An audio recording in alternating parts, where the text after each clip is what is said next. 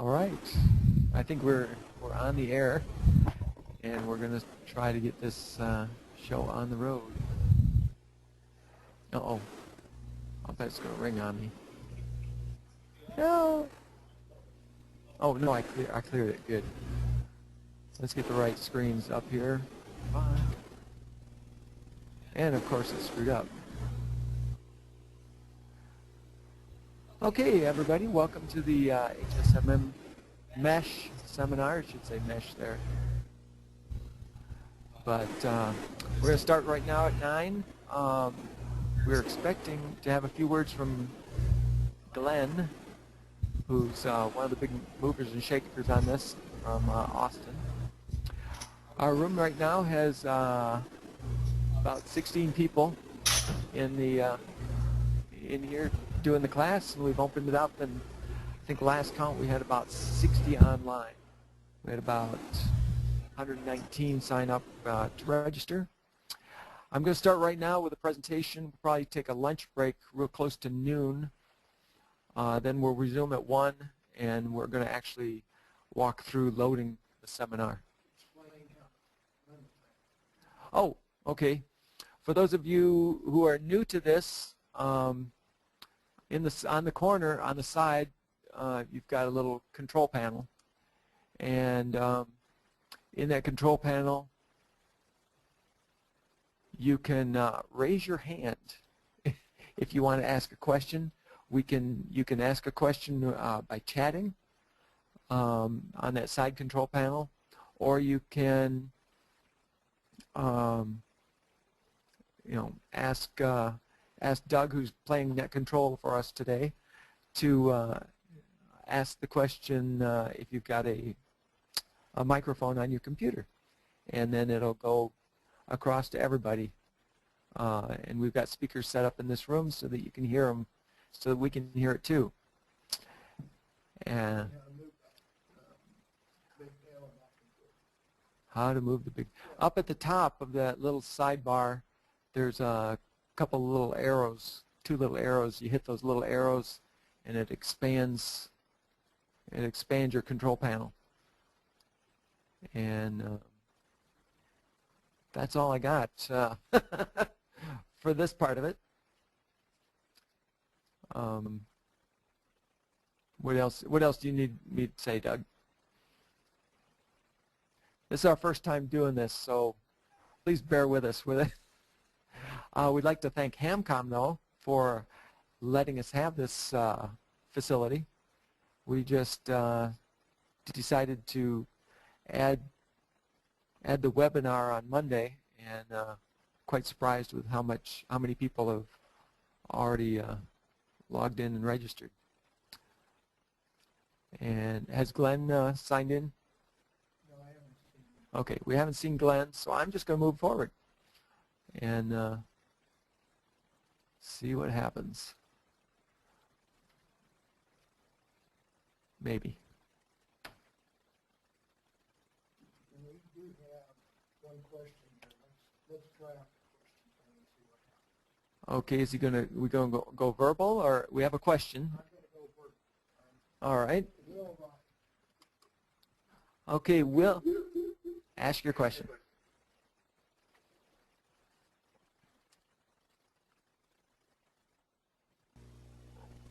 Okay, Will Ryan, did you have a question?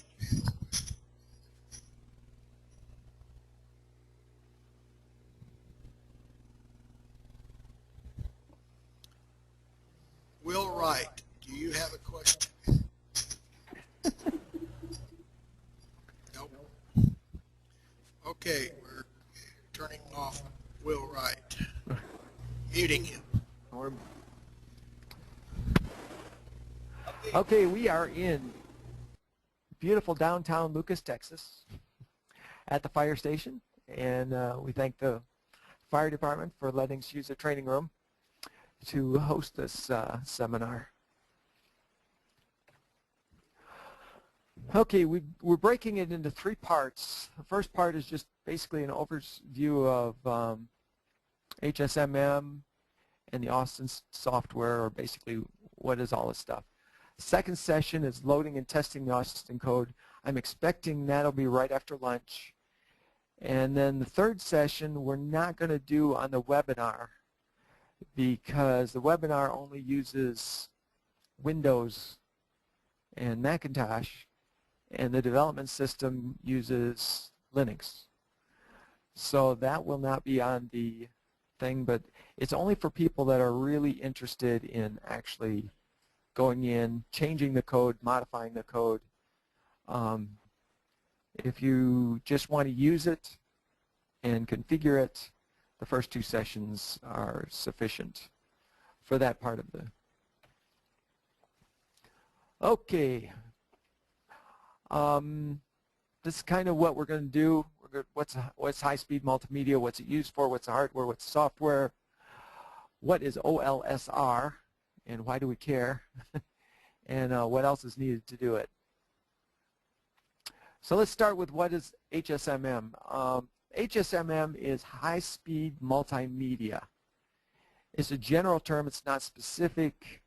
It's digital radio, but not necessarily just keyboard communication. And and it supports everything from voice, video. There is keyboard. You can do file transfers, email, surf the internet. Some of the background on this, the ARL Technology Task Force survey of 2000 showed that there was a lot of interest in high-speed digital radio networks. And we were talking about high-speed radio links and Ethernet, and they encouraged the development of high-speed amateur radio, and then digital and voice radio. Well, in 2001, the board of directors decided that the ARL should do this, and they appointed a group of individuals to form the working group, and there's a working group out there, and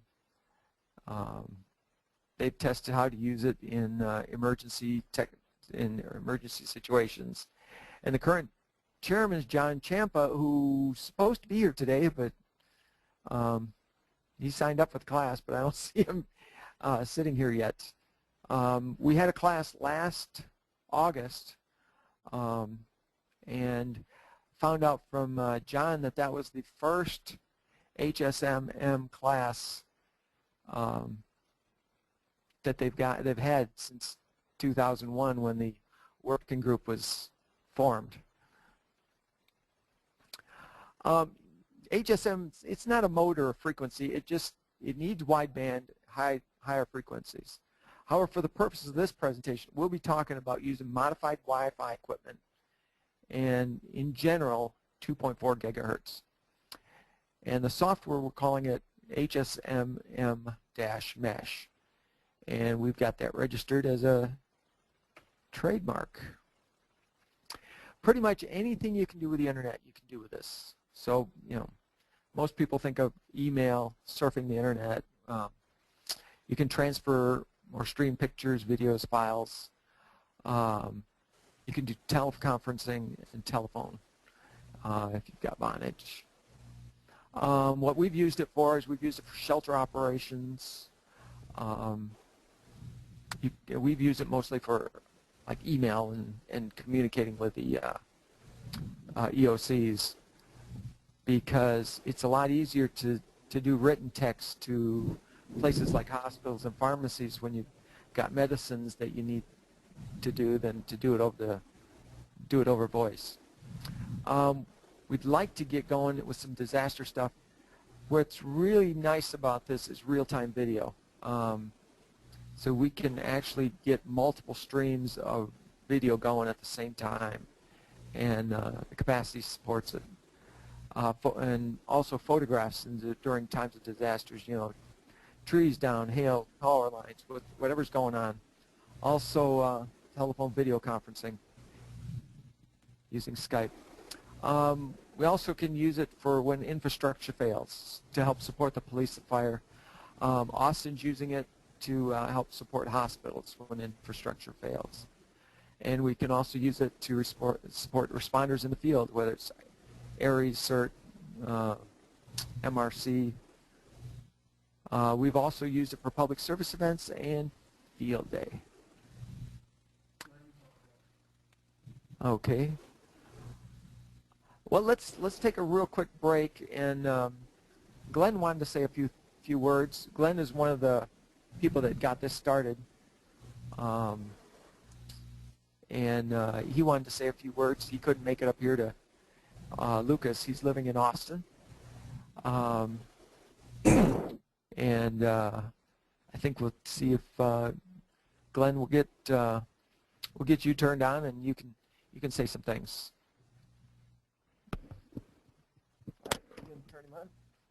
Hello, this is Glenn Curry. Hello, Glenn. Hello, this is Glenn, KD5MSW. Am I online at the moment? Yeah, you're online. All right, very well. Very sorry I couldn't be with you all today. I have some pressing engagements here that I have to take care of. And I'd ask just to have a few remarks. I've been trying to get in since the beginning of the webinar. Basically, last summer at HAMCOM, John Champa, K8OCL, and I basically had a couple of back-to-back presentations. That's where we really linked up with Kip and the crew up there in his area. And definitely appreciate and benefit very much from their help with the HSMM effort. And I just wanted to touch on a few of the things, and I'll turn it back over to Kip, that I've come across in about 8 years of working with this technology, although we just kind of officially announced at HAMCOM last summer, and that for our goals in linking the hospitals, as Kip had mentioned, we needed to get mainly around town, so 5 to 10 mile hops. If we could do that, would work for us, and we've shown that that works quite well, even shooting across Austin with a lot of access points, and certainly even have done regular tests shooting over the University of Texas area where there are thousands and thousands of access points online, cordless phones, and microwave ovens. And we are able to do that over 10 miles quite dependably with no amplifiers, with the WRT54G using high-quality gain antennas. And so one of the things we wanted to try to get across was, even though there's a lot of Wi-Fi traffic out there, that due to the nature of the spread spectrum, the noise immunity is really quite good, and I assure you that you can operate, hands can operate in there with the Wi-Fi gear that's out there, even though it seems like there's a lot of it, which there is. And I guess one of the other things I wanted to touch on was that as last summer we had our firmware that we've been working on that got to a point where we said, well, this is ready where we want to share this with other people. And that's what Kip and the others will be going over today. We did trademark the name, and the only reason for that is we're not trying to make money off of it. We're trying to essentially help guarantee compatibility. So if it says HSMM-MESH, then another HSMM-MESH system, the same version of software, will link to it. That's really the main idea there. Now, some people look at it and say, well, you've done a few software changes. And I say, well, you need to understand that the devices we're working with are largely software-defined radios. And so when you change the software, basically the DNA of the radio, you know, we're supposed to be approximately 98% the same DNA as chimpanzees, and a slight difference can make a huge change. So one of the things I want to emphasize is that the changes made to the firmware make the device that we're working with, it'll also work in a number of other brands of devices, but it radically changes the way that the radio operates. So it is not the same machine that came from the factory. And then I'll go ahead and close just saying that I realized this seminar was coming up, and we've had some help to get up the HSMM-MESH.org website to try to help have information available to people for the seminar. So we definitely appreciate all the interest and the support, and to have these stuff on the webinar so we can reach more people. And with that, I thank everybody for their interest. I'm sorry, I'll try to monitor for a while, but I do have to take off and do some other things. So thank you very much for your interest, and I'll turn it back over to Kip. It's KD5 MFW. We'll be clear.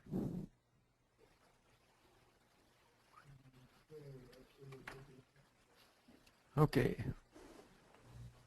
Yeah, it looks like I'm online back. Here's my screen. All right. There we go. Back. All right. One of the first things we did with this was used it for field day.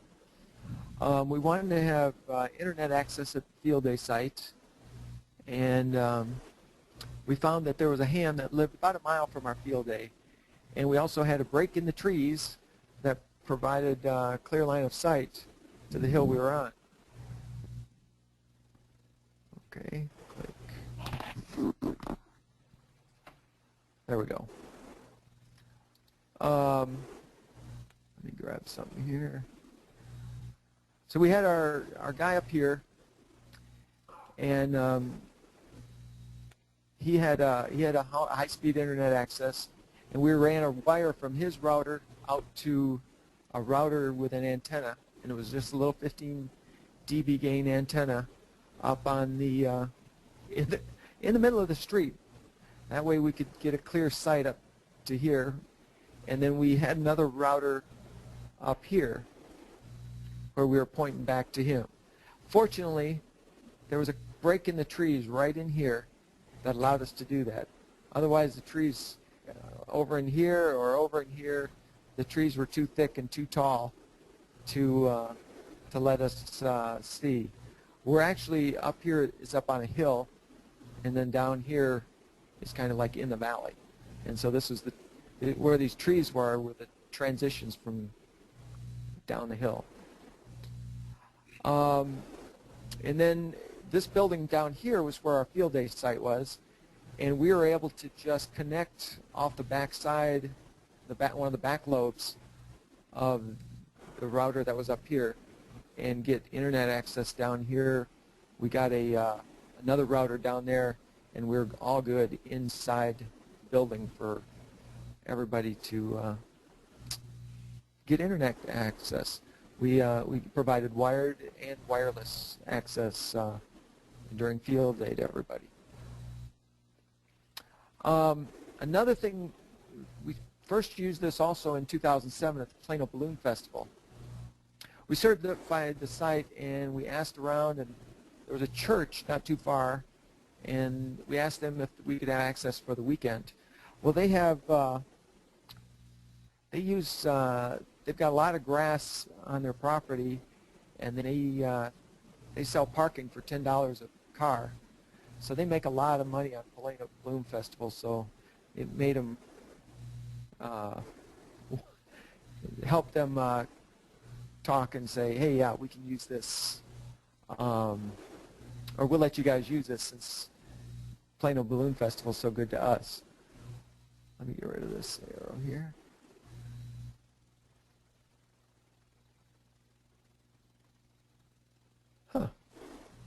Erase all drawings. There we go.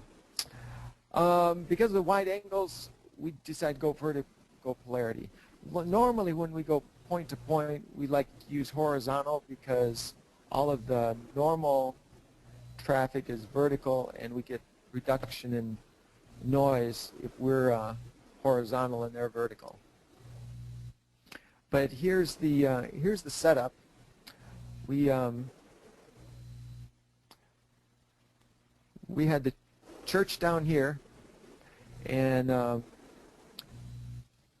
then we had our communications trailer right up here, and that's where we ran a net control from there, and we kind of also talked between the ham radio operators and the staff of the balloon festival, who were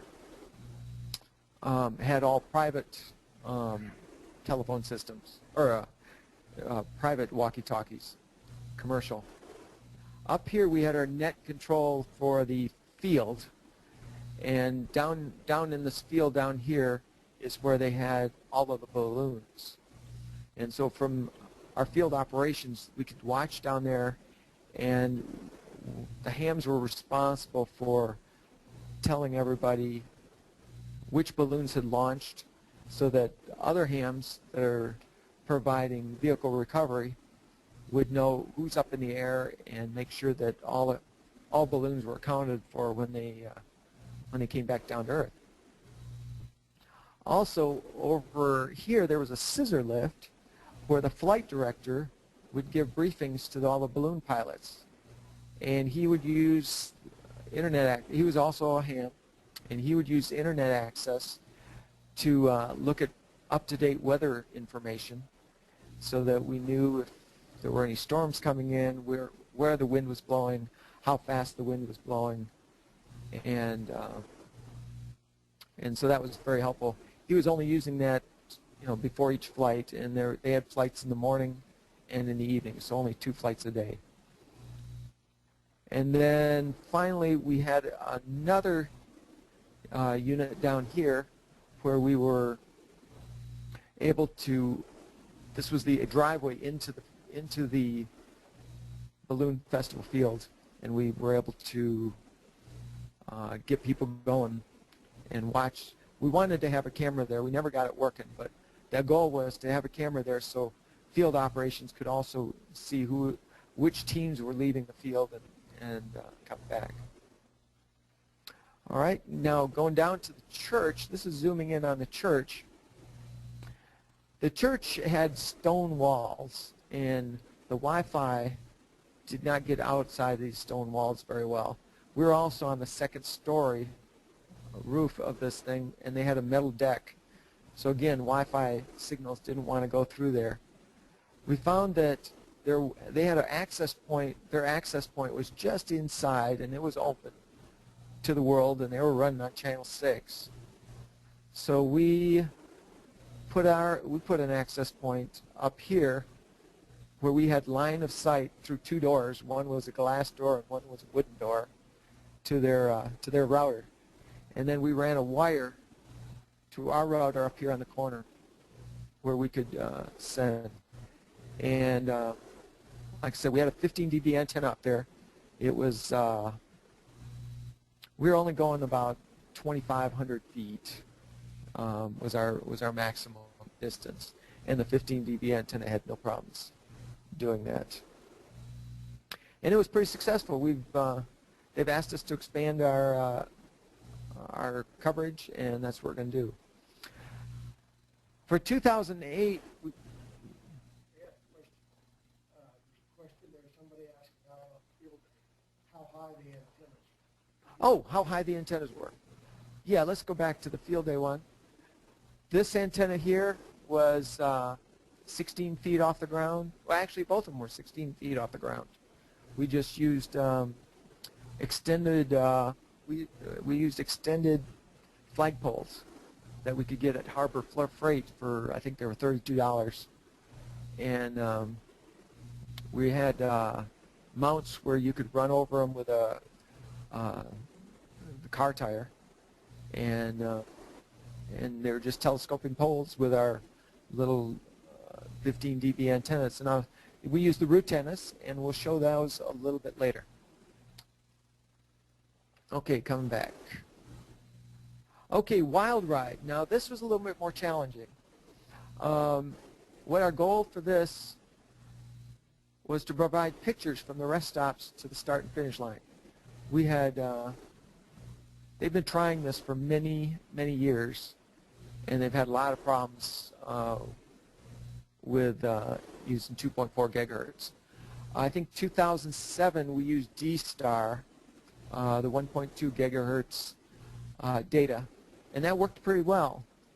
The problem I ran into, I was wearing one of those stops, and the problem we had on there was one of the guys forgot to load, I think, an FTP program on his laptop, so he got online and downloaded it. and it took, basically it locked me out for about 15-20 minutes. So we wanted to find something different the next year. We found a member of the Richardson Wireless Club, W5LT, had a 70-foot tower that we thought had clear line of sight to 2 of our sites, and he had high-speed internet access.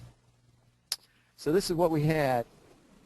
He was over here at on a 70-foot tower in St. Paul, and we had rest stop 2 was over here. It was down at the water, just above the water level.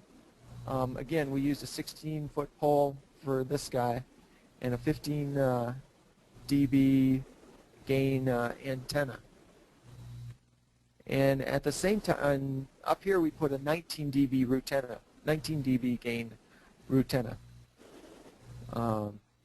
And so that hop was about 4.5 to 5 miles down there. The ground in this area is much lower, and then it starts ramping up. But there was it looks like there's like a creek bottom here where there was a little valley, and then up here was a school, and across the street from the school is where we had our rest stop. And what we did up there was we put one of our 24 dB antennas up there, and had way more gain than we needed. Our signal noise ratio was really, really good up there. And then we had to run some wires to another loop on the other, or another access point on the other side, router on the other side, and then of the school, because we couldn't go through the school. And then right about there is where the rest stop was. We found this last year that there was a place right about in here where I could still get access. So next year we're going to do that, not have to do the routing around the school. We can just get past the school and make access.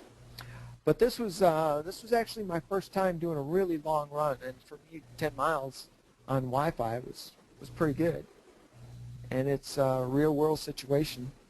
Like I said, we were about 70 feet up in the air on this side, and we were about 16 feet in the air on this side. The wild ride also, we had some challenges at the start-finish line. They had the Eisman Center was where they were doing their safety and control for the whole wild ride. The city had set up in the basement basically a command center. But out here was where the start and finish line was for the race. So they'd start here, and the race, it wasn't a race, it was a rally. And the longest one was 60, it was a 60-mile loop. The problem we had here was this building and this building are real tall. And so we basically had a gap from here to here, which is not a very wide gap, to shoot through to get our signal out here. So we had a relay point out in the middle of this field, and then was able to put it over here to the start and finish line. And what we were able to do was transfer pictures during the field day, or during the race, so that people at the start finish line could see what was happening out at those two, rest stops that were way out in the middle of nowhere. And it was pretty successful. They had big, large screen TVs, and we were able to produce that. Somebody was asking, we were talking also about what would we do in Haiti. So I pulled up a map of the area. Down here is where the epicenter was, and then this whole area, let me see if I can write around there.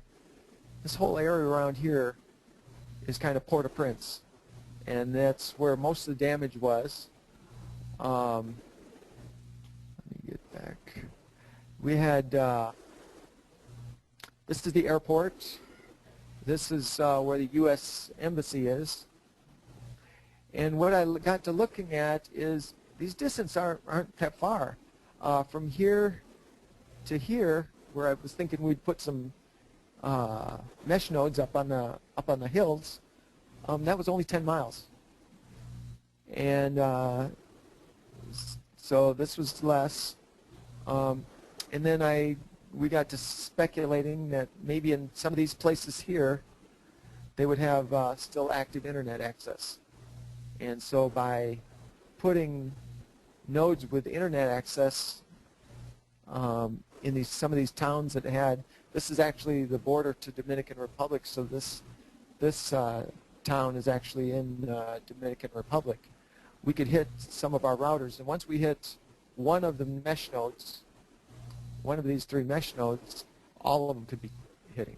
And then any mesh nodes we had in the city could talk to each other or hit one of these outside ones and then get to internet access so they could get access outside of the area and through the rest of the world.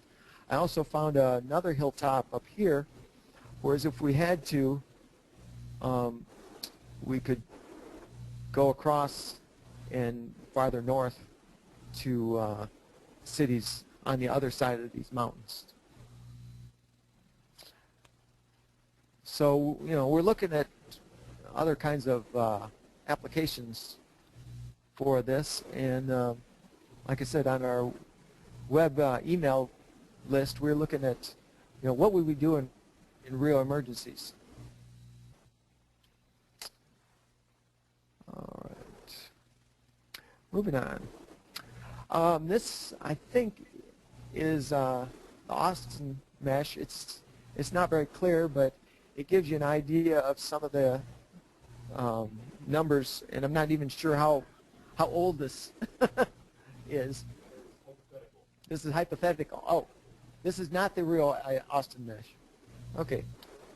But what they were looking at is different ways to get like from point A to point B with a mesh. You know, the red one would be the shortest. But if something happened and some of these nodes were out, you could go this way and use the blue path and still make it. Or any of the, you know, either any of these other paths would make it. We'll get into that in just a minute. This is what I'm looking at for, well, there we go.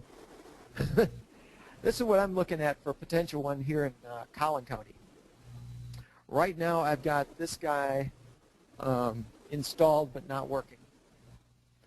And I was actually very amazed at other water towers that I could see from here. I could see this Cokeville one. I think I could see the Nevada one over here. That's about 15 miles. I could see these Lucas ones. This is north of Lucas. This one's over here near Branch. I could see this one in Preston. I'm not sure which one of these two I could see, but I'm pretty sure I could see one of these two. And I think I saw Farmersville. Heading north, I could see this one. And the one's closer. I'm pretty sure. What I'm not sure is whether I saw this one or this one, and then one behind it, which was one of these two. So from this guy down here, I had quite a long range. And then there's a ridge right in this area.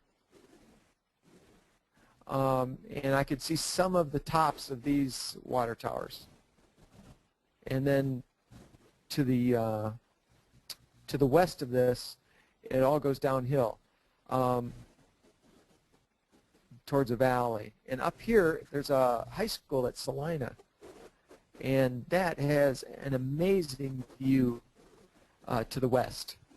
And what I think would be really interesting is if we could get a node up there with streaming video, and we could watch storms come in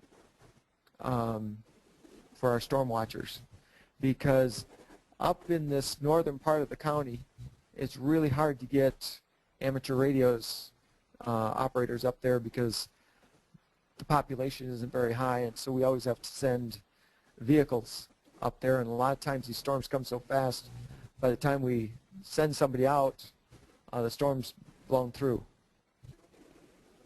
So that's kind of my goal for the potential Collin County. These houses are people that have already talked to me and said that they would be interested in providing internet access and a node at their house. So what we can do is the more people that have internet access, the more resilient this whole network is to outages. And if one node goes down, it'll just automatically reroute out some other places. All right, for the mesh for the APRS, we've got a wide digipeater in Melissa, Texas, and actually that is right on this map. It's right up here. And the way APRS works is weaker signals normally hit local digipeaters, and then that'll repeat up to the Melissa digipeater. And so what you've got is you've got a transmission, you've got a then the first digi repeats it, and then the wide digi repeats it. And what happens, you start running into bandwidth problems. It's because APRS is only 1,200 bauds, 1,200 bits per second. And if you're starting to repeat the same person like 3 times in this case, you can only get about 60 people out there working at any time. And what we're looking at is using the local digi. Instead of repeating it, he could use the packet or the internet to upload it directly to the wide digi, and then the wide digi could just repeat what it got over the high-speed net. The Java APRS server software supports this kind of a link, and AE5PL is the author of that software. For weather, that's the other thing I think this will be real helpful for in our county. We could have weather stations connect and report rainfall and wind speed directly. We could also have the video cameras where we could stream video during the weather events. This will help us when we've got remote locations. Could also get us an elevated location where we can't get storm spotters in their cars at some of these locations. And we should be able to hook it up so that we could even control the cameras with pan and tilt, so that from Plano we could control the pan and tilt camera in Salina 20 miles away. The other thing that would be helpful is storm spotters in the vehicles. If they could hook up to the mesh, they could send video or pictures of what's actually going on, and that would be real-time helpful information. So basically, whatever you can do on the internet, we can do with a HSM mesh, especially since we've got connections to the internet. So you can talk, you can stream video, you can transfer data, email, maps, whatever you can do on the internet, you can do with this. All right, I'm going to take a break right now for questions. And if you've got a question, raise your hand on the if you're out in the field. Otherwise, or you can type in a question in your chat box. There were several questions about whether we were going to make this available afterwards. And the answer is The slide presentation?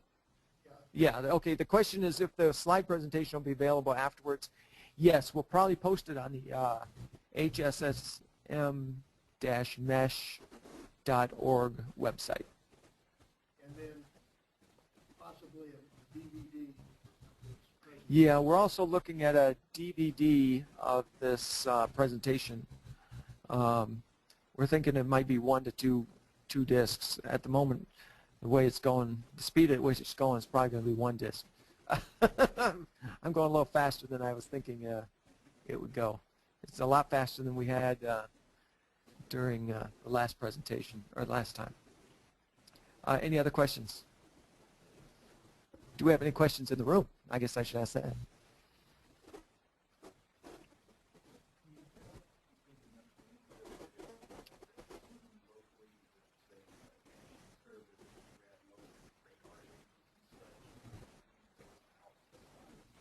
Yes, we have enough bandwidth that we could use radar. The question was whether we had enough bandwidth to do radar. We have bandwidth, I think they've been doing, what was it, 6 streaming videos at the same time. Yeah, bandwidth is better than what most people have on their at home. Just a side note on that, what got me interested in ham radio in the first place was the ability to send TCP/IP traffic over ham radio.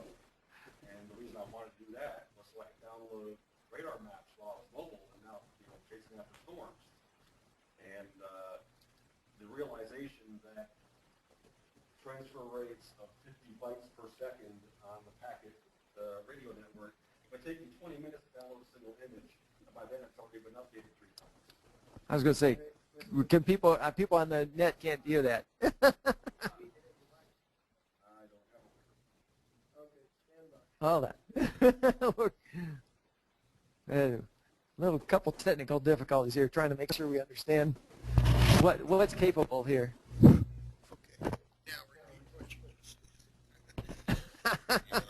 Okay, it's 85. Oh, David. Dave Rivenberg, 8500 here. I was just mentioning that what got me initially interested in ham radio was somebody planted the seed in my head that you could do TCP/IP data transfers over ham radio. And shortly after I got my ticket, I started doing that with the 1200 baud packet radio, and quickly got disappointed with the roughly 50 bytes per second transfer rates I was getting. And my main interest in doing that was downloading radar weather maps so I could go out and chase storms. And at 20 minutes per radar image, that didn't work out so well.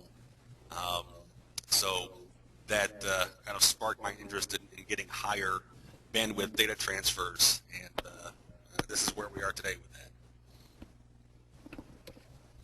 that. Okay. Okay, there's a question here. Can multiple mesh sites have internet access? Will the software route to the closest gateway point? Yes, and we'll cover that a little bit when we talk about the OLSR. But yes, it always finds the closest, the shortest number of pops. And so, yeah, with multiple sites out there, that's what gives us our redundancy. And so if you're at point A, if the closest one's at B, it goes to B. If B goes down, it'll search and find the next closest, whatever place that is. Okay. When someone in the room asks a question, will you repeat it? I will try to do that. Okay, I see Marvin in the back has a question.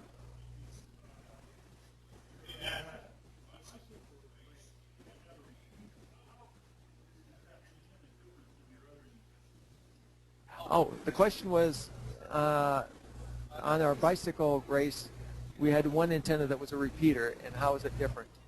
There's absolutely no difference. They're all the same, and we just if they talk to each other, if they have line of sight, can communicate, they'll automatically repeat. So it's all automatic. No difference. Okay, next question here. Were the Plano Balloon Fest and the Wild Ride done using the HSMM-MESH firmware? We did this last year. The previous years we were using DDWRT, and the difference is on how long it takes to configure. The mesh you put up and it works. The DDWRT, a lot of times we thought we had it all figured out, we'd get it installed, and we'd still have a couple hours trying to get the links to work. And then once they worked, then they were good. But we had a lot of time trying to reboot machines and restart and reconfigure, and finally it would just automatically, just all of a sudden start working. So the big thing is configuration is the main advantage of this. Next question is, could you elaborate more on antennas, gain, beam width, etc.? How important is the line of sight, and how much leeway with the trees? Okay, yeah, actually I've got antennas coming up later in the presentation, and so we've covered those. But yeah, line of sight is really important. We were having problems with trees. I was able to get through a few trees, but they were a long ways away. So I've had trees block my line of sight, but I think it was okay when they were a long ways. When they're close, forget it. they just suck up all of the energy. 2.4 gigahertz is absorbed by moisture in the atmosphere, and so that's one of the reasons microwaves use that frequency, because they excite the water molecules, and that's what heats up the food that you got in the microwave. And so what we've got is anything with a lot of moisture in it absorbs these rays, and they attenuate our signals quite a lot. Okay, the next question is, what is the scale of the county map that we were looking at? You have any idea? No, I have no idea. Let me take.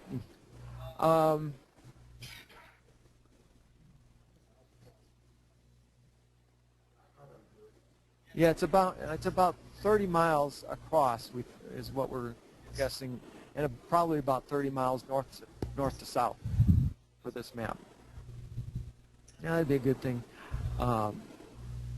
I've got this on the web, and I've got a link, I think, later in the presentation as to where you can look it up on Google, and then there'll be a little scale marker on the side. But like I say, I think I measured from here to here was a good 15, a little over 15 miles, to give you an idea of scale.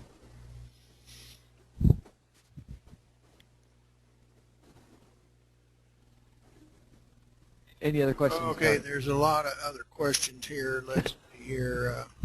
Can you make the cursor arrow bigger when pointing on the photographs? Well, red arrow is the basic, all we've got. Wait, where's that other one? Yeah, this big red arrow is the only one I've got. You could so I use can't, the red dot. Yeah. So I can do that one. The mouse arrow, I don't know. Select the round red dot thing. Oh, we could do the round red dot? Yeah, I can do that one. Let's see what this drawing tools, my spotlight. Yeah. Is that better? Okay, we'll try that and see how that works. Okay, let's see what else here. Will you be discussing different frequencies used in this system?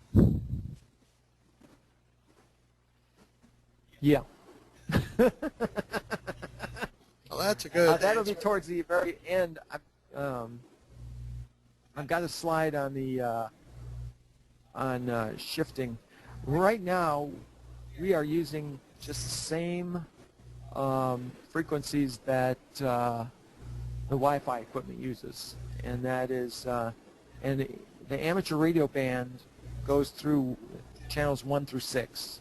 Channel 7 extends out past the amateur radio band, and we feel that with all the modifications we're doing to these units, they are no longer Part 15 and that they've got, they've been modified so they're actually amateur radio equipment now, and with the high gain antennas and the power selections we have.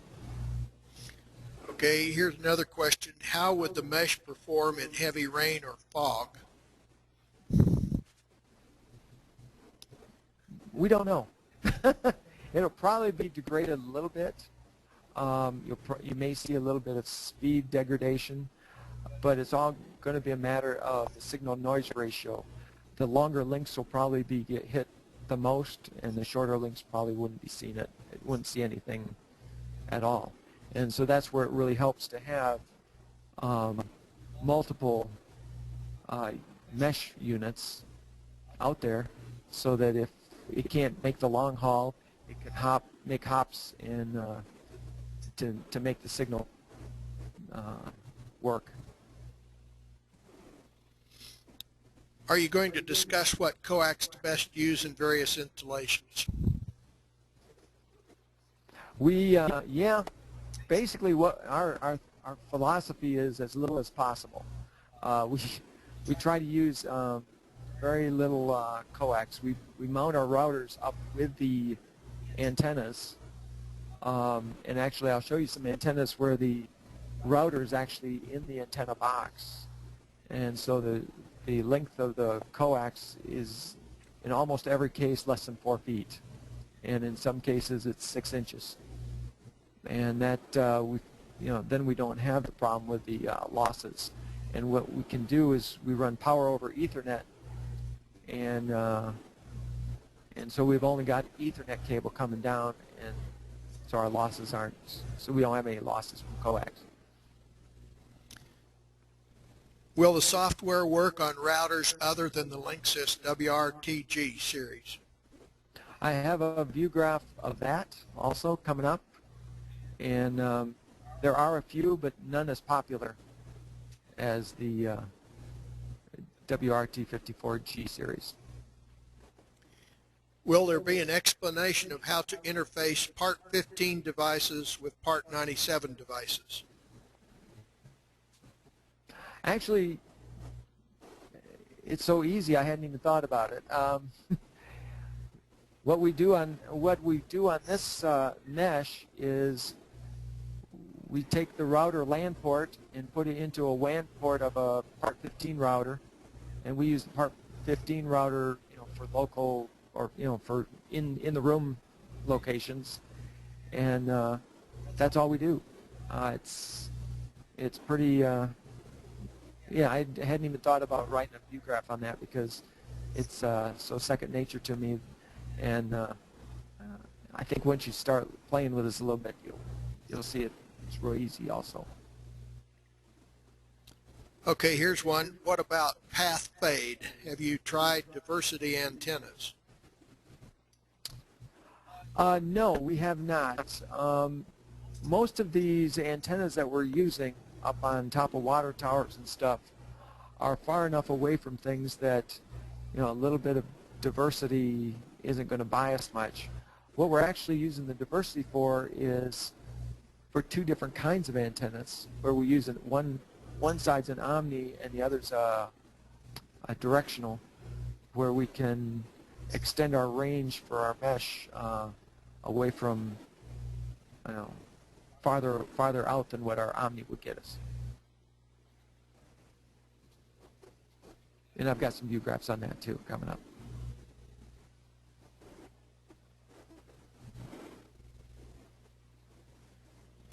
Okay, I think that's about the end of there's some other questions that I know that are going to be covered later on. So. Okay.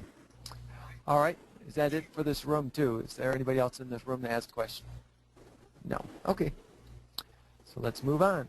Are we going to take? Yeah, let's take what, a 10-minute? Yeah, that's probably a good idea. Let's. I've got 9:54. Let's go at 5 minutes after 10. Can you put the timer on? I will put the timer on, and so everybody will know when we're getting started here.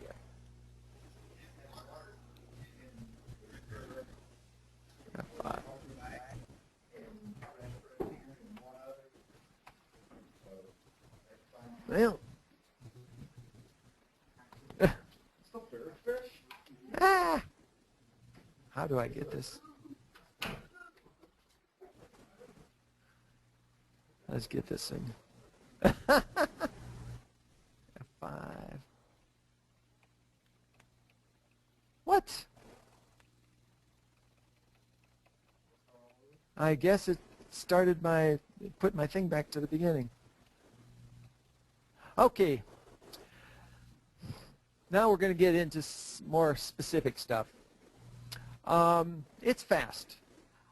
I showed this to John Champa, and he really liked this view graph. RF links with a high-speed multimedia mesh is around 54 megabits per second. When you compare that to packet radio or APRS, they are 0.0012 megabits per second. PACTOR, which is the, what they like to use for email and digital transfer, on HF, that's 0.003 megabits per second. The D-Star, the high-speed digital data mode, is 0.128 megabits per second. Your home service, I've got FiOS, I got 2 megabits per second up, 15 megabits per second down. A lot of people say, oh, I got a T1. Well, that's 1 megabit per second. If you got DSL, there's usually about 3 different rates. You got your 0.78, your 0.152, and your 0.3. And if you're still back at the dial-up days, you got 0.014 to 0.056 megabits per second. And like I said, we've got 54 megabits per second. So that just kind of gives you an idea. And you can do a lot of stuff with that much speed. Okay, I've got a question. Yes. You mentioned that those on your back slide there, those are modulation rates that actually DPR rates, if you will. You will never see 54 megabit per second over your RF link. At best, you may see 27. Yeah, that, and same with some of these other. Okay, the question is yeah, you will not see 54 megabits per second. The most you'll see probably is 27. Or 54, you'll see half that, 27, but that's still orders of magnitude above all these other options that we've got here. Yeah, same thing with packet. It's 1,200 bits per second, but you're not going to see that in real life. So we're kind of in the same scale. Some of these numbers may be a little higher than what you'll actually get, but they're all that way. Okay, I'll change that on my next one. I will make the T1 of 1.5 megabits per second. 1.5 on T1.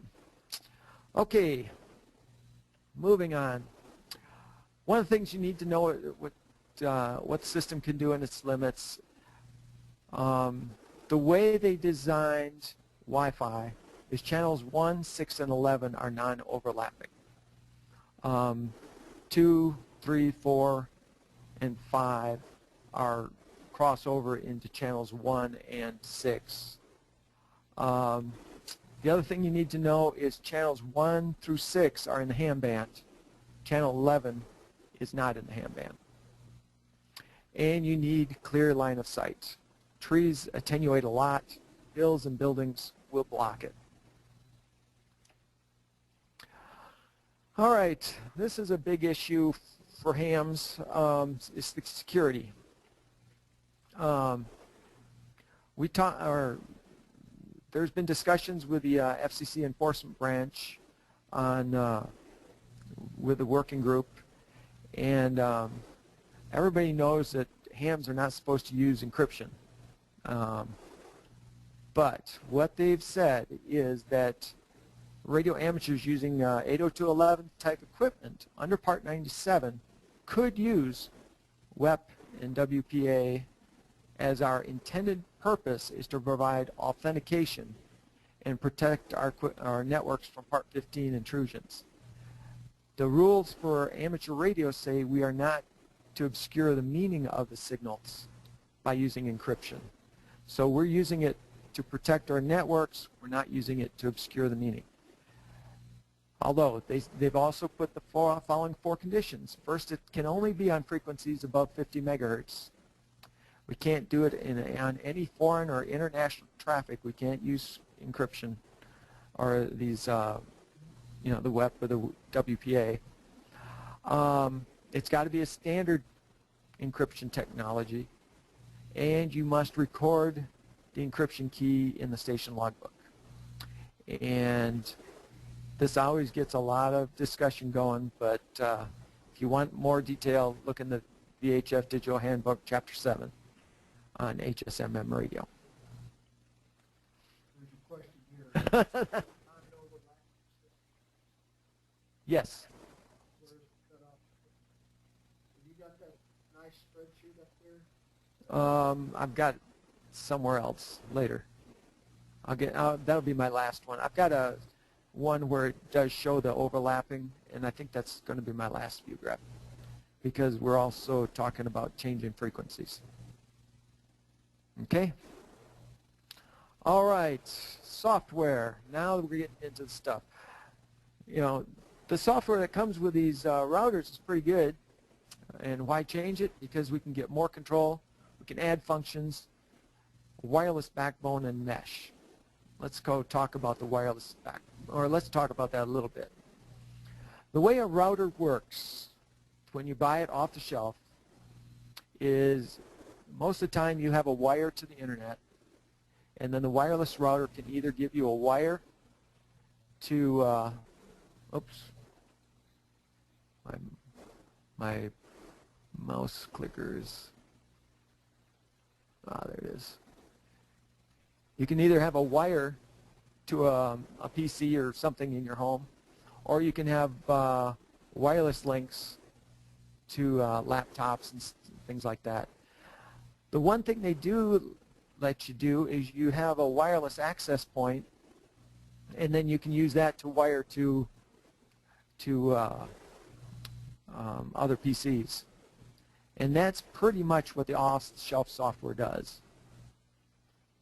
What the DDWRTs and a lot of these other packages, Tomato and OpenWRT, allow you to do is they let you route the internet part and hop from router to router. So where this was your first one, your second one could also get the internet off of that and rebroadcast it to another wireless device, or to another router, which could rebroadcast it to yet another router. And each one of those could be going to other devices. So all of a sudden, the alternate software, no matter whether DDWRT or anything else, it lets you do this. And problem is that you have to manually set up these routes in the configuration to tell him, okay, this guy can talk to him, you know, this guy can talk to him and him, you know, this guy has to be able to talk to him, and that's all manual configuration, but it's possible. Advantages of mesh.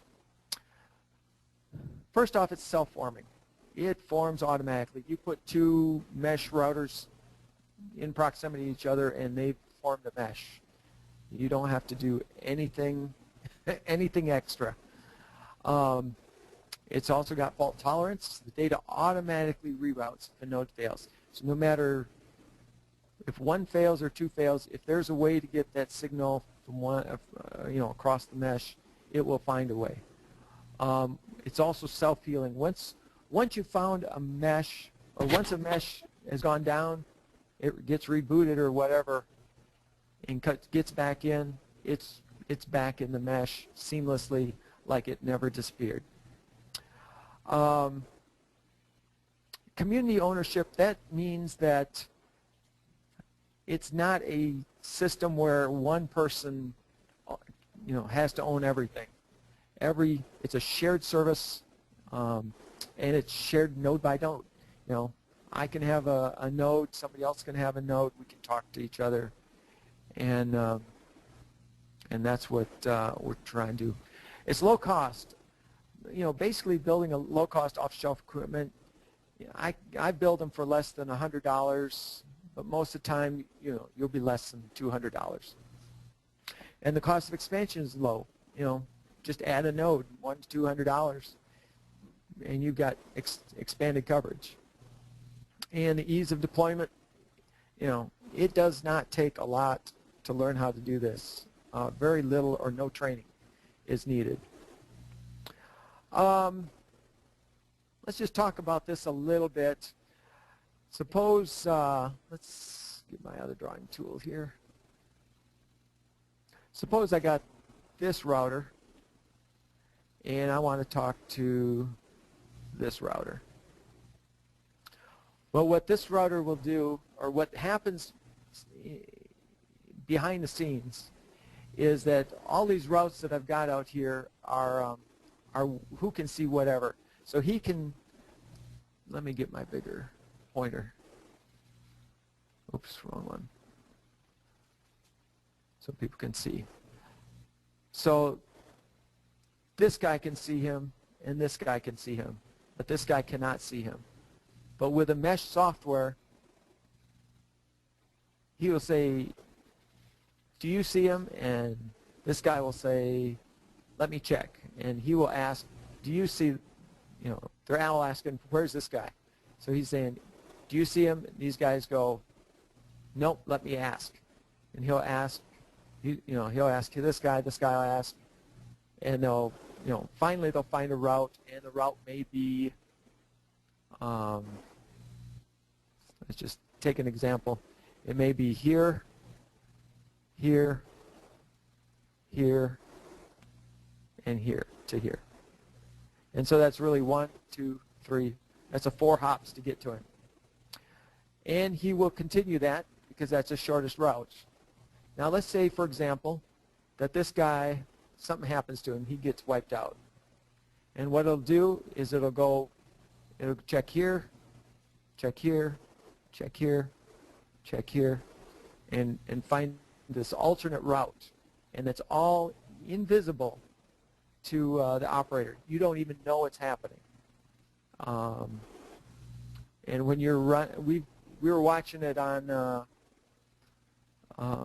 streaming video, where a person was basically walking from this guy, and he'd be out of range of him, and hit this guy, and be out of range of him, and hit this guy.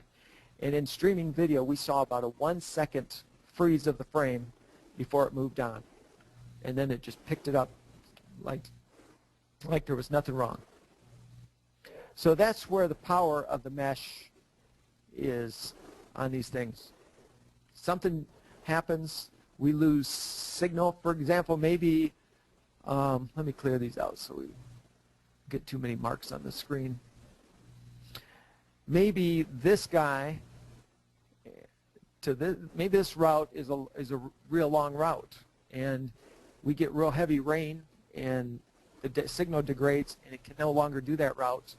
It'll automatically switch over to this route, or this route, or this route, and this route, and you won't even see the difference. And that's the power of the mesh. I'm guessing there's going to be some questions. Are there questions, Doug, or not?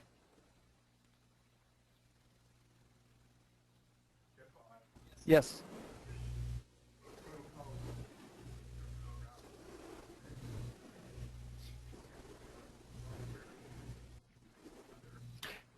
The question was, is this invented in the HSMM software? No, it is, actually I think I've got that coming up too. It's a thing called OLSR, Optimal Link Routing. Optimal Link State Routing. I was going to say I missed a letter in there. It was a thesis by a Swedish guy, and I'll talk about that in a couple minutes. And it's incorporated, or the software is available, and we can incorporate it into our system. There's another question here. on security with the use of VPNs or HTTPS that's cell sites being conflict? I don't think so. Like I said, as long as you log that stuff in your logbook, what you're using, and you're using standard, because those are standard protocols, and you've got those other criteria met, that we're using it on frequencies above 50. You're not doing it internationally. You know, it is a standardized protocols, and you record key. That's what they require.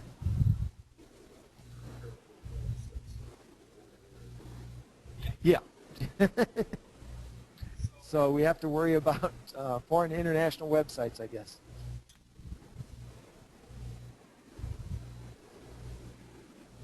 Another question, do all nodes have the same encryption standard or key?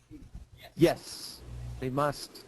Right now we're running, the one that we're doing and the one I think Austin's doing is running without encryption, right? No encryption. And thing is that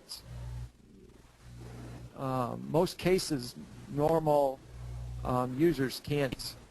They can see that the network exists. They can't access it because, you know, it takes special way to access it.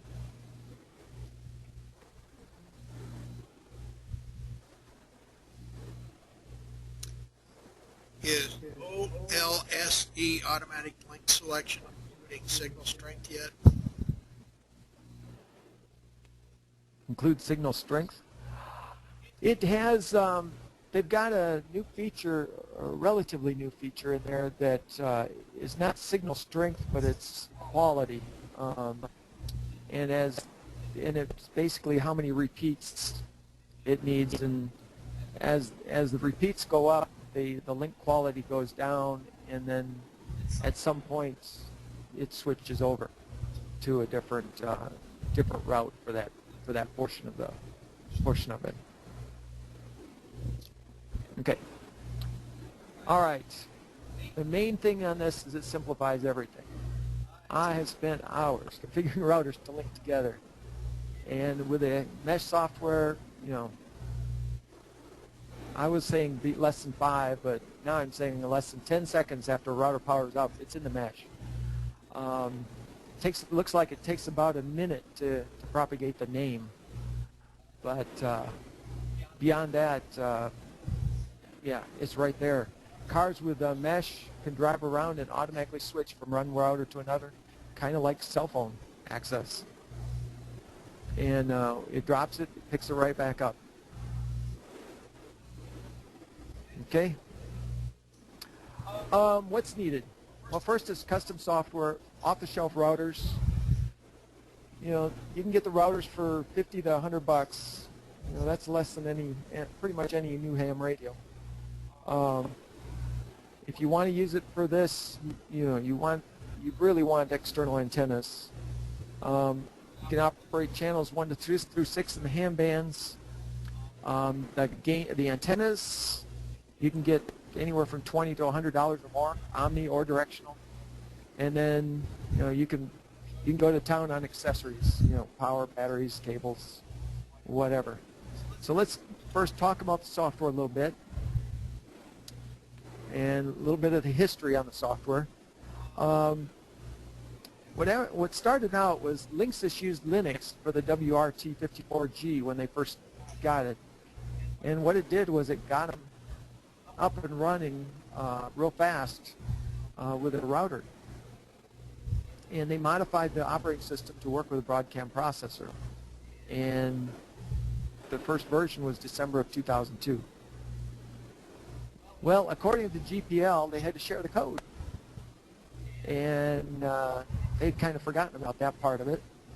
And it showed everybody how to program the processor, because Broadcom was keeping that information real close to the chest and not sharing that with just everybody.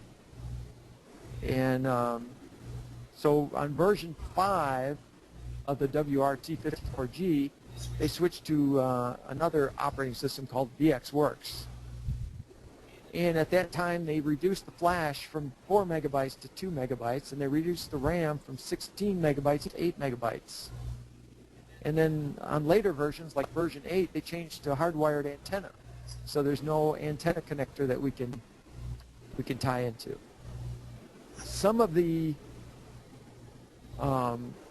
units, or some of the other softwares, like there's reduced versions of OpenWRT, and there's a micro version of DDWRT.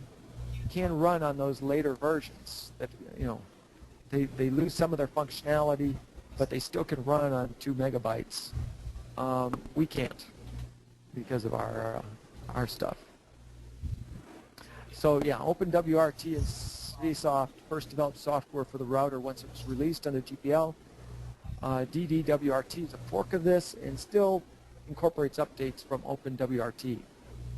Originally, it supported only the WRT54G, and now it supports many different routers and chipsets. And if you want to look and see what OpenWRT, I've given a link there. I started out using DDWRT because the OpenWRT had very little GUI. It was mostly a command line interface, but it was also a little bit more flexible. One of the things that OpenWRT had was this OLSR, Optimized Link State Routing Protocol. It's optimized for a mobile ad hoc network, mesh network, you know, fast insertion, again, 5-10 seconds after power up. And it started out as a master's thesis for Andreas Tunnelson, oh shoot, somewhere in Sweden. I should know what Unique K is, but I can't think of it off the top of my head. Their University Graduate Center, and it's now an RFC 3226. And this is how it works. He's optimized it a little bit, but let me get my big pointer out here. This guy wants to say it keeps track of everybody 2 hops away.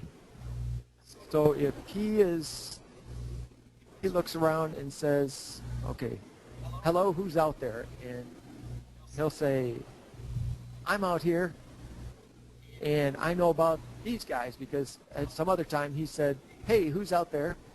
And all these guys responded to him. And so this guy can see all these guys, and so he finds out who he is and who he can see in his hello, who's out there.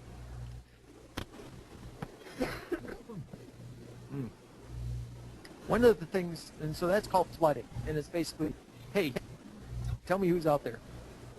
Well, what one of the things in OLSR, what they did was they said, you know, a lot of these guys are redundant, and they had these MPRs, which in this case are represented as black. And oh, I know you'd ask me that. Multiple packet routing, yeah. It's in his thesis, but it's basically ones that are like I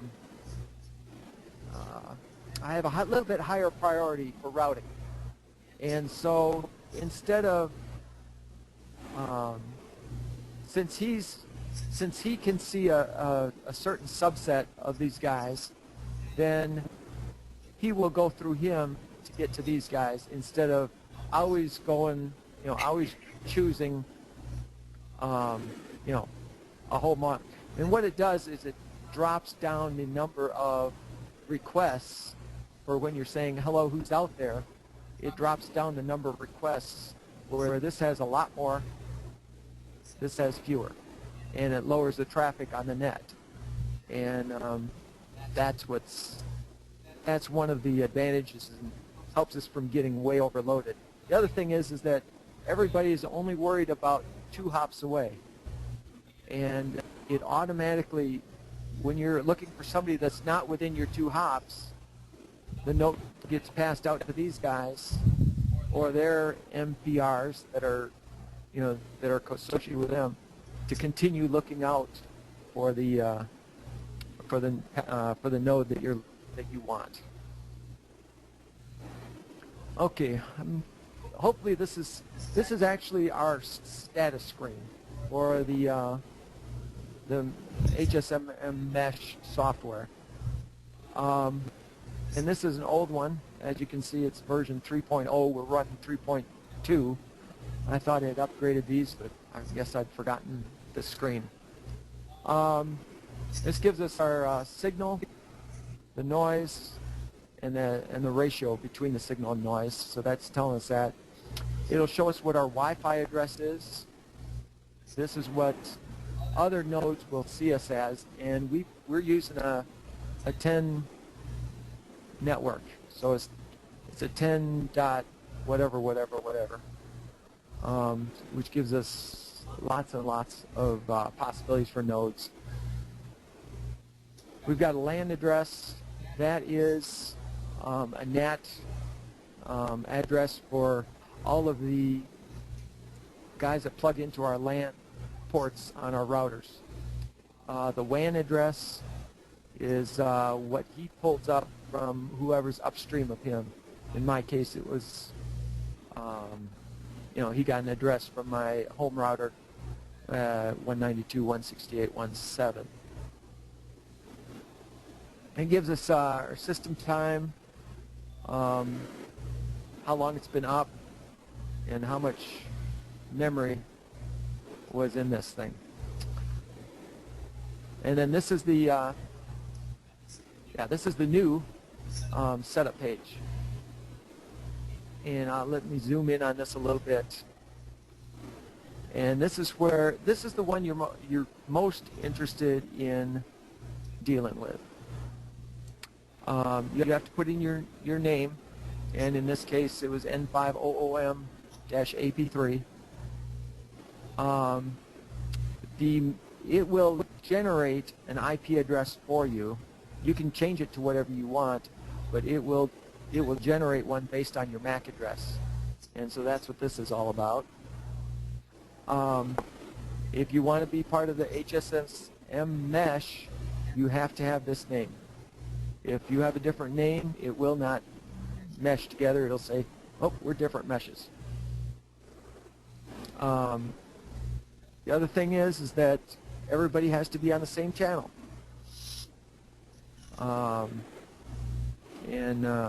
We're using, at the moment, we're using channel 1 for Austin, and we're using that up here in Collin County too. Okay, these are things that you can set on your own. Basically, you can set your receive or your transmit antenna to either diversity, which means use both of them, or your right or your left. You can also set the transmit power. The maximum is 19 dBm. That's about 80 milliwatts. Huh? Still at 79 milliwatts. Okay, I said about 80 though. And then there's some bunch of questions about this distance parameter. And 0 is kind of automatic.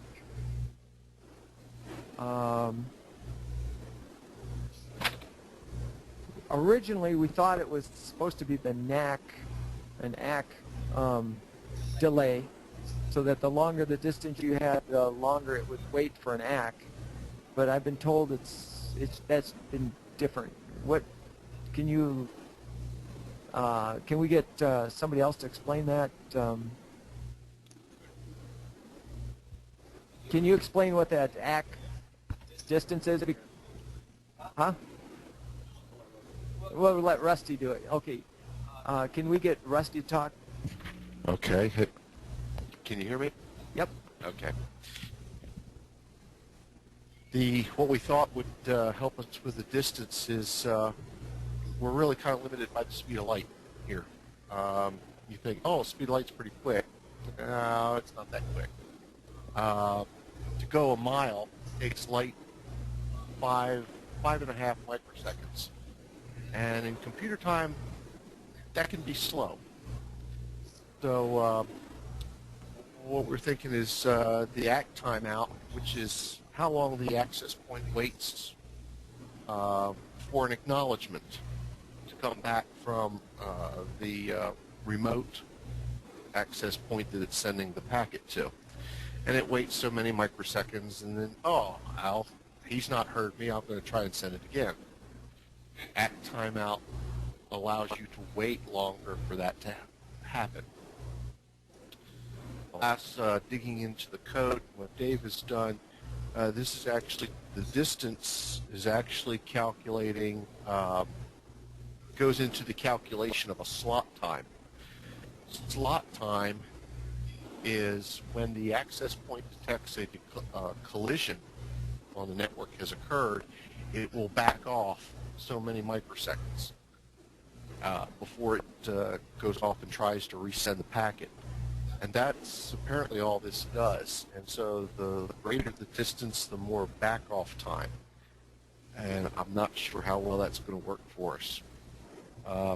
The ACT timeout, by the way, as far as I can tell, in the OpenWRT software is fixed, and I think it's good for a kilometer and a half to 2 kilometers. It doesn't mean everything stops working if you go beyond that. It just means things really start to slow down a bit on your net throughput. You may get down to 1 or 3 megabits per second. A lot of people, that's fast. It's certainly faster than 1200 baud. Okay. Now, one more thing to keep in mind, that apply button down there. Hit the apply button when you put in a distance, and it will start setting things for the antennas, the transmit power, and the slot time, i.e. the distance. Okay. What the distance sets up. All right. The other thing is that you probably will want to change your password and verify it up here. You save your changes and reboot, and that is all there is to configuring one of these things. For 99% of the people, or I should say 90% of the people, that's all you pretty much have to do to configure one, is fill in these blocks, and pretty much these guys are already filled in for you.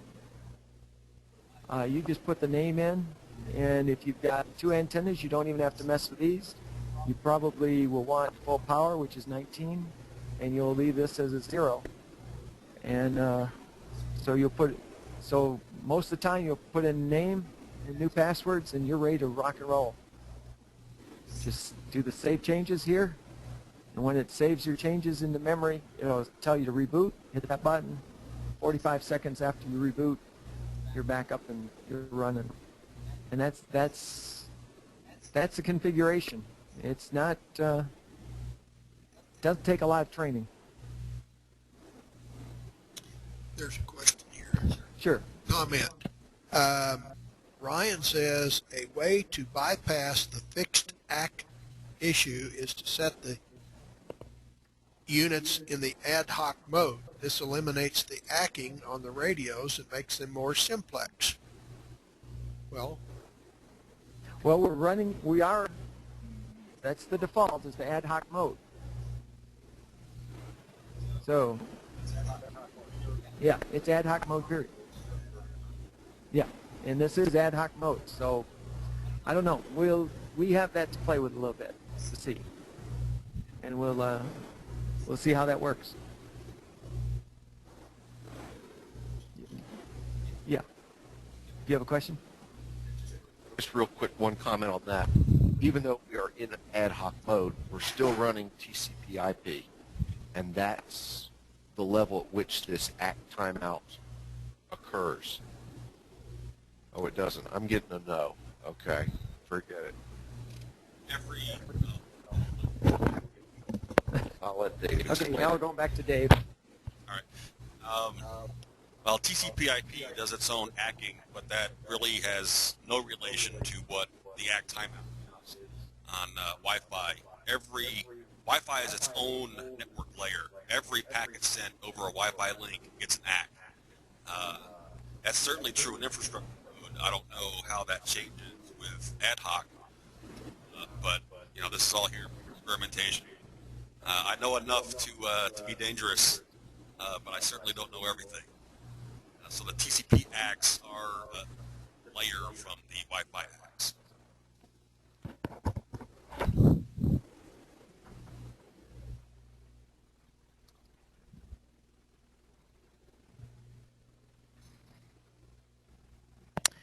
Okay, there's a question here. So if I want to use this as a mesh around, say, an event, I could have one WRT at the wired termination and several others set up in a mesh node. That's the question. Yes. Now you have one hooked to the internet. Yeah, you hook one to the. If you hook one, you can hook one to the internet, and then everybody can get access to the internet. It's you know, anybody in the mesh. As long as one's hooked to the internet, all of them can talk to the internet. What happens if two are hooked to the internet? Each node finds the closest one by hops and uses that one.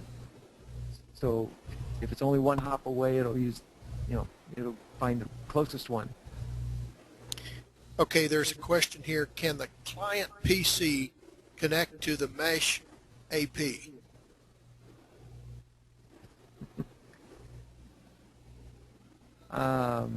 Can the client PC connect to the mesh AP? Yeah, let's let. Firmware 8500. One thing I think that you really want to do is to resist the urge to call these mesh nodes access points, because they are no longer access points once you put the firmware on them. I mean, that's what they were when you bought them, but they bear no resemblance to that anymore with the mesh firmware. And the purpose of the radio and a mesh node is to connect to other mesh nodes. So your computer is not a mesh node, and it will not participate in the network directly wireless. You want to use your top wireless onto the mesh, you need to set up an active access point. And with the latest 0.3 release of the firmware, I've included as one of the node groups a mesh app to make that really.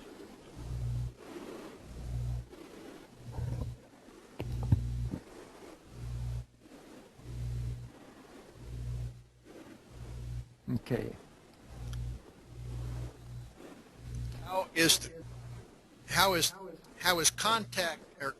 Let's start again.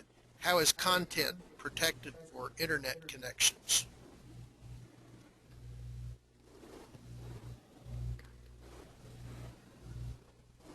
How is content? Yeah, I'm sitting here trying to figure out what the question is. How is content protected? Just the same way it is on the Wi-Fi. You know, it's if you're hooked to a secure server, you know, you will still be using that encryption that the secure server is using. I guess I'm not completely sure what the question is trying to ask.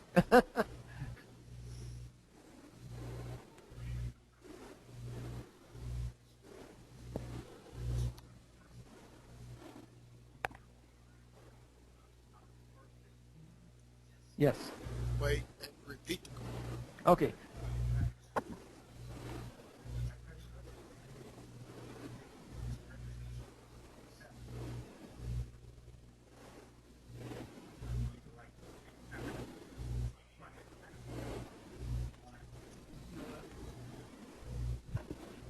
No, because I think that's a standard protocol. Repeat the question. Okay, yeah, that's the question was, if you go to a web site and it uses HTTPS, which is a secured connection so that you can do like your financial transactions or whatever, can you use that on here? And from what I can see, the answer is yes, because it's a standard protocol. It's you know, we're above 50 megahertz. You know, they said we could. They said in that thing that I had earlier that in those cases, yes, we can use it.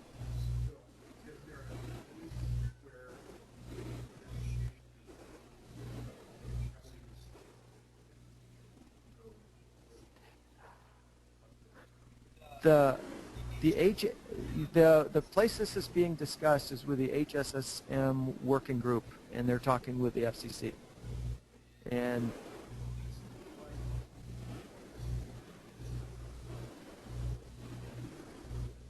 okay, the question was on the fourth bullet. Let me go back to that real quick.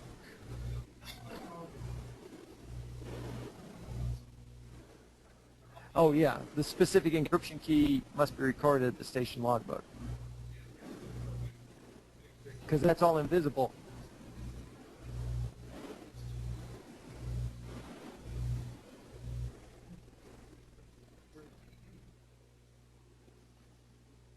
I don't know. We will have to ask John Champa, since he's in charge, and I was hoping he was going to be here today, how that would work, because I don't know how that would work if you go to because it's creating those encryption keys on the fly, and you can't write them down in your station logbook.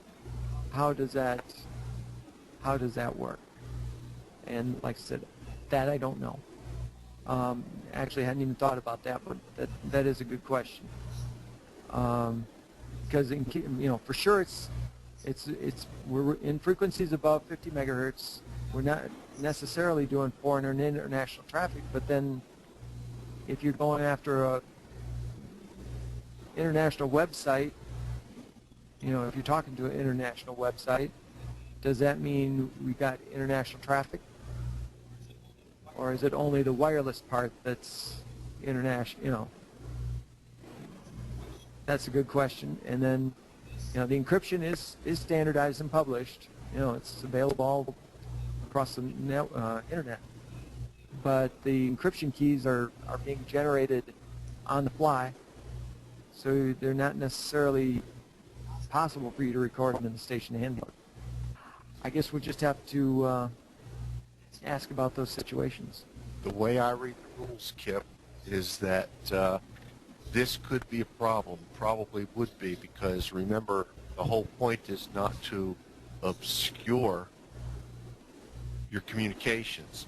When you're doing SSL to a website to say do banking and whatnot, you definitely want to obscure that transmission.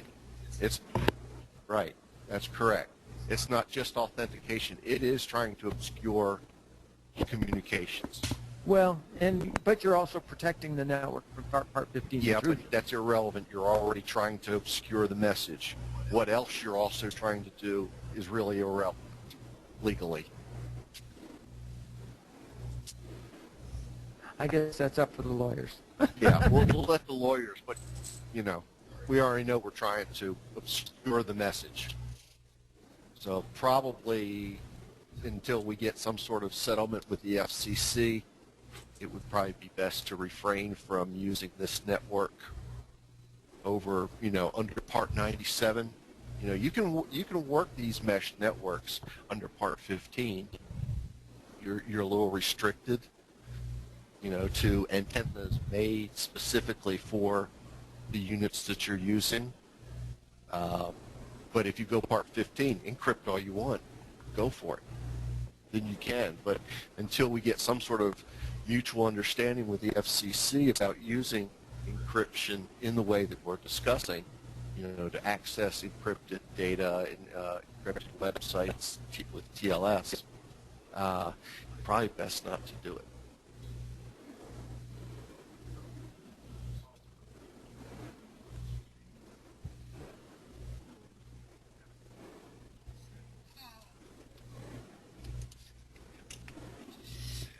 If it doesn't encrypt it. Repeat it, please. Okay. Yeah, I'm trying to follow everything here. Yeah, so the question was about Skype, whether that's encrypting or not encrypting, because we're talking about using Skype for being able to communicate using this medium. And yeah, I don't know what kind of encryption. Geez, I thought he said it wasn't encrypted. Yeah, it is encrypted, so yes, Skype may be. But again, it's a standard protocol. Yeah, but where you get the keys? Where are you going to get the keys to put in the logbook? Right. This is where John would have been nice to have here today. Okay, are we ready to move on? Well, there's another question here about other things like Vonage, Windows Live Messenger, Gmail, and Hotmail that are secured. What do you do? So I think we. It's not the purpose of the mesh network to just give you another way to the internet. That's just one of the several things that you can do with it. I mean, for your day-to-day internet use, Skype, banking, whatever, use your home access point, use your conventional methods. This is not just another internet. This is, it's really meant to set up, a complex network in a hurry for emergency communications and experimentation. Which, and one reason why it's not encrypted is because we avoid all these rabbit holes that we can go down. And, just don't, if you have a question about it, don't do it. That way, just, you're not going to be breaking the law or violating the terms of your amateur radio license if you're not doing anything that's questionable to begin with.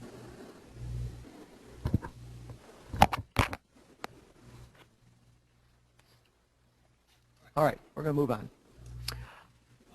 The screen also has a night mode. So if you hit the night mode button, that's this button down at the bottom here, it changes it from black on white to red on black. I've never used it. Now there's, if you go back up here and you hit this OLSR status button, this is what you'll get. And this one's not very interesting. Well, this just shows the configuration of the thing. Most of the time you won't need to use this because most of these parameters, it's going to take a lot of work to adjust. So what I use more is this routes one. If you go up here to from configuration to routes, this shows everybody that you can see. And the links topology. So this basically shows you all your 2-hop neighbors. So in that thing, everybody that you can see within 2 hops will be listed here. This is the about one, tells you a little bit about what's going on. This is the main one. This is the top half of the all. And it's basically all the information. So it has the routes information, it has the links topology. It tells you where your gateways, which one's your gateways. This again is the version 2 or 3.0. It's not the one that came out last Monday. In the one on Monday, it has actual names instead of just the IP addresses. And this is the bottom half of that. So you can have, these fields could be pretty long, depending on how many nodes are in your network. There's a question here. What is different in this configuration if the node has an internet gateway attached? I believe it's down here on the, I think it's the HNA, no. Now let me think. Yeah, I think it's this one will tell you which ones are connected to the internet, the ones that are under this line. And they'll tell you which, so all of them will tell you that, it'll show you how many are connected to the internet and that are within your two hop neighborhood.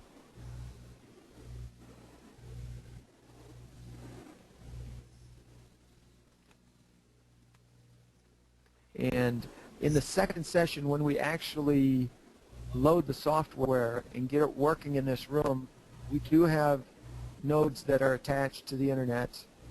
and we'll get this filled up with, I don't know, probably 16 nodes in the room at the same time, and you'll be able to see these in real time. These things filled up with real links. And I don't always have more than a couple nodes at home. All right, one last check for questions, then I'm going to start talking about routers. Well, let's see here. I think we've covered some of this other stuff here.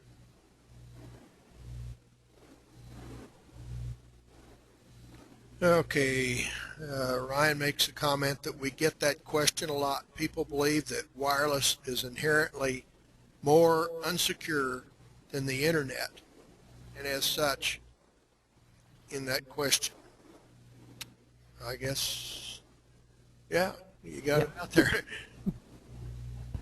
Okay. That's the last. All right. These are the routers that the HSMM's software currently supports. The WRT54G versions 1 through 4 are supported, and the WRT54GL, there's only 2 versions. I think it's a 1.1 and a 1.2, and they're both supported. Then these others are supported. They're not as common. They're a little bit harder to find. And some of them are no longer made, so you can maybe find them used. But these are the other ones that we have software. And this is because they all use the Broadcom chip, and we've been able to get the software working on them. The OL, or the OpenWRT software, will let you compile the code for other routers. We haven't done it. We haven't tested it because there's lots and lots of them out there. And so, as a general rule, we're staying with this the GL version because that's what's available new. Like I said, the new Gs are at version 8, which doesn't even have removable antennas anymore. And so I'm telling everybody to go with this GL version.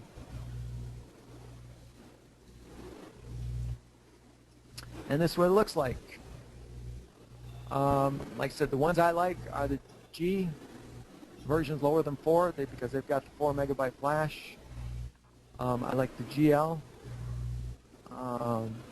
Basically what they did was they froze version 4 and they continued making it, and they renamed it as a GL. And again, it's got the 4 megabytes flash. You can find it all over the place. I think not too long ago, Micro Center locally and was having it for $59, and I think I saw it on newegg.com. It says $79 on the page, on the web page, but then it says lower price in checkout. So if you click on it and you go to your checkout thing, it's really $59. So take a look at those. The other thing that I like about this is it's got a built-in regulator for 12 volts. Everything else we do in ham is 12 volts. It will work down to 7.5 volts and up to about 18 volts. So that means you can run it off your car because that's, running a little higher, about 13 something to keep your battery charged, and it has no problem with this. One thing most people don't know is it does have 2 serial ports, and we're going to try to make some hardware that's going to take advantage of those serial ports in the future. Those are TTL serial ports, not RS-232. Yes, I have a question. Real quick comments. If you have a WRT54G, a version 1.0, the first model that came out, it doesn't even say version on the bottom. It also has many more LEDs on the front panel. two things. That runs off of 5 volts. It expects 5 volts regulated, I believe, as opposed to a 12 volt plugged into the back, which all the others use. It also does not have 2 serial ports. The board has space to put chips on there if you want serial ports, but there are no but they're unpopulated. So if you find one of those old ones, see if you can find a newer one. Yeah, I was going to say, I have never seen version 1 or version I've 0. got 2. Oh, you've got 2? Okay. So that's what we like. This is the back side of it. And the WAN port is what you want to hook up. If you want to hook this thing to the internet, hook it up through there. So you can hook it up to your router at home or whatever you want to hook it up to, and it will automatically get the DHCP address from your home network and just start passing data invisibly, just automatically for you. Now, if you want to tie into this, you're out in the field and you want to tie into this with your PCs, that's what you use these LAN ports. And the DDWRT, or the MeshNet, the mesh node, I guess I'll call it, will supply addresses in the 172.27.0.1 is this guy, and I think it starts at 100 and gives addresses between 100 like 250. Now this is where you would, if you want to have this so that other people can get wireless access to it, this is where you would plug the WAN port of your router into these LAN ports. And then you can put your router on channel 11 as a part 15 device, and everybody in your little area, and that's what we did at Field Day, everybody in your little area can then have internet access on from your part 15 router. And so that's how that works.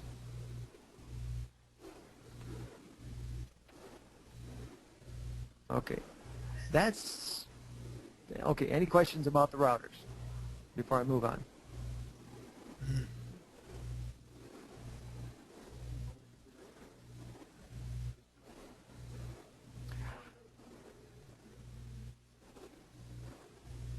No, we have not looked at some. The question was if the T-Mobile router have not played with that one.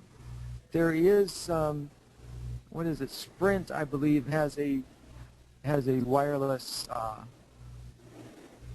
has a router and that hooks into their Sprint network.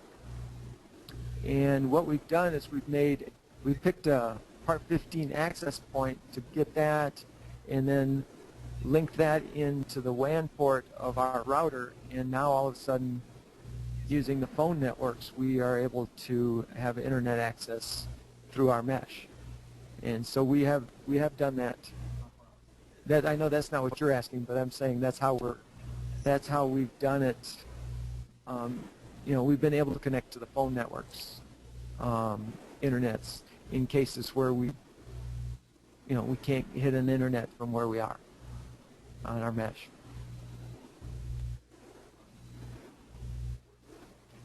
Yes, I do not know about that one. We have not tried that. Repeat Pardon? the question. I'm sorry, say that again. You were talking about the WRT54G -TM. We have not tried that. It'd be worth a try. Repeat which one. They can't hear it. The WRT54G-TL. TM for T-Mobile. They have a special one. We have not tried that one to see if how it's different or anything like that. Okay, another question is, how do you handle the need to transmit your call sign every 10 minutes? that's part of the packets, right? Yeah, that's when you set the host name of a mesh node, you want to include your call sign in it.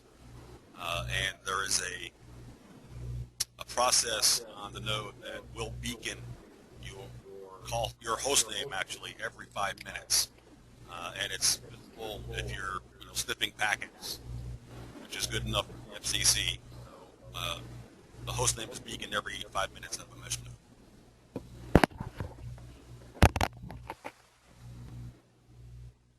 So yeah, so that's why we make the host name with your call sign in it. And like what I've been doing is I've been using my call sign dash and then AP 1 through however many I've got. I think it's 6 at the moment.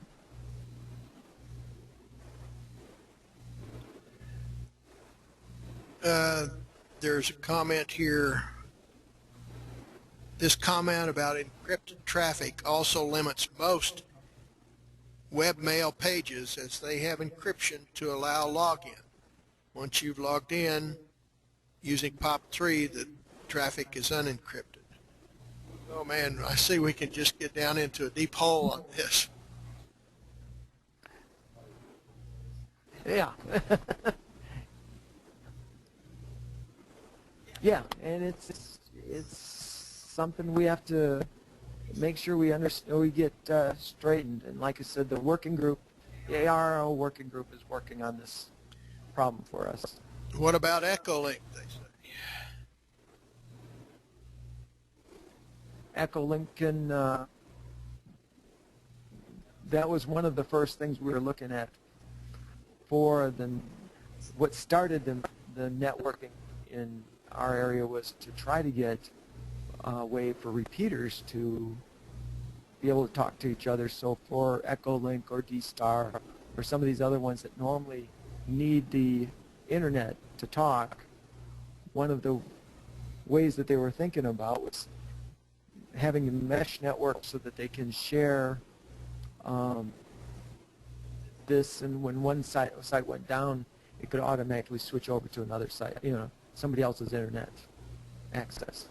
So since everybody already had it, also mesh them together, and then they could share that way also. Am I making sense? There's several more questions here, but we're getting off into Never Land here. We could go on for hours like this, but let's see here. Well, let's move on to antennas then, because that's what a lot of people are. That's what they were saying I didn't talk about enough last time. Somebody asked the WRT54GL, what is the current draw, power current draw? It's a switching power supply, and I don't know what the current GL is. I know the 2.2 was using 5.25 watts, and so I think the GL is a little bit less than that. But I think if you assume 5 watts, it's good. What had happened was that as your voltage goes down, the current goes up in a switcher, and as your voltage goes up, the current goes down. So I can only talk in watts on that because I tried it at different voltages, and the wattage stayed pretty consistent at 5.25 You want to watts. tell them about your I've got that later. Okay. Okay, so let's talk about antennas.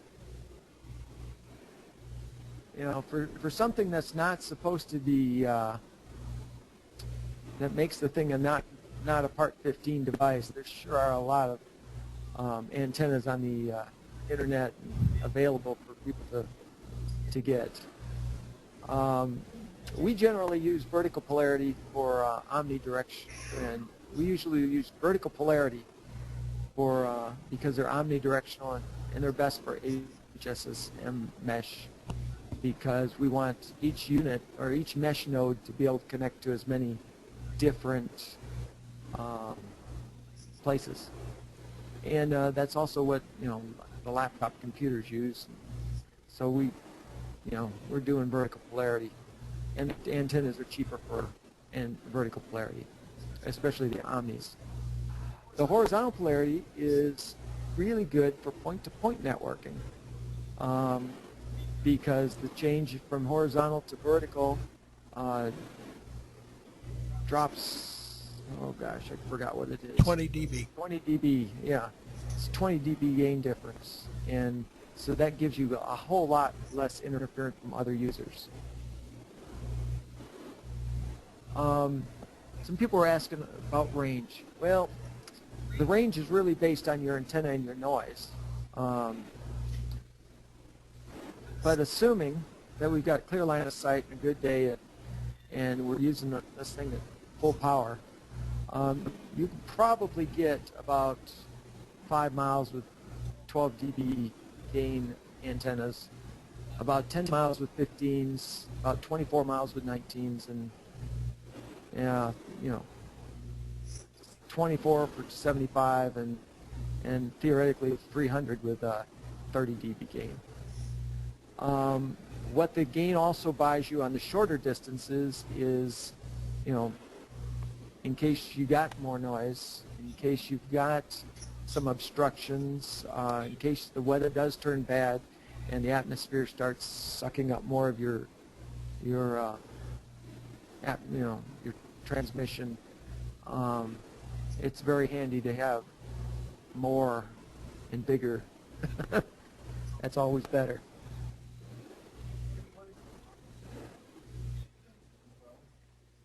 The question was, what is my omnidirectional antenna gain? And I'm assuming you're saying up on the K5 Park, that is a 15 dB omni. And so it's got about it's omni, but the beam width out the horizon is about 6 degrees. And I'll have a picture of that in a little bit. Well, actually, this is it. I like this one. This is a 15 dB Omni from Titan Wireless, and I've got the part number there, and at the bottom I've got the line directly to their page on their website. It's the lowest price 15 dB Omni I've been able to find. It's only 60 bucks. It does have an end connector. And I'm probably going to base most of my high altitude ones that I put on website or on water towers and stuff are going to be based on this antenna. It's high gain, low cost. They have them in stock. They're down in Round Rock, Texas, and if I order it, it's here the next day on UPS ground. So that's I can't beat that very much. A lot of the other ones are charging 60 bucks for 12 dB antennas, and they're charging 120 or so, 110 to 120 for the 15 dB Omnis. So I'm pretty happy with this. They also send you a test sheet where they actually show you the test results of this particular antenna. And we took it over to one of the other hams, and they were able to verify that on his analyzer he was able to get almost the exact same numbers as they were showing on their test.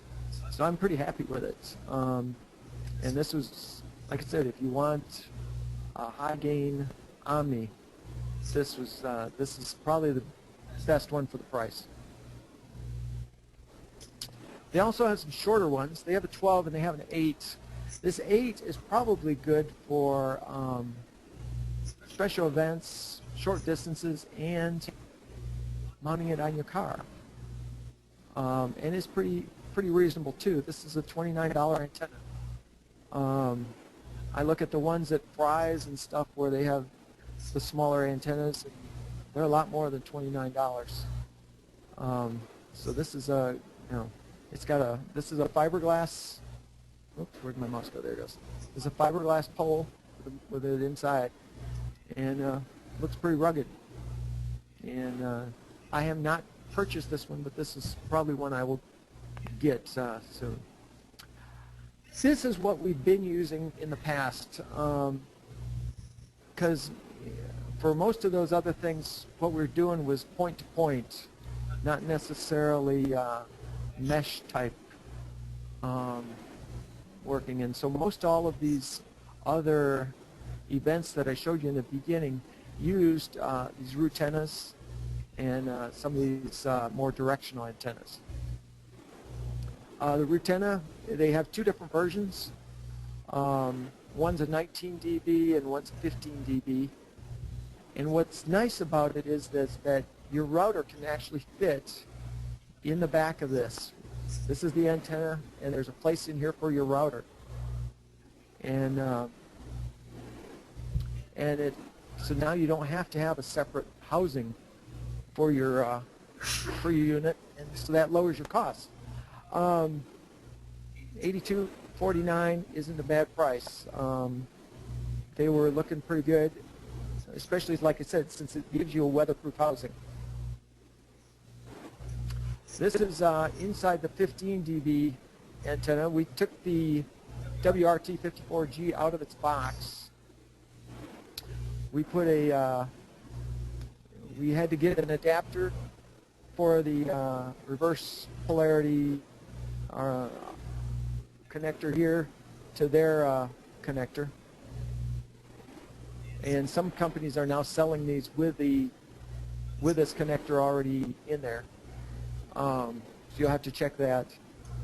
We've got the Ethernet cable. This one, we've got our power over Ethernet injector here, which splits out just the Ethernet signals, and then this other wire goes over to plug in to give us power. So we're doing power over Ethernet on these. And then we have a waterproof Ethernet connector going out the back side of this. And it all fits in this little box. It's about, about 8-9 inches across. So it's a nice little package, 15 dB gain. I noticed that you have only one antenna connected. Yes. And I'll show you how we did this on the 19 dB. But I think in the future, if we did this again, I would bring a weatherproof Ethernet connector for the LAN. I'd bring one out for the WAN, and I'd bring another connector out to the back side of this thing for the other antenna, so that we could have dual antennas on these things. And I'll show you how they did that on the 19. Well, this is the 19. It's a big box behind it. It's a flat panel antenna, and so there's a lot of space back there. I told you earlier theoretically what we could do. So this is what I've actually done. I've used this one at the Wild Ride. I put this up on the 72-foot tower. I got 5 miles easily with this on the tower, and a 15, one of the little ones on the ground on a 16-foot portable mast. And then and then we were both in the same field of view for both of these guys. And this 19 with a 24 on the other end, I had 10 miles, and I had lots and lots of signal noise ratio to spare. So that's what I've actually done. The other one was theoretical. This is what I've actually done. You need to point out that you'd used the software that you were using. Wasn't open mesh, or wasn't mesh software. Actually, last year it was. Oh. The years before, in 2009 it was. 2008, 2007 we used DVWRT.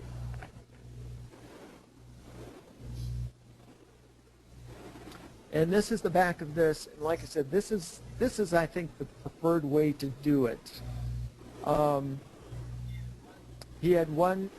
This is N500M John Beetle's unit, we put an ID label on them because we have a number of these things. And it's hard to keep track of which is which. He brought out from the router. He brought in this case, the right antenna jack out to here, and he put a 50 ohm termination on there. On the LAN, he brought the LAN out, and he brought the WAN out. And what I don't remember is whether both of these have power over Ethernet or just the LAN. I know the LAN does, but I suspect they both do.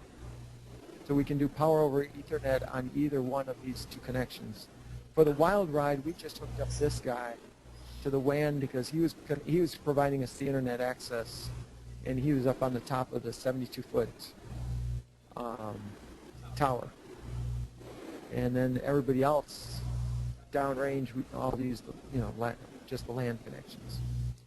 The other thing is that there's some bolts behind this you can't see, but let you rotate this 90 degrees so that it can be, in this case, if the H is up at the top, you're in horizontal polarity. What you can't see behind there, it's got another label that's a V, and so that when the V is up, that means we're in vertical polarity, and that is helpful. So this is a good example of how to set one up, especially if you're moving it around a lot, and that's what we do. Again, that's why we have the wing nuts for quick setup. I like this. I like the parabolics. The one I like the most is this 24 dB. It's $69. It doesn't make sense to me to buy their 19s or 15s because the root antenna is cheaper. This one you've got to have your own housing external. So you might as well use the root antenna if you're going with these smaller ones. At the 24, $69, that's a pretty good price. 30, that's a big price jump. and unless you really have a demand for that, I would probably stick with the 24s. And Elcom is one of the companies that makes these. Now this one I found on the Titan Wireless site. I haven't purchased it yet because I just found it this week. But it's basically the same thing as a root antenna. It's got a 14 dB antenna, flat panel in it. But you can put the router in there, and the whole thing costs $25, which is almost half the price of the root antenna. So I'm willing to try this one out too. This would be a one that I'd check out. Here's some examples of what people have done with their antennas for a portable node. Get yourself a stand, and this is nice. This one's a nice full collapsible tripod. He's got looks like about 5 feet of mast there, and then he's got his Omni up on top, and then this is his box that holds the router. And like I say, we put the routers real close to the antennas so we don't have a lot of coax loss. 2.4 gigahertz has a lot of attenuation, a lot of coax loss in any links. So, and then this is Glenn's one of Glenn's setups, and here's where they're actually using both. He's got, again, it looks like it's a 12 dBm Omni and a 24 dB horizontal polarity. And so he's got this running vertical, and then for a point-to-point connection, so he can do this a long ways away from his other coverage, we switched this one to horizontal polarity. And so you can get long range. I haven't tried this, but everybody that's done it tells me it works great. So David's used this, right? Oh, okay. Dave has not personally done it either, so everything is anecdotal here. But it's worth something to try. There's a note here from Ryan says if you're shooting from a high location to lower locations with an Omni, you should probably look for what's called an electrically down tilted antenna. This will put the beam down lower where you need it. Yeah. The problem is that those electrically down antennas are about they have about a 3-degree down angle, and then that's pretty severe. You get out very far, and it's a problem. What I found is that even though if you're in that close where you're not in the 6-degree beam, you're probably close enough that you're getting side lobes, and you'll be able to hit it there also. And yeah, so what I will do is if I'm at the lower one, I'll use a low dB gain antenna like the 8 if I'm close, because that's got a very round field of view. You know, where this one, well, let me grab a drawing tool here. Where is it? There it is. Pen. You know, the higher the gain, the narrower this field of view is. But if you go with one of your lower ones, like even what's on our routers, I think those are 3 or 5 dBs. What their field of views are much broader like that.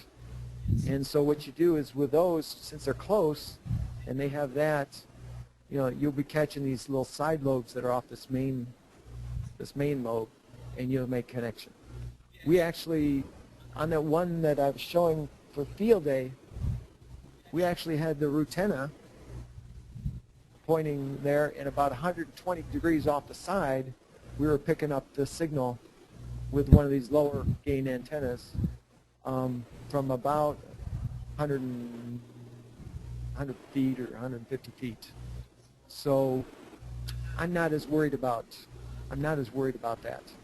You know, on our water tower, I've got to go out a long way. It's just to be able to see the antenna, because of the fatness of the water tower itself.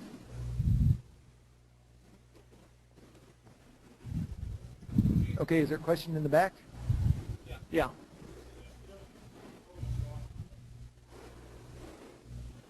Repeat the question. Okay, the question is this rig here, what's the total cost? I would say, you know, if we went with a $60, you know, 15 dB antenna and a $70 mesh directional antenna and a $60 router, then it's a question of how much is that crazy box, and those crazy boxes are anywhere from $20 to $50 depending on what kind of deals you can find. So you're probably in the $200 range. Throw in for some cabling. And then then you got cabling and yeah, and then however, a 200-foot mast if you want a 200-foot mast, and then and a $10, $20 tripod. I would most of the time I would probably not have this guy. I just use him in special cases, and so I'm saying that you can get a really good node for less than $200. And if you wanted to use that use this guy, which is your box and for your router and a directional antenna, along with a pole like this, then you're under $100, or you're a little over $100. So you're under 200 for sure.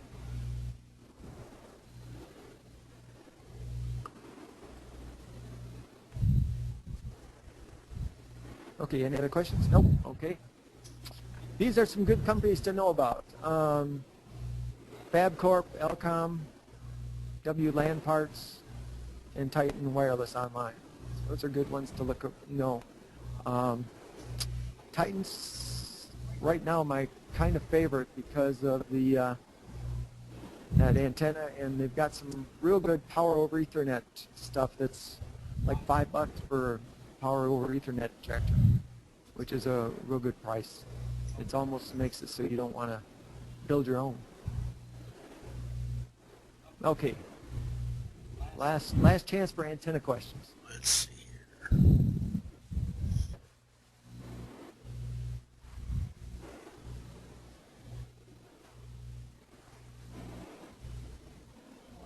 Yes.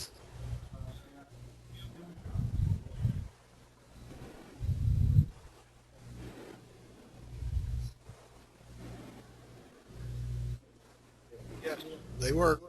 Okay. The question was, what's his name? Kent Britton. Ken Britton. Yes. WA5VJB.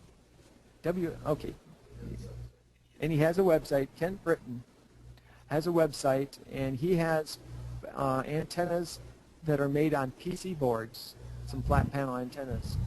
I know locally Tanner sells some of them,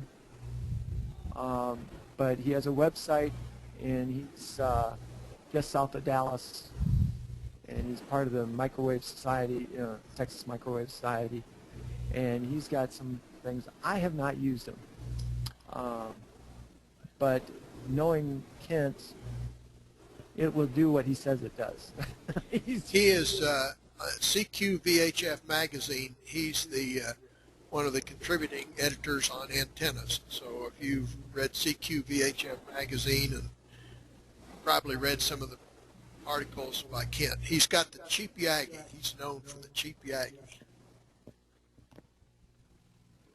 Okay. Any other questions on antennas? Okay. Well, like I said, on antennas, bigger is better, and everything. Now, if you're going to go permanent or go real high, you're going to want surge protectors. I actually found one at Fry's because nobody locally had any that would go up to 2.4 gigahertz. But make sure you've got a surge protector and a good ground, and make sure your surge protector covers 2.4 gigahertz. There's a lot of them, especially in the ham stuff, that's UHF, VHF, but they cut off at about 1 gigahertz or 1.2 gigahertz are cutoffs, and some of the other ones, you just have to make sure that it covers the 2.4 gigahertz spectrum. Most of them will go up to, or you can buy them, they'll go up to 3 gigahertz, and they're not too bad price. The other thing is, we're bringing down our signals on with Ethernet, and you need to protect your Ethernet with lightning protection too, for the permanent installations especially. It's the surge protection for the Ethernet cables, and I put one at the top and I put one at the bottom, and again, make sure you have good grounds. This is the one I've got up on the, so let me get the other pointer.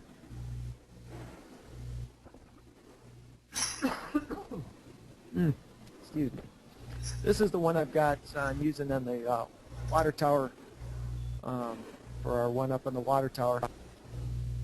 The one thing I didn't discover until I was up on the water tower is that this also does Ethernet, power over Ethernet injection. And the DDWRTs have a 2.1 center connector, and this guy has a 2.5, so the connectors aren't interchangeable. So that's not a good thing to find once you're up on top of a water tower. Figure out. So, check it all before you go. Power over Ethernet adapters. I like 12-volt power over Ethernet. It's because they're simple, can make them homemade, purchase. I think Titan has these for, I think it's $7, $7. And I think this one is a little more complicated. It's still on the $10 order in a little box. The other thing is I use power poles for my 12 volts. So I make adapters for these so that they can hook to 12 volts, because it makes it compatible with all the rest of my ham equipment. We got everything else, all the radios and your batteries all have power poles on it. You might as well make your power over Ethernet for your ham mesh stuff. Do power over Ethernet too. And how they do this is pins 4 and 5 they use on the plus side, 12 volts. Pins 7 and 8 is the ground, 0 volt ground. What it does is it really simplifies your wiring. You got one Ethernet wire, and that's all that's going up there, and keeps life really easy. It's easy, EASY, okay, to make your own PoE adapters. We pretty much have standardized on using the red for the side with power, use a white side with no power, use 2.1 DC power cables, connectors, or power poles. And here's an example of N500M. He made one. These are wall mounts for Ethernet, and these adapters, you can put whatever ones you want in them. They have different colors. So again, we use the red ones, the ones that will go up to the antenna or the router. That's got the power injected on it. And then this one will go to the computer without it. And so these are paired. And so they're connected. This one adds the power. This one doesn't have the power. And then the other thing that he did that was real clever was he also added some power poles here. So he could also, and use heavier wire here. So he also had a way to split out his power poles. He could put his battery on one, his ham radio on another, and we could even put a battery charger on another to keep the battery charged. So that's also a real good idea. And he just used a bud box to make it. All these parts were available from our local electronics store. This Yeah. one, yes. Just real quick comment. This is do-it-yourself power over Ethernet. The standard power over Ethernet will feed 48 volts up the line. Okay, so be sure when you get equipment that's either wired for or expecting power over Ethernet, a lot of Linksys has some stuff, and all the other, consumer grade networking gear will usually run 12 volts. That's not it, and they call it power over Ethernet, but that is not the standard power over Ethernet. So just, yes. Mm-hmm. So be careful in what you hook up. Okay. Yes.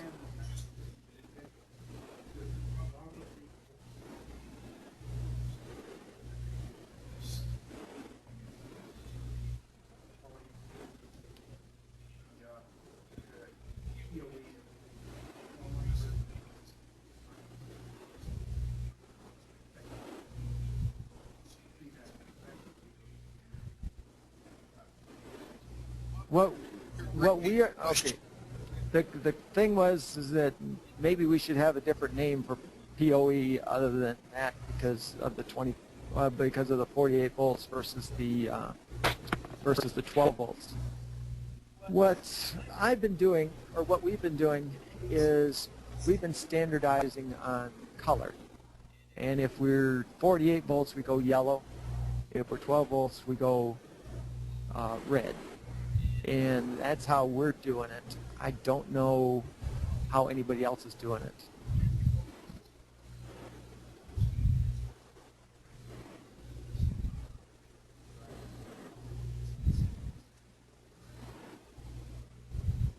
That's correct. Yeah. The question was that, our 12 volt systems are just putting the power straight in.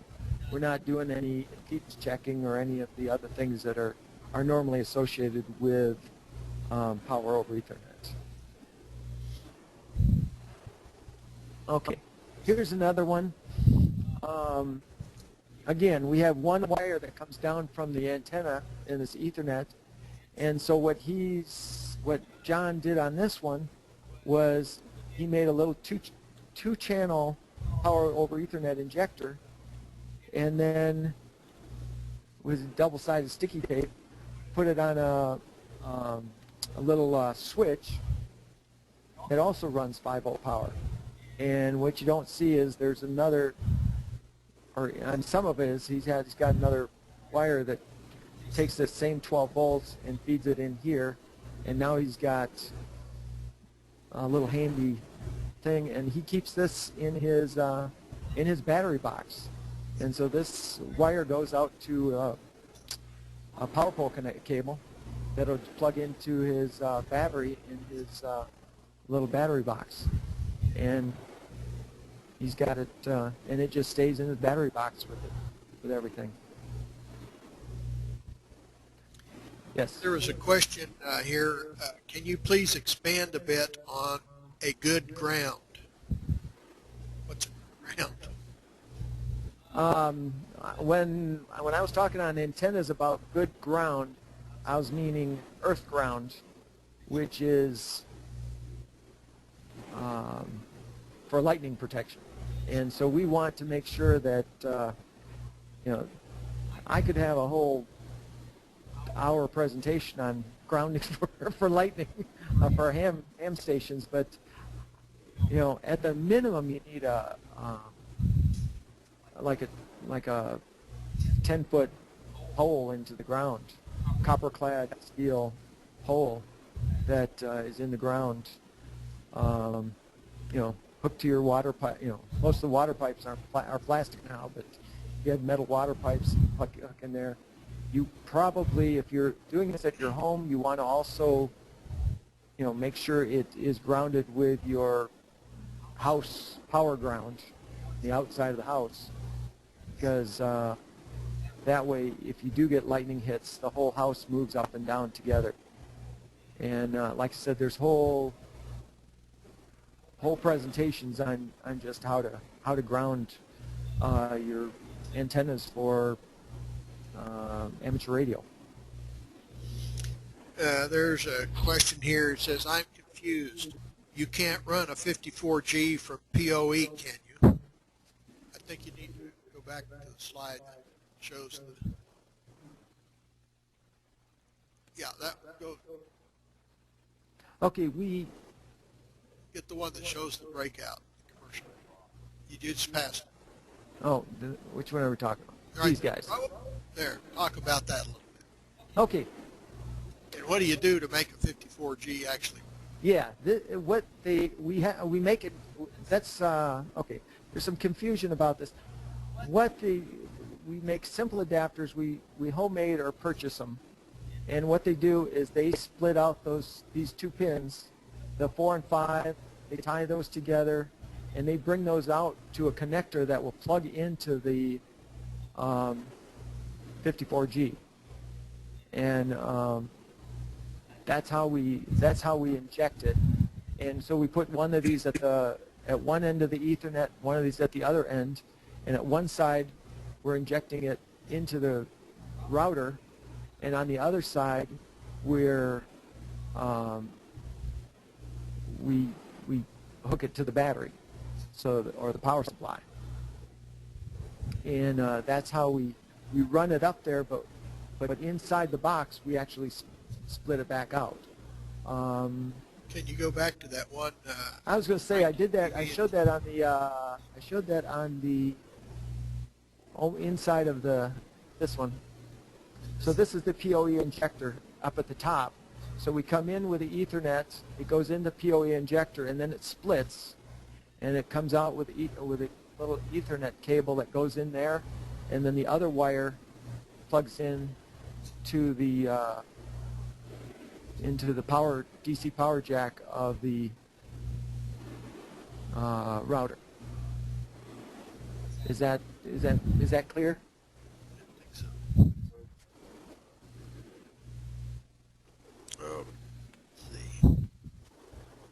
KD5MFW. Go ahead. Glenn has. Go ahead, Glenn. Yes, glad to make it back in. I had a little bit of information, hopefully to clarify some of the PoE stuff. First of all, a number of people noticed that they were Hey, we unused. Oh. Hello? Yeah. Okay, I forgot to turn your speaker on for the room here.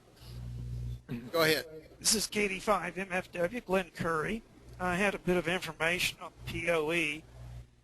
Basically, in the typical Cat5 Ethernet cable, there are 4 pairs of wires, so that's 8 wires. 2 are used for transmit, 2 are used for receive, and the other 2 pairs are left for expansion. So what people have found is to simplify the wiring, excuse me, they've been running the power of these unused pairs. And so that was all done in a variety of ways. And so it's easy because on a 12-volt system, just to run 12 volts up there. But this has got popular enough, excuse me, that there is actually an IEEE standard. And so let me try to give some names to these things that might help discussion. What is being done here that Kip is pointing out is what is sometimes referred to as passive PoE. And basically there are a variety of ways to do that, and you're doing it the simplest, most inexpensive way possible. You're putting power on unused wires on the Ethernet cable so that you only have to run 1 wire up the pole. It contains data and power. Now, the IEEE standard 802.11.AF is a formal standard. And so what they have done is they said to overcome long 300-foot or excuse me 100-meter lengths, we're going to go in with 48 volts and then have that equipment at the other end be able to handle whatever makes it to the other end. And so what they've also done, because they're the IEEE and they're covering all the bases, if you use 802.11.AF formal equipment, it has to be able to detect if the equipment on the other end of the line can accept formal 802.11.AF PoE. And there is actually a handshake that has to go on. If the handshake is not done correctly, or it doesn't get the proper acknowledgement, 802.11.AF equipment will not put power up the cable. If it does get the proper handshake, then it will put 48 volts on at one end of the cable, and you'll have enough at the other end of the cable to power the device. And basically that's a very nice way to do stuff.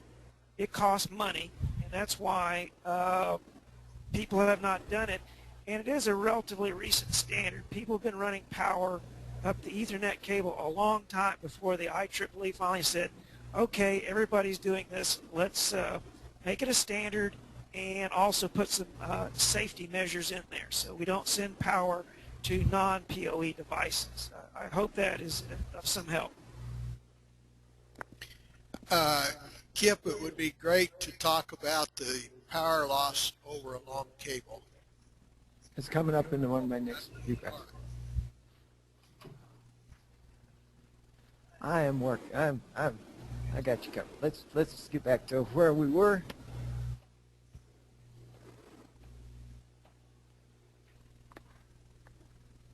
Okay, there's that. Okay, so problems with 12-volt PoE. Ethernet small wiring can run up to 100 meters, which is about 8 ohms and about 29 millihenries at that distance. The route, what I was able to measure, I started running some problems, and the router changes current continuously because sometimes it's transmitting and it pulls more power. Sometimes it's just in receive mode and not pulling so much. The other thing is the router has a switching power supply, and so as the input voltage is lowered, it requires more current. The one I was testing with was a WRT54G version 2, it averages 5.25 watts. And so now we've got this combination of, we've got a lot of resistance in the wire, we have a lot of inductance in the wire, and we have a switching power supply that, as the voltage goes down, requires more current. And all these things contribute to a problem. And I didn't get I was measuring this on my oscilloscope, but I didn't, unfortunately my oscilloscope couldn't take pictures, but I was going to take it to one that did, but I didn't get it before this present. But what happens is, when the router needs more power, the inductance and the resistance of the long wire make the voltage sag. And when the voltage sags, the switching power supply wants to draw more power, which causes the voltage to sag more. And then when the inductance catches up, the current was less, and the voltage went up, causing the switcher to draw less current, and it just started oscillating all over the place. And we couldn't, and it was causing the router to go into some never land mode where it was just constantly pulling 1 amp, and we could not get it to get out of that mode unless we turned power off. And so I started asking around, and I said, well, we need let's put a capacitor on there. And I asked around, and they said, oh, a couple hundred microfarads, 200. So I got a 220 and a 1,000 and a 10,000. And I started off with a 1,000. I said, let's start in the middle, and if it works, we'll go down to the 200. Well, 1,000 didn't work. The 10,000 microfarad capacitor worked. And what ended up happening, I got to playing with it a little bit, and I was able to, this is on a 300-foot line, 300-foot coax, or Ethernet cable. I was able to adjust my variable power supply, my lab power supply, so that at the router, I could make 7.5 volts at the router. I think it was 4 or 5 volts above that, and it would still work. So basically, I'm recommending that if we're doing the passive PoE, and you're expecting to use long Ethernet runs, to add a 10,000 microfarad 50 volt 105C electrolytic capacitor. They're about $2, and use those and just make them part of your system. But really, it's there on lower runs. I've really only noticed it on runs of 200 feet and more. But I think the same problem was causing me problems on one of my little wall warts that I had. Somebody gave me a bunch of wall warts, and they worked fine on these routers until I tried to do power over Ethernet. And then I was getting real serious kill rates. They were dying. And they were, it was just enough to put them over the edge, and all that oscillation and stuff. And it was killing my thing. Okay, now, we talked about this a little bit, but I was planning on covering it here. The standard for power over Ethernet is 48 volts. And it uses less current, voltage drop is less, but it's more expensive because you need a 48 volt power supply. They're not as common at the bottom of the thing. And then you need a 48 volt to 12 volt switcher up at the router. You may need it in some situations, but don't mix it with the 12 volt stuff. And we use we use yellow and black power poles. Again, John had made up a box, and this actually has a converter, a power supply inside here that converts 48 volts down to 12. And he made a little box with 6 power poles. But what he did was, for his 48 volts, he, instead of red and black, he went yellow and black. And so that was one way we could distinguish where the difference. I have not seen this in use at all. We've never used this. He made it up, and as far as I know, we haven't used it because we can pretty much do everything we need to with the 12 volts. We just put a battery down at the bottom of whatever you're on. Okay, last but not least, I'm going to talk a little bit, just a couple slides about our AP node up on the water tower. We've got it's about 180 feet above ground level.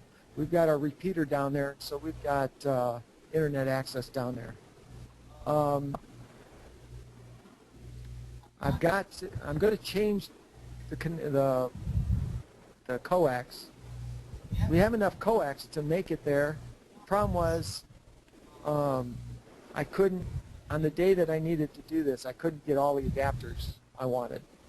And so I had to use another piece of coax that had the right adapter here to meet with the reverse polarity TNC that the router needs. And so that's what this is. And I also put a loop in here to help slow down that, because I've got a right here on the rail is where I've got my lightning arrestor. And then we've changed it from this picture. We've actually put a screw into the metal here so that he goes right into this metal rail. The metal rail's painted, so we had to put a self-tapping screw into the metal. That's what the professionals up here, guys, for this other equipment that's here, did. And so we said, okay, if they can do it, we can do it. And that's how we got our lightning injection. And I've also got the injection here for the Ethernet, and I brought that out. And that's also to a wire that goes to we have a big ground bar for all of the amateur radio equipment up on top of this water tower. This is actually the router in there. What I did was I took it's a sprinkler box, and I went in and I painted it white so that hopefully it won't get as hot in summertime sitting out in the sun. And I put a router in there, and I used Velcro, so it just sticks. I got Velcro on the back of the router thing and Velcro on the router. And then this is the cable to the lightning arrestor on the antenna. Just to be safe, I left the stock antenna on this side, just in case it got power over here. I could have also put a 50 ohm terminator on this side. And then this is the PoE injector and surge arrestor. And so I took the PoE part out of that and ran that up to this power input, and a little wire here, and then this is the weatherproof coax that goes out to this thing. And this is red, should be green, but this is my ground wire going back to the ground wires. Again, this is the first one of my mesh. I've got it. It's this guy right here. It's my symbol I had for our repeater site, and that's our first one. Unfortunately, it's not working. So we've had a lot of rain this week, so I haven't been able to get back up on the tower to try to figure out why. Basically, all these blue marks are water towers around the county that I've been able to find. Houses or hams that are interested in it. These are the two routes that I had on the wild ride that I need to be able to get access to. And I'm updating this constantly, and I've got a URL that if you're interested in seeing what my latest and greatest is, it's right there. We got a couple of questions on Okay. supply again.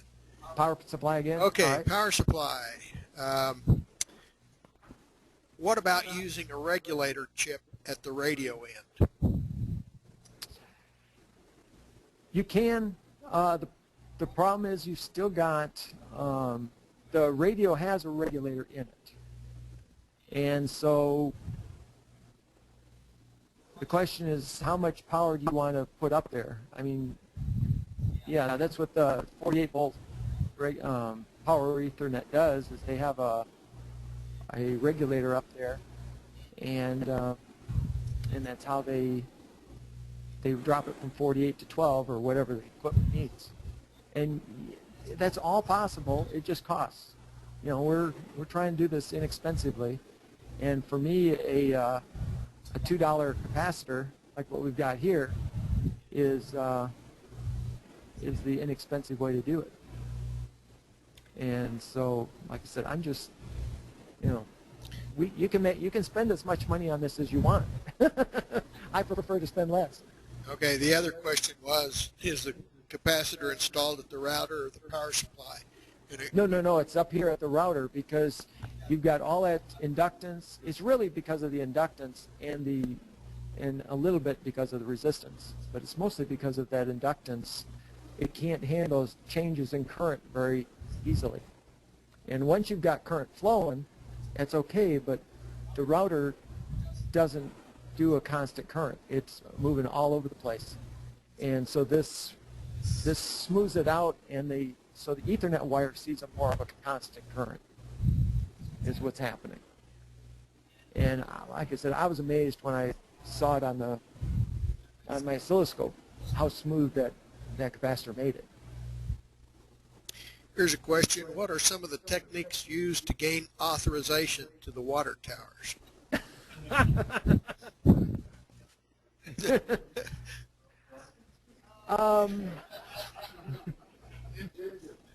Ninjas. That's a good question. You just have to start building connections. For instance, I'm in the process of joining the Plano Rotary Club, because the fire chief and the police chief and the mayor and the city manager and all those guys are in this one Rotary Club.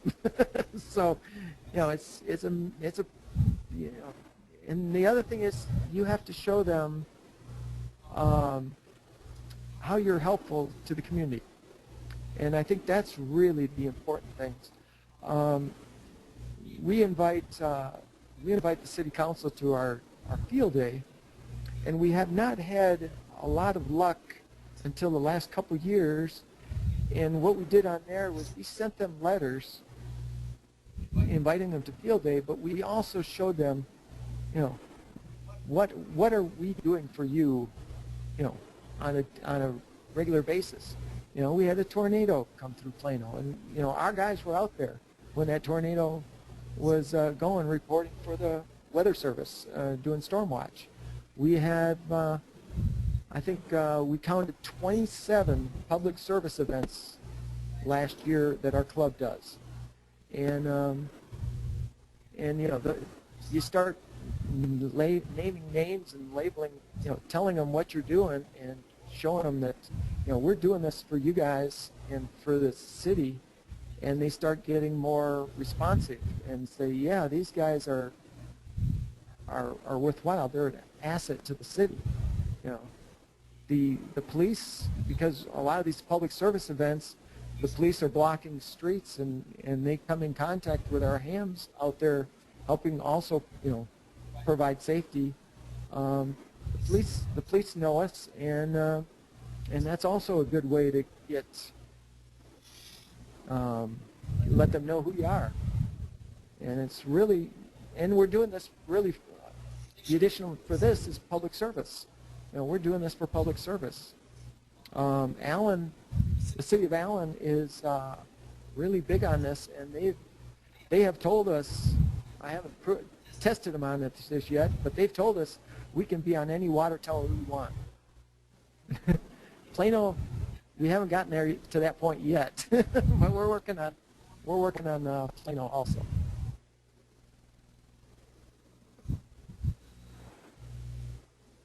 That's the last question. Okay. Well, it is 12:05. I think I've only got, yeah. The only other thing is I'll leave this up while we do our lunch break if you want to go look at some internet websites. We're going to try to get back here at close to 1. And we're going to actually, the next session is we're going to actually step through, and everybody in the room has routers. We're going to install the software on an existing router and watch you and follow the process. And that's what the next session will be.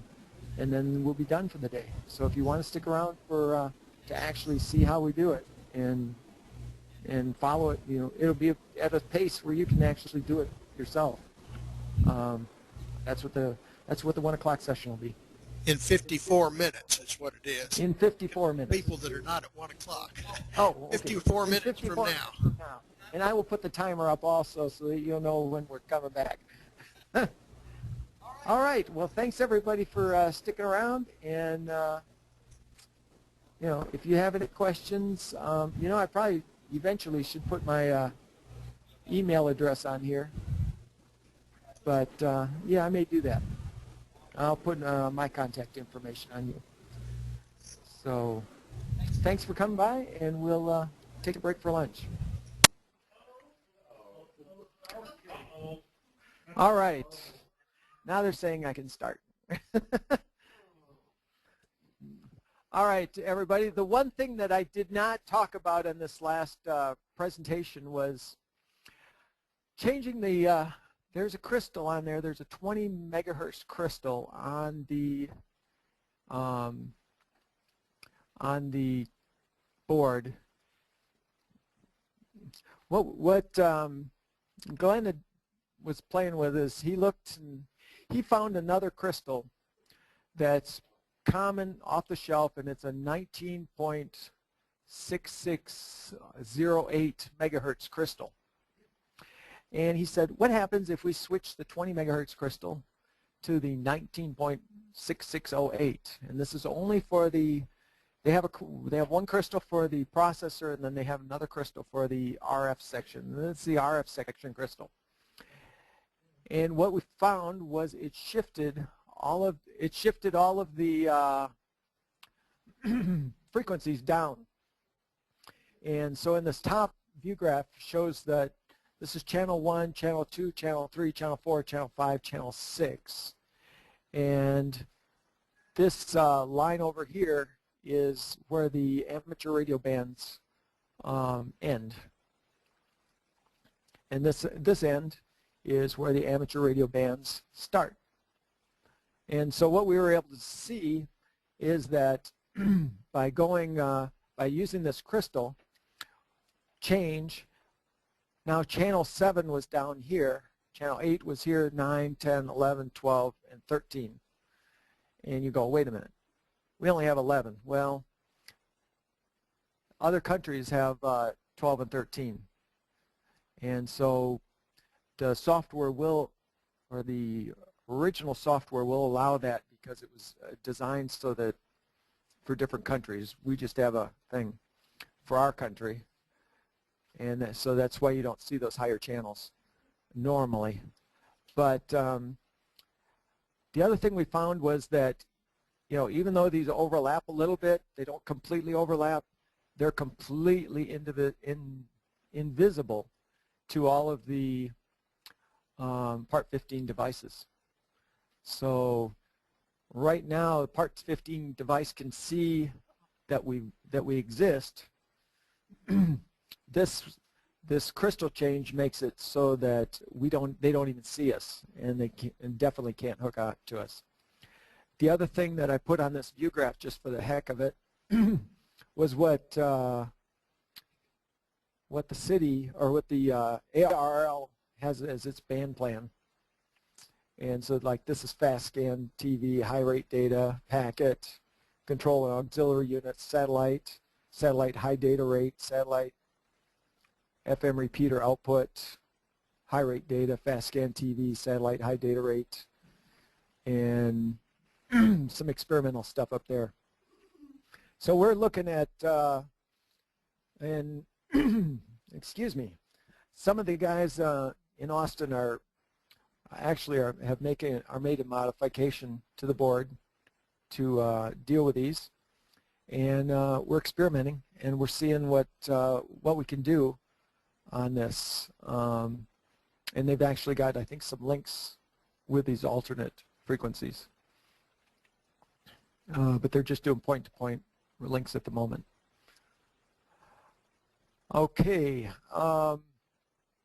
let's cover. Do you want to cover some of the questions, Doug, that we've had, and then we'll go. And then we'll switch to the next part. There's some number of questions that came in during the lunch break.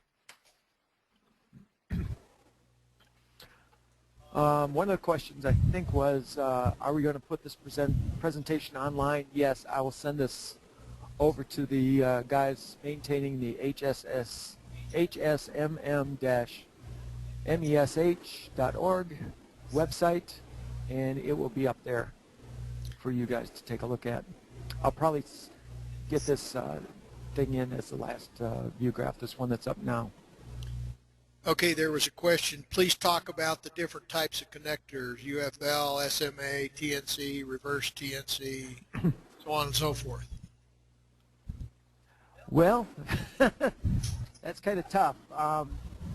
Fortunately, if we're limiting ourselves to the DDWRT, we only have to deal with reverse TNC.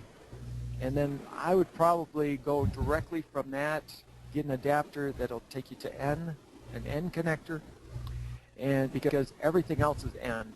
The antenna surge protectors, the lightning protectors are all N. The good quality coax is all N, and it looks like most of the antennas are N on the antennas. So I would just get an adapter from reverse TNC to N, and then stay with N everywhere else. What about male versus female coming out of the chassis? I think a lot of people use the female on the chassis and then use the male on the coax going into it. Yeah, I mean, I don't think it matters. You know, whatever you can use. But yeah, the chassis. I have to remember what the chassis is. The chassis, because it's reverse, so it's a reverse polarity. Oh, I have to always look it up. Reverse polarity TNC male, I believe. If you go to some of these places that make the adapter cables, that's pretty much what they have on there. They have the right cable there, and some of the stores like Mauser and some of these places also have adapter cables or adapter connectors that will switch to N from the reverse polarity TNC.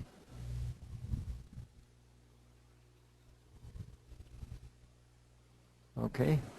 If the crystal is changed, is the device still compatible with the mesh device in the 20 megahertz crystal? No. If we change the crystal with this crystal change, it is completely different. And it cannot be seen by anybody else on using the standard crystal. And so we're trying to decide whether we want to do this or not, because the good side is we don't have to worry about any kinds of protections or encryptions because it's completely separate. No, they can't even see us. But that also means that none of the test equipment that normally you can use to help look at our at Wi-Fi works. None of that stuff works. So what the Austin group is doing a what they call it, slide band. Single slide band, yes, is what they're calling it. Single slide band, where they can switch. They have a little board where they can switch back and forth, and it makes it easy for them to do the debugging with the 20 megahertz crystal, and then once it's all working, they can just flip a little switch on the board, and now they'll be on the slide band crystal, and the new crystal. And they're working because, like I said, once you're over there, you're invisible to most everything else that's out there. Okay, here's another question. This one's a good one. Are there any plans to port this for other hardware besides the Broadcom chips? It all seems tailored to the low power, minimal hardware, but could I set up a larger router on a full Linux PC that might be far more powerful and long range? We're going to let Dave answer this question. Prefer to be 500. Well, the reason we're focusing on the WRT54G is it's cheap. It's a very effective package. It basically has everything you need. Now, you could go ahead and set up whatever you want, but you have to have a very firm grasp of what the software is doing. So you're basically going to have to roll your own. You've got to be very familiar with how to configure networks and how OLSR is doing what it's doing, and things of that nature. As far as plans to port, right now there aren't, because there hasn't been any other compelling platform to do that. But I will make mention of one other. There is a WRT160NL, I think is the model name. It's a Linksys router, and the NL, the L on the end, designates that it's their Linux hacker version. So it's the only one that still has external antenna connectors, and it's still running Linux, and it's still firmware upgradable. I don't know what the current status of OpenWRT is. I don't believe it's officially supported yet, but I do believe they're working toward that. And since they're doing all the hard work, once they've got that done, we'll probably have some of those nodes working as well. But as far as plans for other platforms, that's really about it right now. Yeah, my other concern about that particular platform is that I think it has antennas on there for 2.4 and 5 something gigahertz, and so unless we decide to also have the 5 gigahertz stuff, which helps give them a higher speed, we'll basically be turning that part of it off, and then we're back down to what we've already got. And so that's my concern about switching to that particular router, because we need external antennas for all of their antennas, and so we'll have to have something that works on the N also, or for the 5.2 or whatever gigahertz it is. Okay, another question.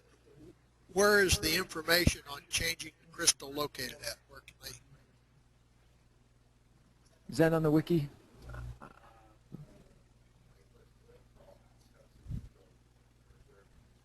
Oh, is Glenn wanting to answer that?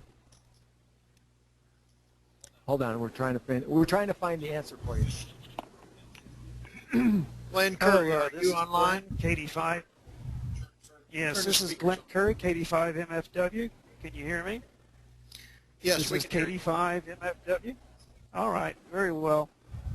There were a number of questions I can try to address at the risk of confusing everyone completely due to the incredible flexibility of the system. Basically, the next issue of CQ VHF magazine in John Champa's column will have all the information about how to do this crystal change. And we will have it on the website soon. And the website is the HSMM-MESH.org. As far as the question of setting this up on other hardware.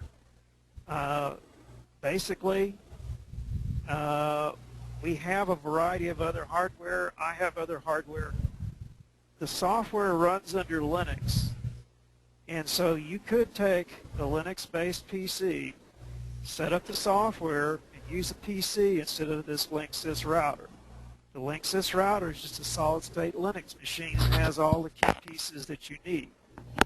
Given that general answer, the caveat is you really have to be an expert on the software and how it works. Now, the software that we had, the HSMM-MESH TM,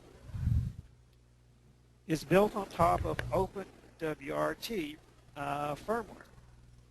So if OpenWRT will run on a particular hardware, you can go to the OpenWRT website, openwrt.org, look at the list of supported hardware.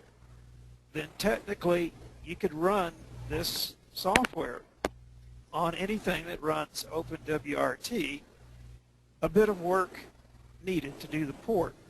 At this point in time, we have focused on the most popular platform, one that's the least expensive, and so that we could provide a working system for people to take and use. It can be improved, but we have a complete working system here.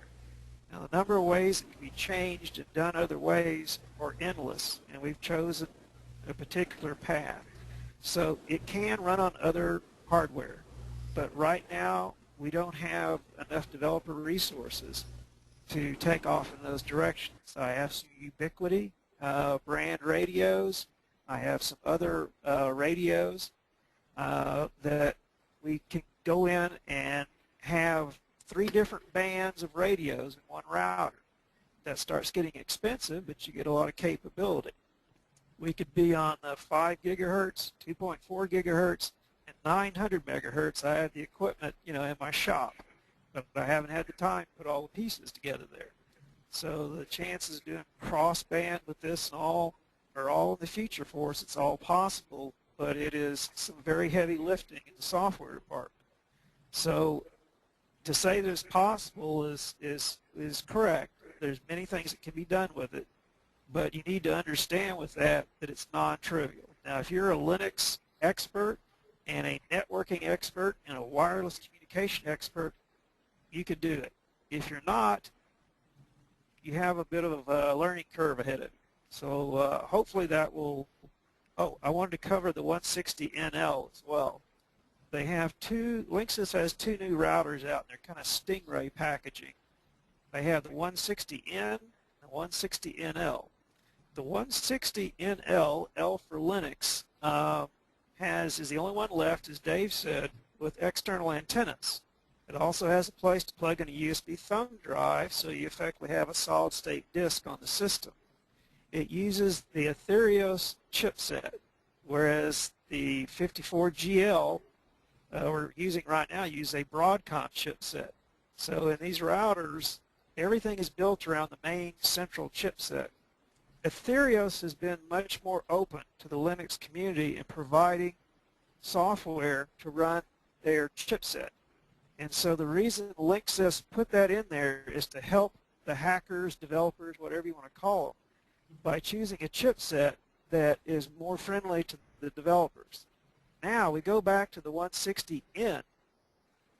It just happens to have a Broadcom chipset in it. It looks amazingly similar to what's inside the WRT 54GL, except with N capability.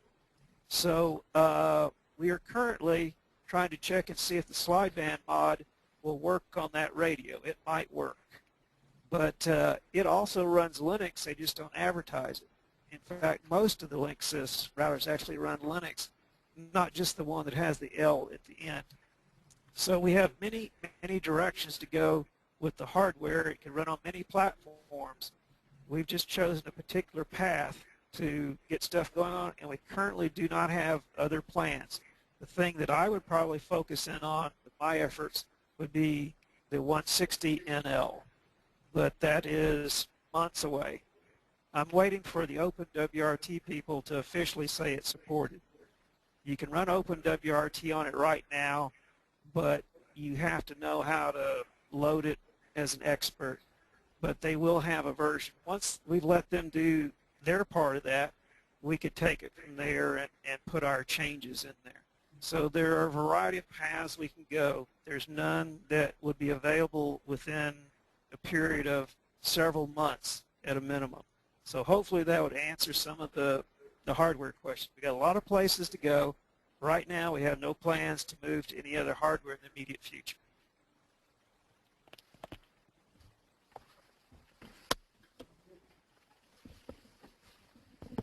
All right, hopefully that answered the questions. And like I said, the OpenWRT, I gave a link here and I just circled it. That's the table of hardware they support. So, all right, is that it for the questions?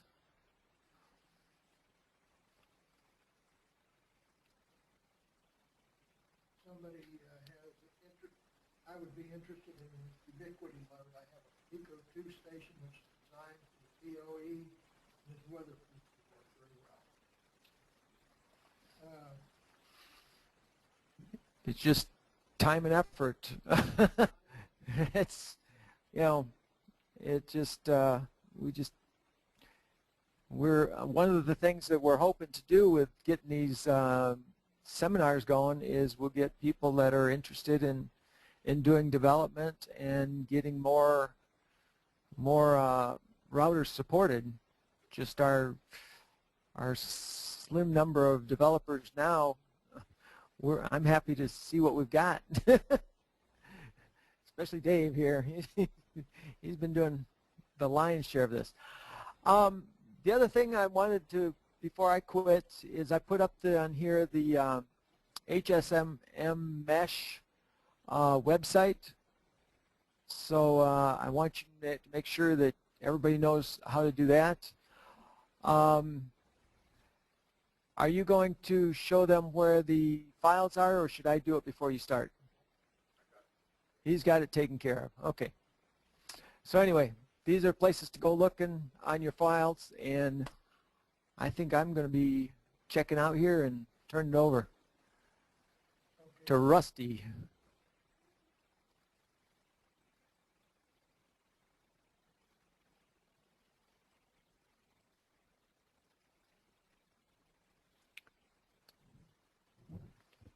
Okay, Rusty, you should have it.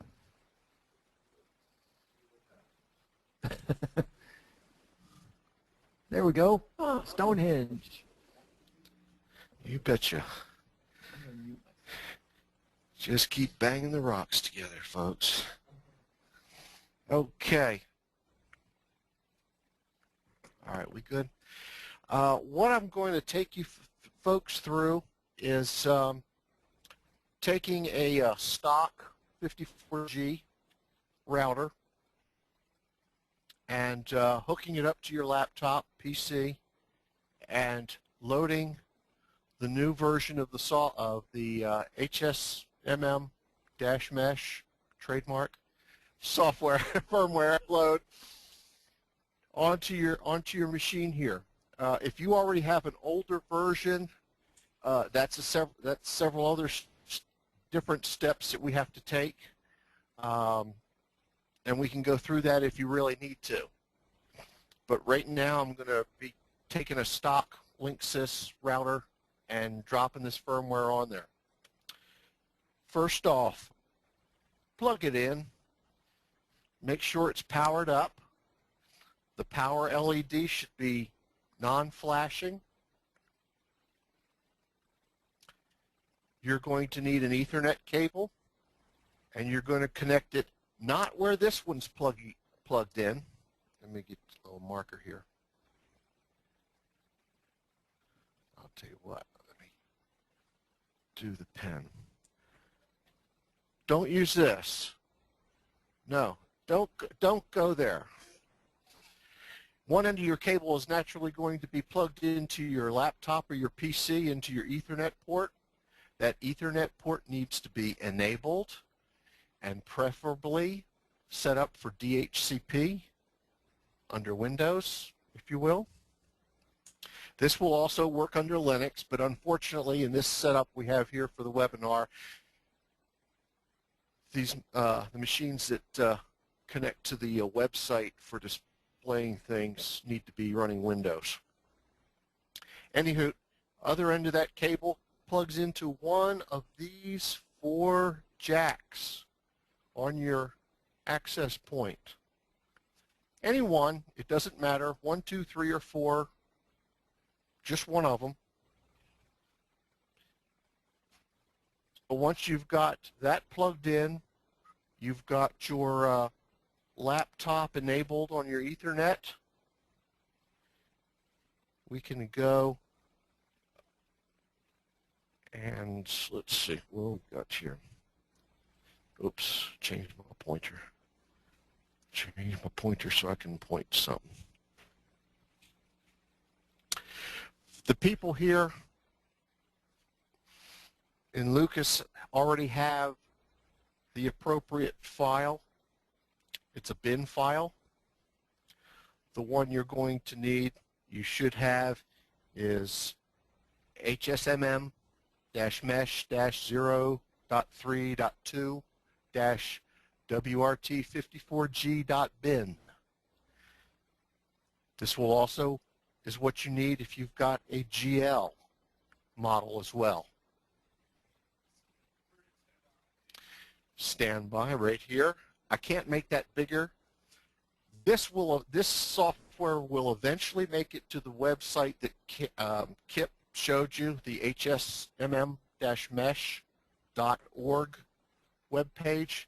Right now, it is on David's home server. For you folks out there, I know there could be up to 100 of you. If you could wait and do it later, he doesn't have a big pipe. And that's nothing personal.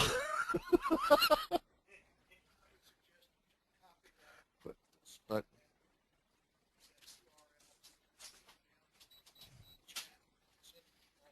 okay, I will do that so everybody can have that. And I want to send chat to everybody. Huh.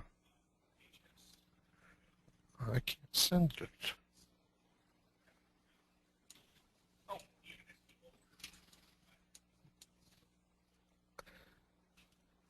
I'm not seeing, Doug, I'm not seeing how to send that to everybody. I don't have that option. Organizers only, panelists, the individual people, and to staff. Okay. Folks, let me read it to you.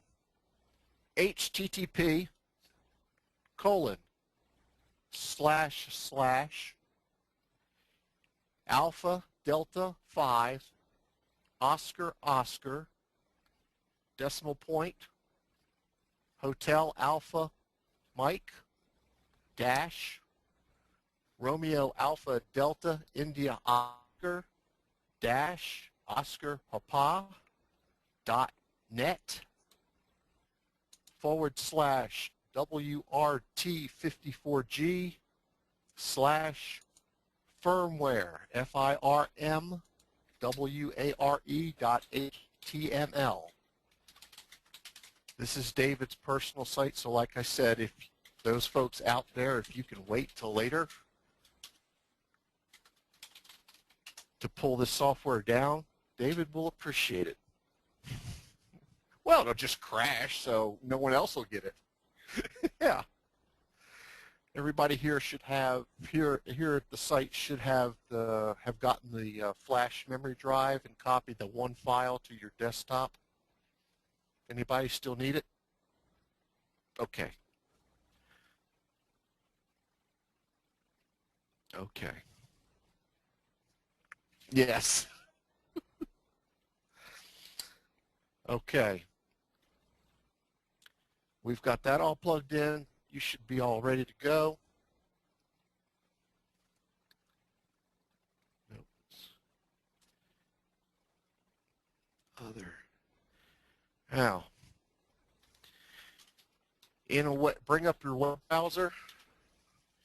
Internet Explorer might actually do this fairly well, but I like using Firefox.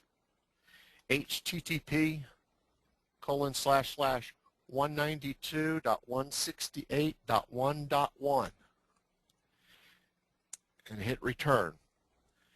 If you are connected to your laptop, if you're connected to your router, if everything's working right, you should come up with this requester as you're seeing. Username field is blank. Password is admin. ADMIN. Alpha Delta Mike India November. If you've changed this password, hello, let's just put the password in that you've selected for your particular unit. Then hit OK. Here's the standard web page that Linksys puts in there. We're going to go over here to Administration and click on it. Beneath that, down here in this little blue area, there is a tab for Firmware Upgrade next to the right. Click on it once. Here's the tricky part. Select the file to upgrade. You hit the Browse. Now mind you, this may look differently. I'm running as obvious as it is, Windows XP. Click on your desktop or wherever you've put the file, but for the people here, I've had you put it on your desktop.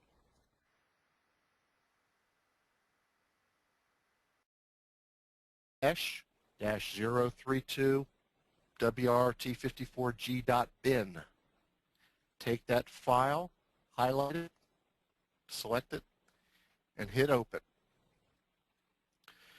You'll see some sort of name start to fill in that file name area. Once that's in there, you hit upgrade. And this will go over the wire and start upgrading, and you'll see the little progress bar build up. And here's where we play the Jeopardy theme.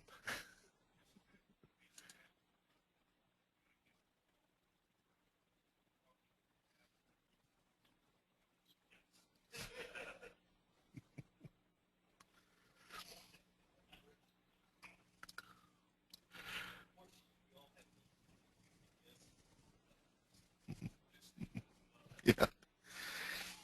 Now, you could do this wirelessly. Not only does Linksys not recommend that, I don't recommend that for doing a firmware upgrade. I've done it. I've been known to take some risks. A lot of people think I'm crazy too. It's not true.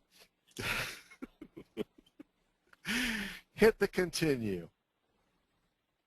Now at this point, you can watch the little LEDs on the front of your router, and the power's going to start blinking in a little bit.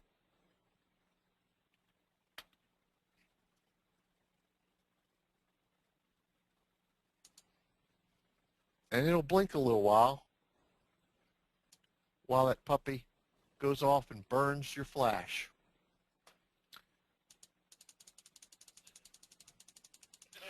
True, saying that around the fire department could be hazardous to one's health and equipment.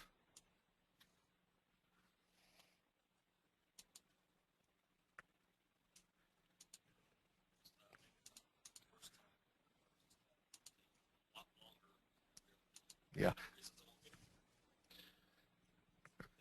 Yeah. In your face.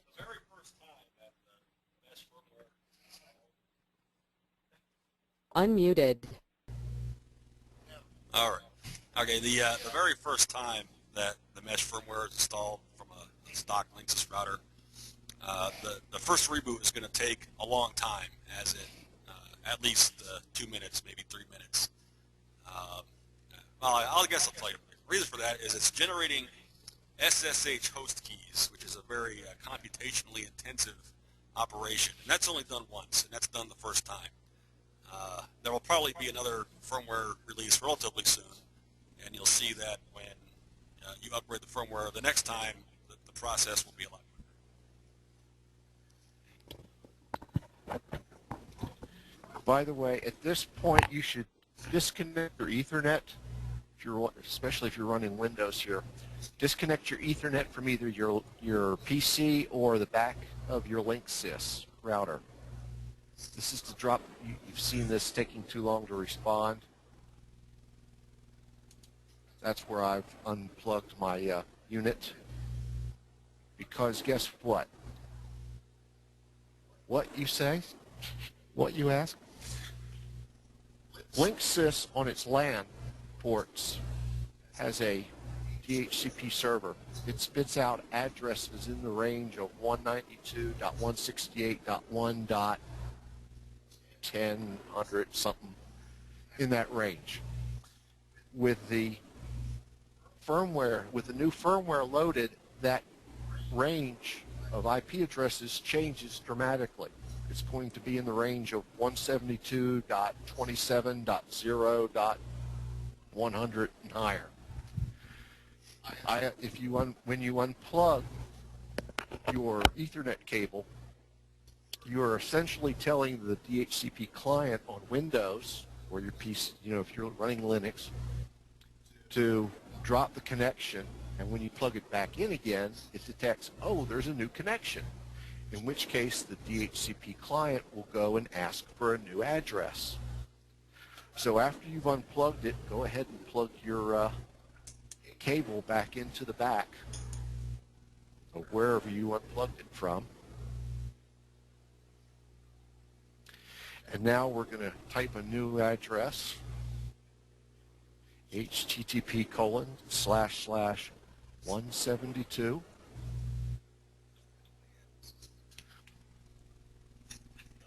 127.0.1.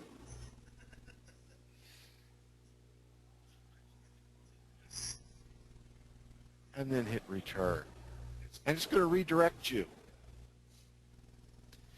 Now, once you've loaded this firmware, it is not ready to drop, to plug and play into your mesh network.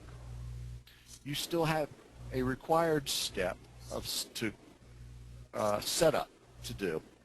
Kip's gone through a little bit of it already, but at this point, go ahead and hit the setup button, click on that, and it's going to ask you for another name and password.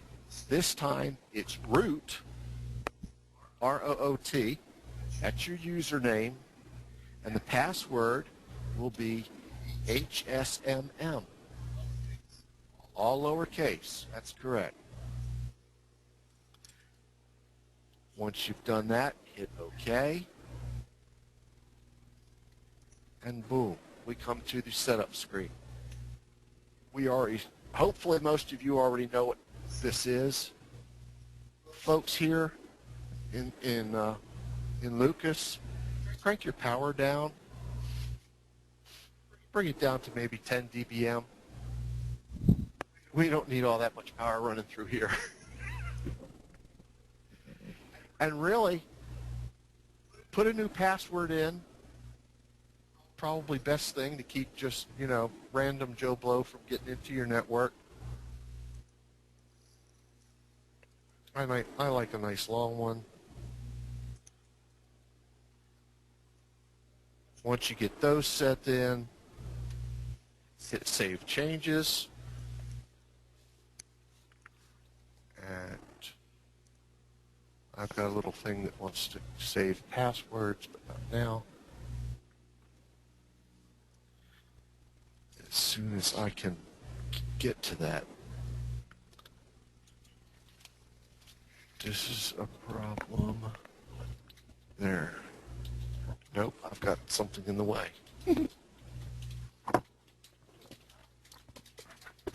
Yeah, there we go. Now, note this. It will come back and put that in there. Reboot is required for changes to take effect. Okay. Given that we don't need to do anything else, hit reboot.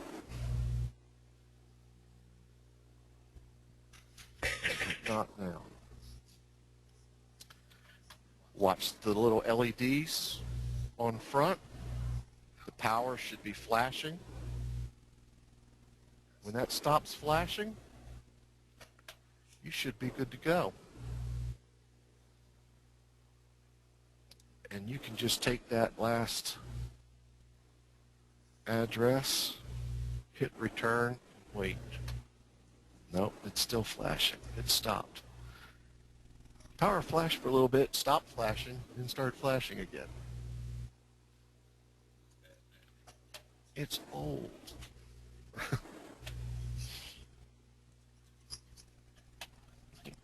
It's been burned so many times.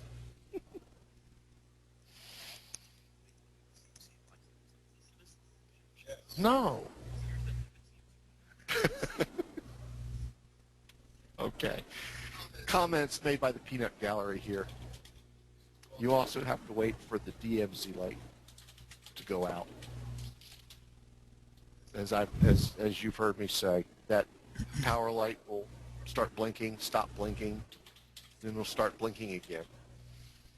Wait for that little light next to it, the little LED that says DMZ. Wait for that to go out.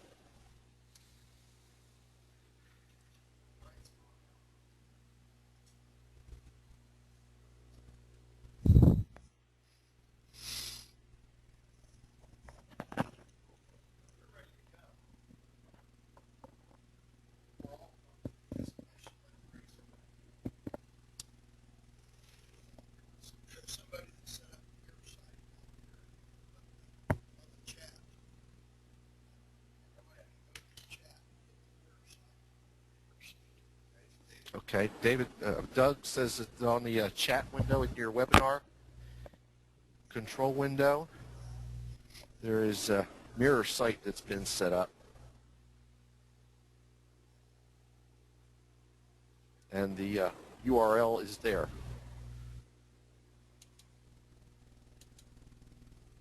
UCA, University of California.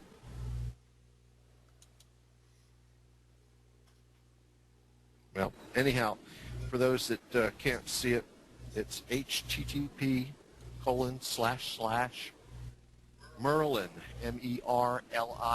is Nancy, Merlin like the magician, .uca, uniform Charlie Alpha, .edu, / here's the tricky part, tilde, little squiggly up near the escape key usually. So /twiddle, tilde, KEVINC, Kevin C. And he says that bandwidth is not an issue.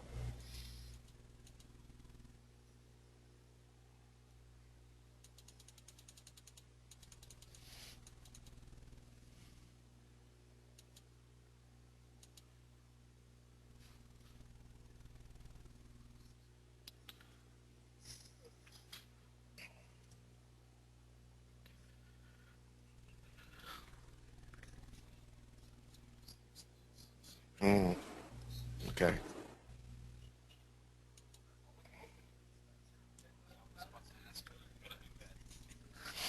Yeah. The reason I'm having problems, folks, is because I've got both a wireless connection going so that I can show you this stuff on the webinar, and then I also needed the hardwire line to actually do the work on my access point. So there's a little confusion as to what route I should be going to access the OSR status button. But you can hit that and see what's up. Another interesting feature is the Wi-Fi scan. Or am I going to have problems with that? No, there you go. That'll tell you what nodes that yours is seeing.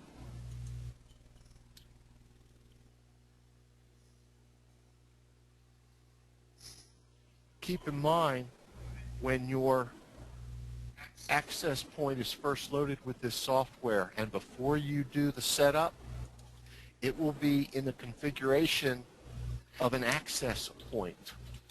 In other words, it will not be ad hoc.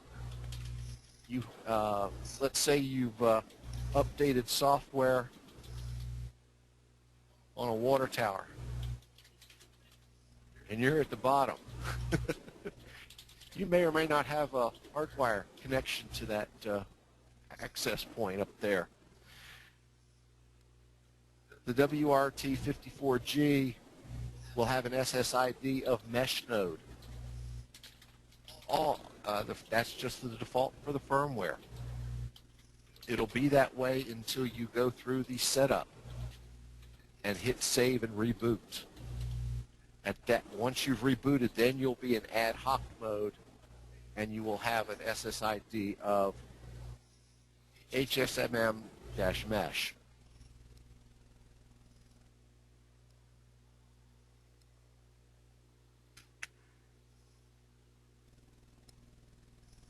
You can have this, here's auto, you can hit that and have this updated every, 10, 15 seconds? 5 seconds? It'll scan, do a scan. If you're really into it, get into, and actually log into your router. You can go through and see what this script does. It's really just taking a lot of the commands that are built in to this firmware to generate the information and produce a nice little HTML table.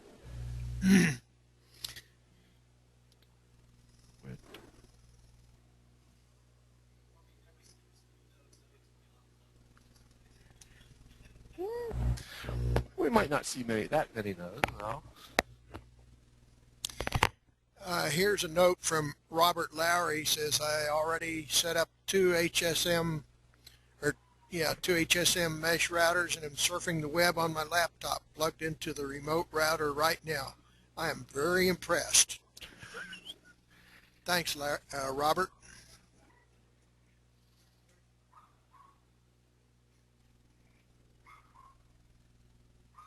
Any more questions?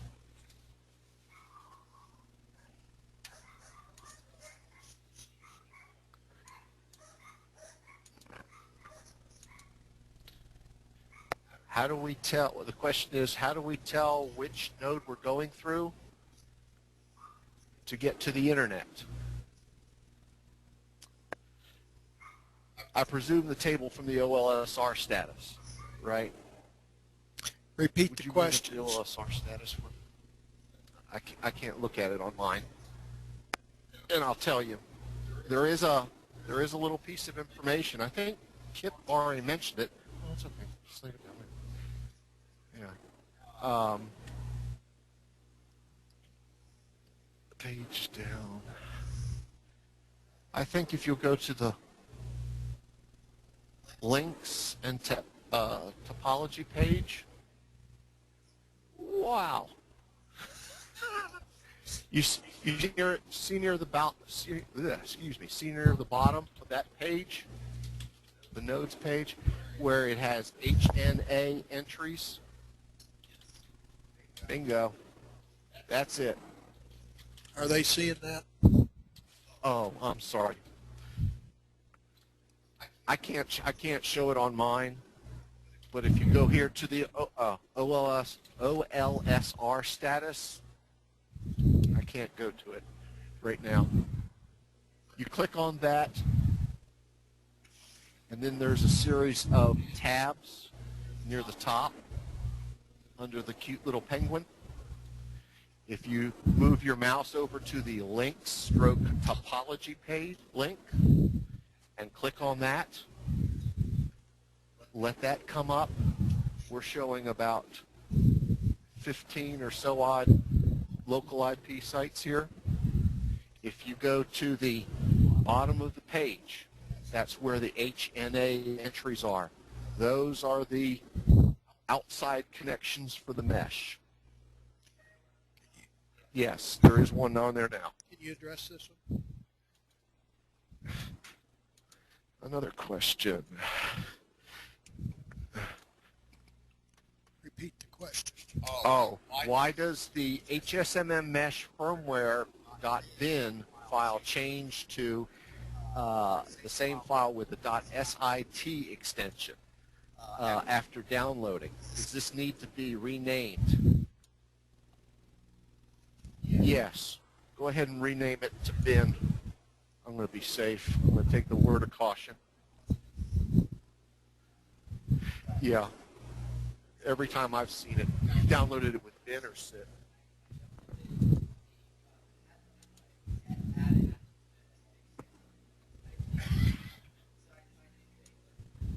Yeah. So when you download it, just after, if you get the choice to put a new file name, go ahead and go to the end of that name and change the SIT to BIN. Alternatively, wait till it downloads and then use your operating system commands or windowing mechanism to rename that file to .b with a .bin extension. Here's a question. Another question. I'm thinking that this could be useful in small areas where connectivity is an issue, like a hospital emergency where one router will not cover the area we need. Is there a problem with routers being too close to each other? I'm not aware of any. Not that I'm aware of. These things are really running little power that you're really not going to interfere too much with one. You know, it depends on what your definition of close by is. But, you know, if you're going to have them up on the same rooftop, they're not going to bother each other. They won't. Yeah, we've got 15 in this room at least. Oh, plus we've got a couple floating around here and there, so we're not really interfering too much with each other. Here. More questions. Can he please explain the difference between the various node types that are selectable on the basic setup screen? No. There are other setup possibilities. If you want to be part of a mesh, just use the default.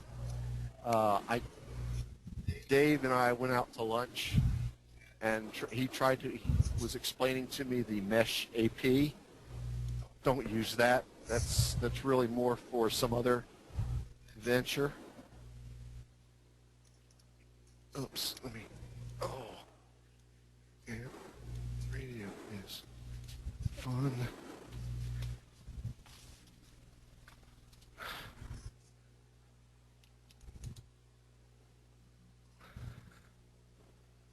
Yeah, the mesh node. There we go. Standard access point. Well, that's just going to act like it was before we did the setup and did the reset. Okay. The wireless client and the wireless wired router. Dave, I really can't address those, but those other node types, are any of those useful other than the mesh node? You know, like the wireless client, wired client.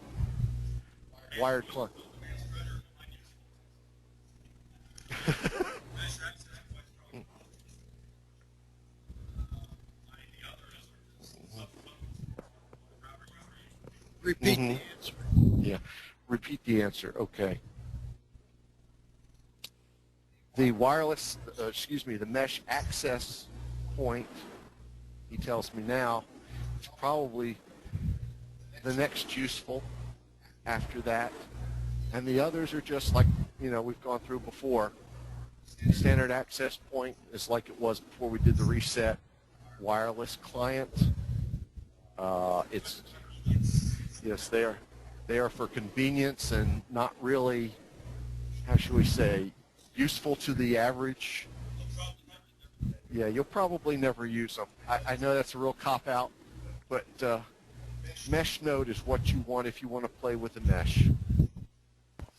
Here. Can you reach it? Yeah.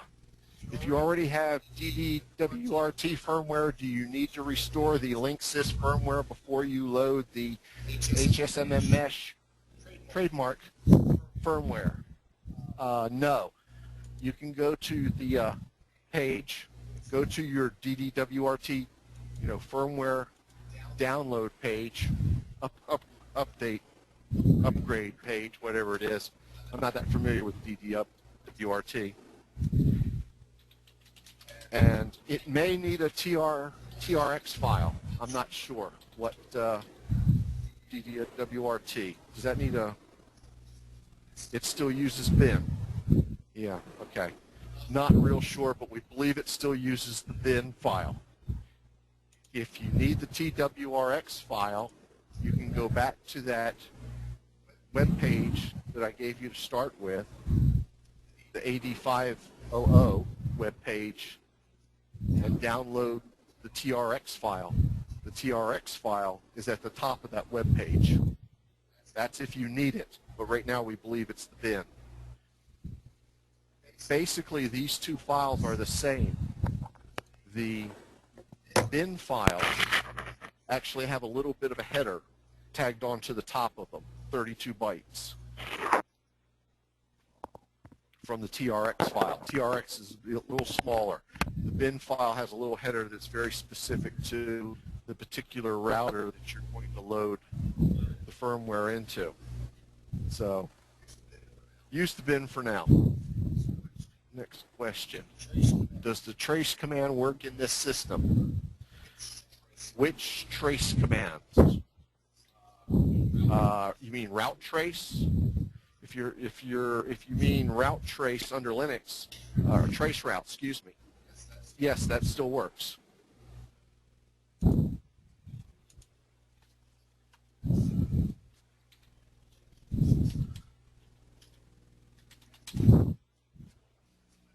Okay.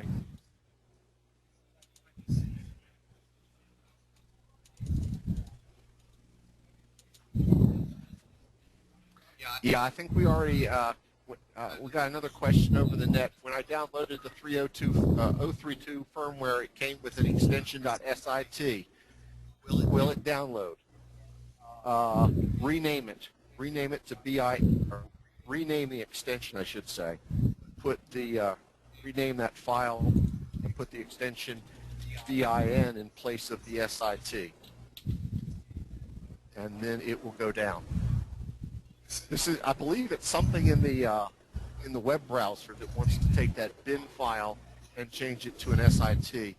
SITs are binary files for a Macintosh, and why that does that on Windows, I don't know. Yeah. Okay. Next question.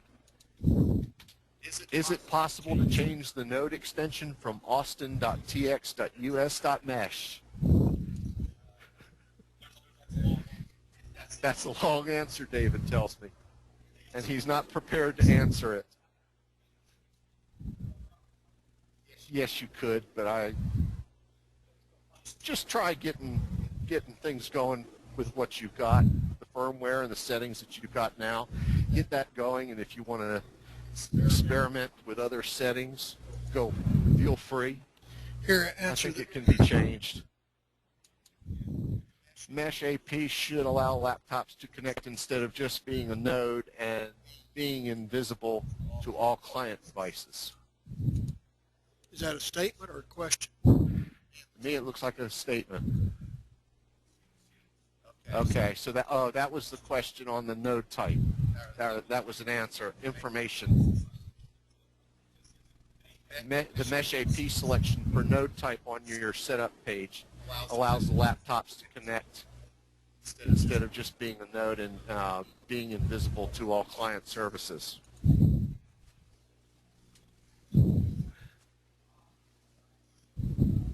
I installed the bin file directly over. Okay, another statement from one of our network folks is I've installed the .bin file directly over the DDWRT on my router with no problems. So there you go. Proof positive it works.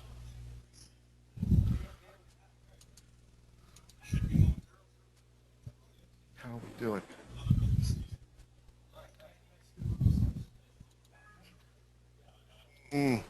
Oh, actually, I think Glenn would be good to answer this one, but the question is mesh usage in hospitals. HIPAA requires that patient information sent electronically be safeguarded from prying eyes. In this case, the hospital mesh network would need WPA encryption.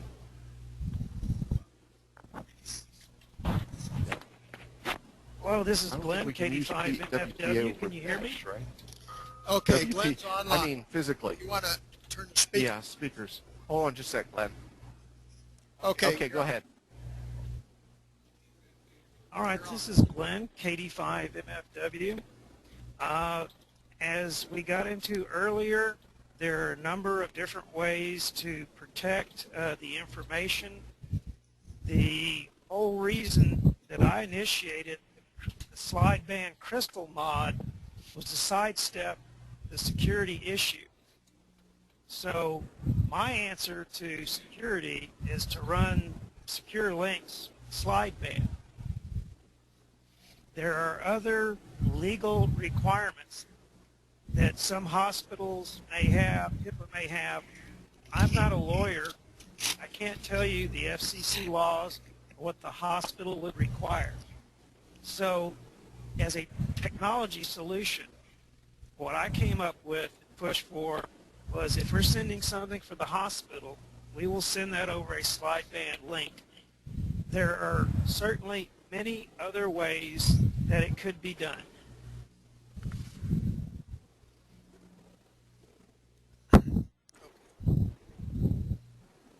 Okay, thanks, Glenn. Another question for that. I ruined... Kill the speaker. The speaker. Okay, another question from the net is, I ruined one router by trying to change the crystal. Would it be possible to send my routers to someone to change the crystals? I don't know. Somebody that can handle soldering in a crystal? Maybe one of your ham buddies? I really couldn't say. There's no business set up for that I'm aware of. This is Glenn. Am I still on? Glenn, go ahead. Wait, turn the speaker on again.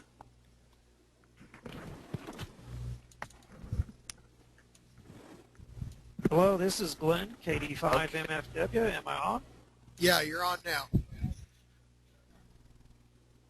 All right, this is Glenn Curry, KD5MFW.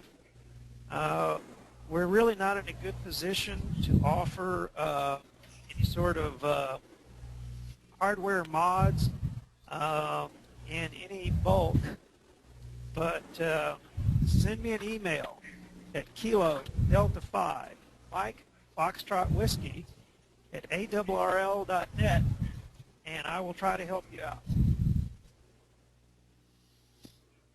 Kip? Yes.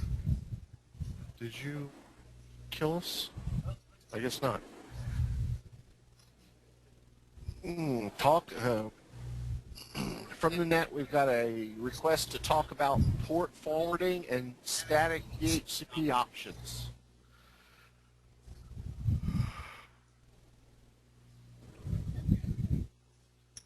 Good question. Port forwarding. My experience with that is it's actually going to have to go to a particular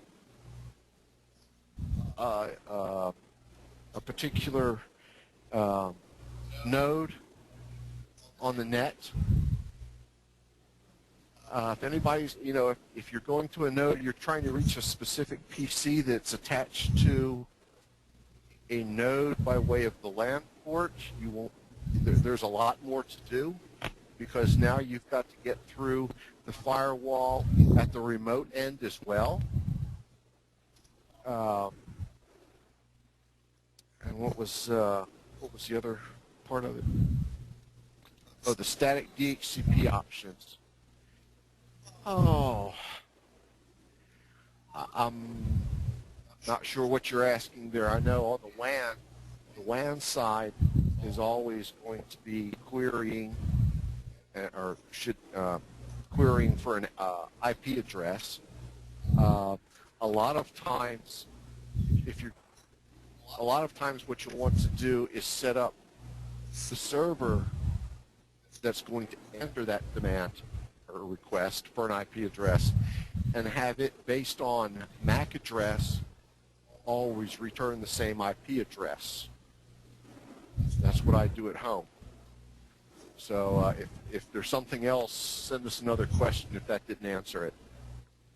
Next question. Port forwarding may be required for Echolink for use by an individual PC. Yes, I'm aware of that.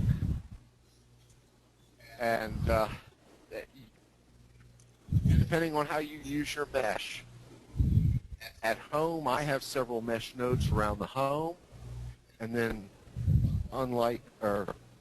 contrary to what David has talked about, don't do this. I connect my laptop right into the 10.0 or 10 network and work it that way. The place where I change, and oh, by the way, my laptop has a static IP address for that instance when I'm at home. Now, if you want to do port forwarding for Echolink, what you'll need to do, at least from one standpoint, is your access point that is providing your mesh with internet access. That's the place that you're going to need to do the port forwarding. Now, you can do it one of two ways, either what I'm doing and port forward at that point, from your main access point directly to your laptop or or machine, whatever, your PC, or you route it from that access point to the access point your PC is attached to, and then go to the port forwarding of that access point, or node, I should say, and let it do port forwarding to your specific PC that's attached to the LAN ports. It gets tricky, but I believe it can be done. Next question. Won't you have duplicate IPs with all these mesh nodes with the same DHCP pool on them? The DHCP pool on these routers is only for the LAN ports, and you only have 4 connections. Now, you could probably bring that out to another router, you could bring it out to a hub, but you're going to have about 250 connections if you really want to expand that out. That's how many addresses, about 200, 250 addresses that the DHCP server will spit out. So you can figure that. Now, are we having an IP conflict here on the wireless side? More than likely not. The IP address for the Wi-Fi side is based upon first the 10, and then the last 3 bytes, the last 3 sets of numbers, the 3 octets, are based upon the last 3 bytes of the hardware or the MAC address on the Wi-Fi card. It is possible, technically they're not supposed to have the same numbers. It's possible it could happen, but you can change that address. You can also use the setup screen here, as you see, to go and change that IP address. But you should not be having a conflict. It's possible, but very unlikely. Okay?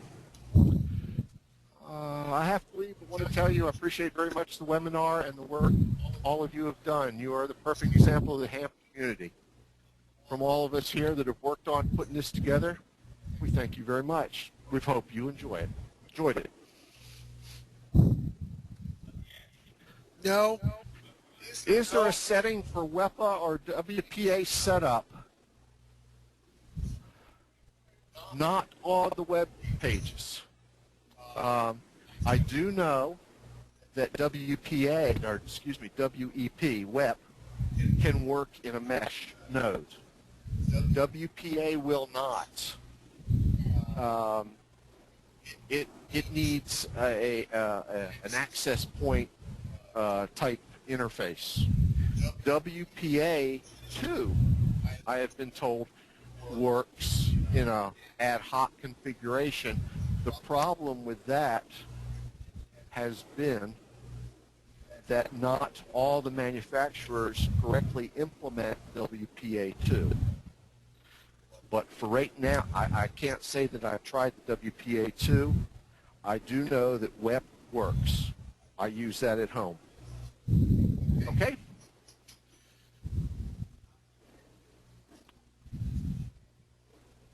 Okay, then would the user of one mesh node have the same IP as user of one of the other nodes? And how can they talk to each other across the mesh?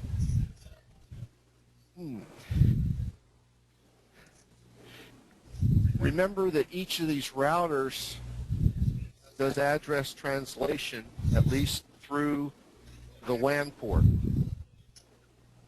Oh, let's see.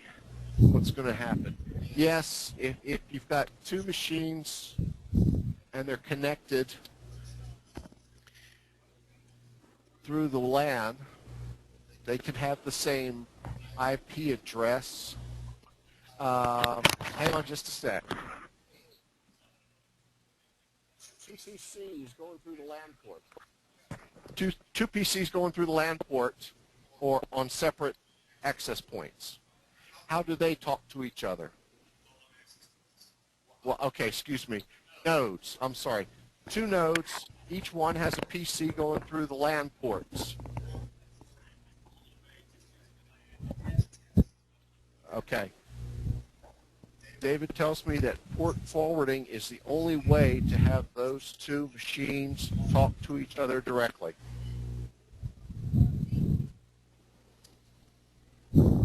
So you're going to have to go in there and start, figuring out what port you want to use for whatever, service you want to provide to each other.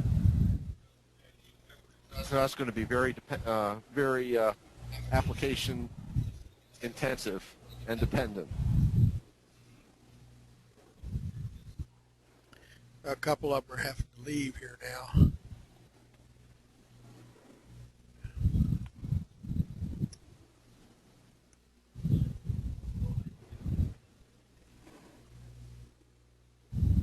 And for all the people out there that are sending in thanks and that have to leave and whatnot, we appreciate it.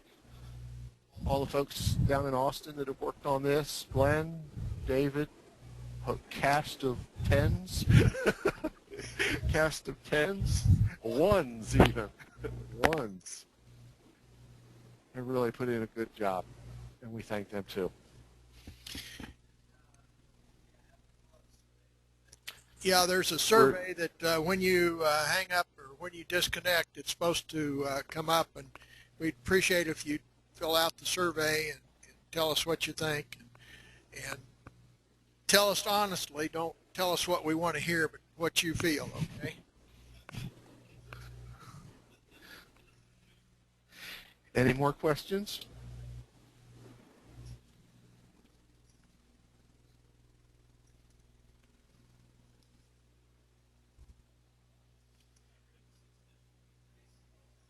Let's see, you need to show the specific application configuration settings by connecting a camera and then receiving that data on another node. Could you add this to your documentation? Ooh, this is where I think we're going to rely on your networking expertise to come in here.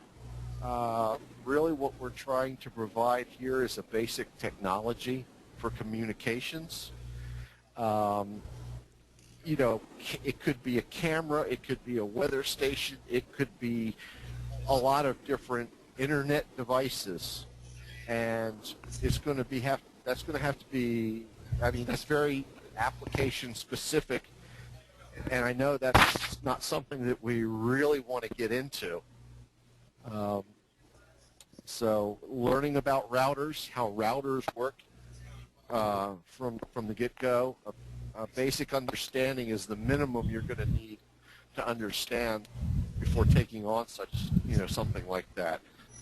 Love to put something like that in there, in the documentation, but there's too many ways to put it in, and more than likely we're not going to get the exact application you want.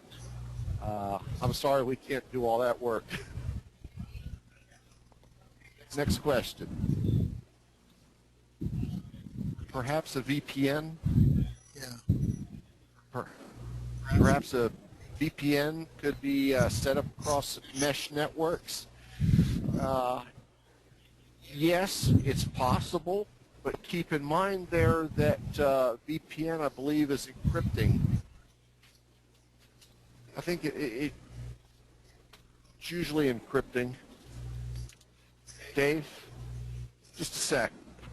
Dave, VPNs, are they encrypted? Well, by necessity, They typically are, but not by necessity. That might be just, one of those legal points you have to watch.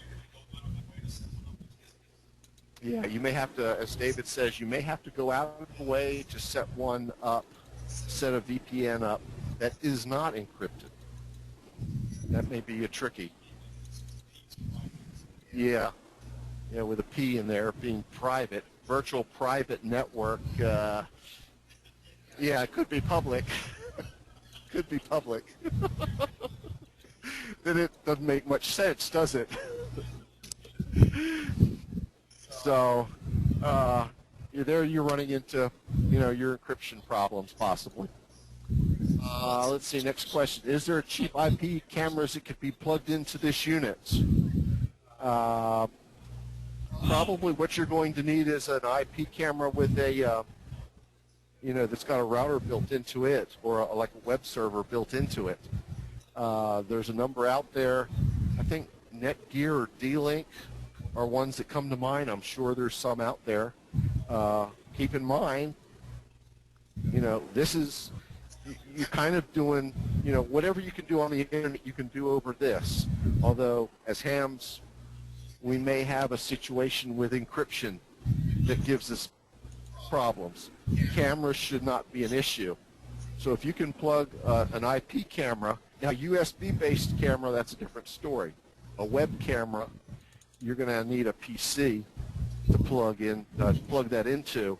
But if that PC's plugged into your mesh, it should just travel over the mesh just like anything else. Here's somebody says that using TrendNet IP cameras. Okay, TrendNet, there's another name. There's one of our people on the net says that he uses a TrendNet IP camera. So there's another brand that you can look up. Next question.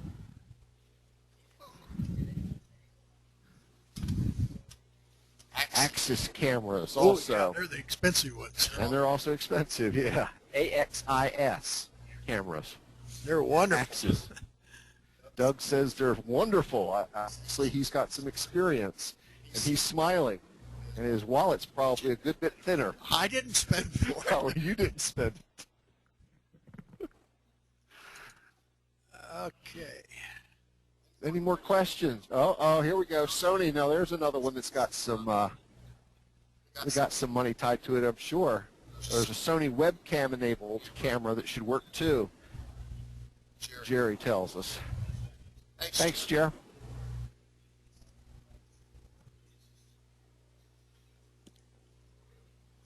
Anything else? Any more questions? I can hopefully mangle the answers for. Just a note on the road. There's a bug. OLSR, dying, and debugging is going to be difficult at best. So keep aware of OLSR status is probably not going to work. People that are at home looking at their nodes probably will work. I don't have Okay, I'll repeat it. I'll repeat it. I'll repeat it. Everybody else probably has. Okay, let me reiterate what David has just announced. There is a bug in OLSR where we're having problems here at the Lucas Fire Department probably because of all the nodes here in close proximity. For you at home that may have 1 or 2 or 4 nodes at your abode that you're experimenting with this software with, you probably will not see this issue. I know I have 4 nodes, and it's not a problem for me. So just bear that in mind. And we've got 16 in the room. So be careful if you're experimenting with that number of nodes. Next question. How does this software pervert the 50% speed hit when you run from one unit through another? Or prevent, excuse me. Not pervert. Yeah. How does this software prevent the 50% speed hit when you run from one unit to another? Yeah. I'm not sure what 50% speed hit you're talking about. Oh.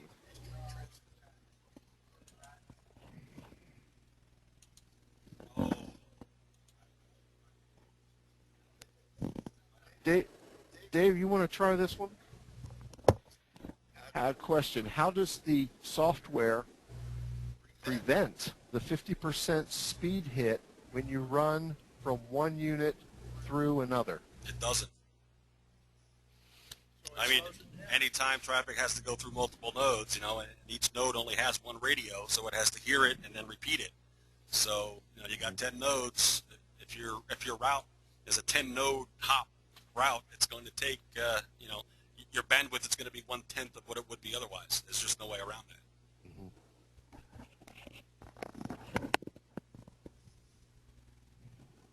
Next question.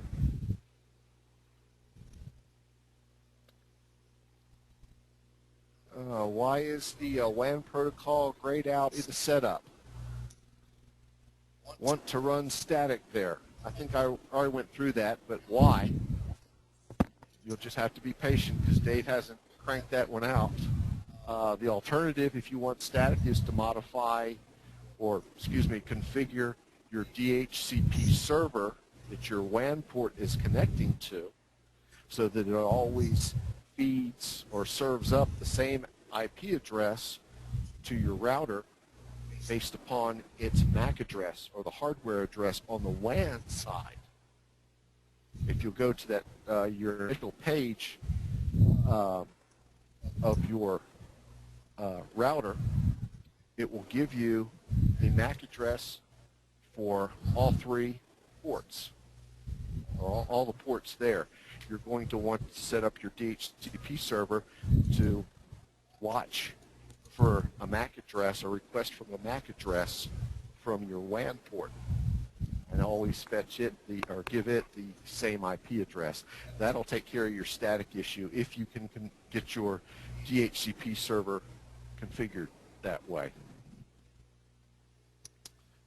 Explain the difference between node and AP.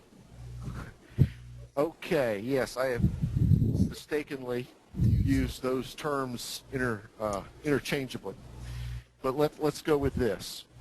A node is a little Linksys router here that does not have a connection on the WAN.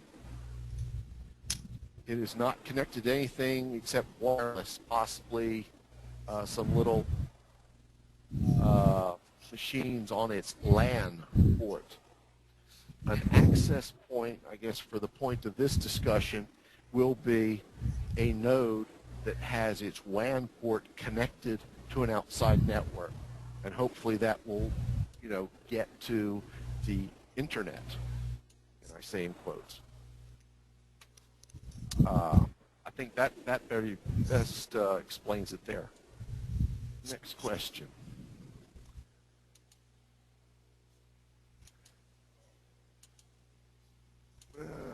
Connect to this. Yeah, this is for Dave.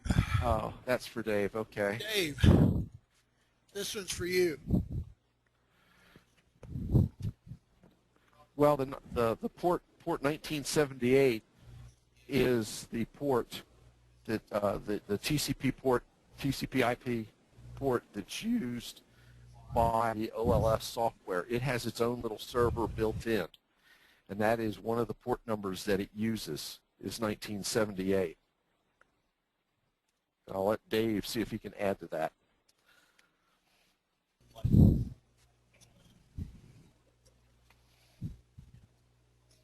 More of a statement.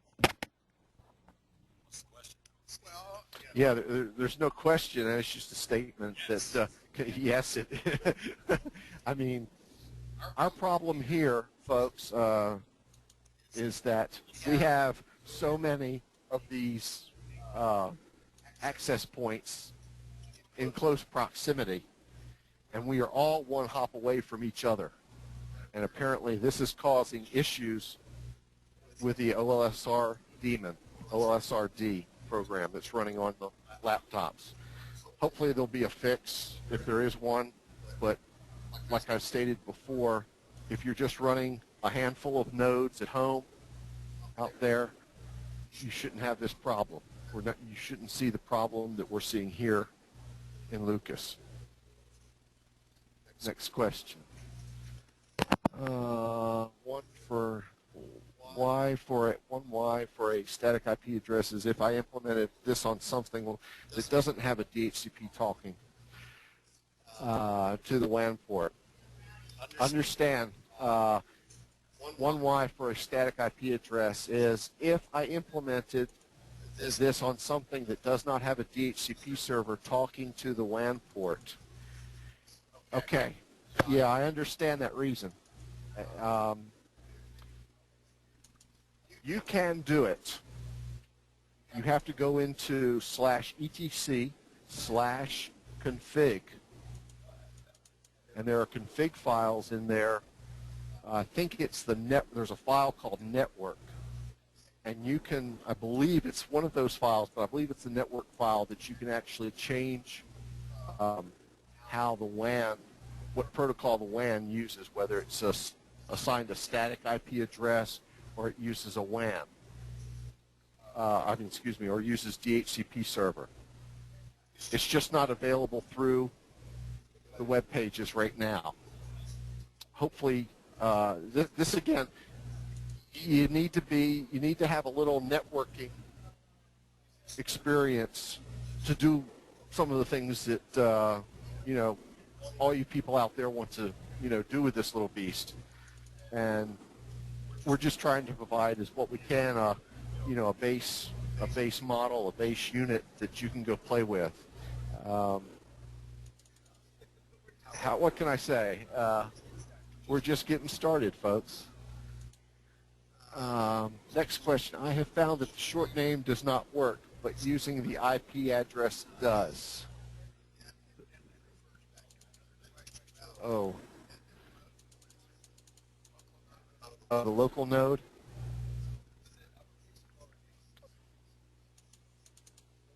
The short name.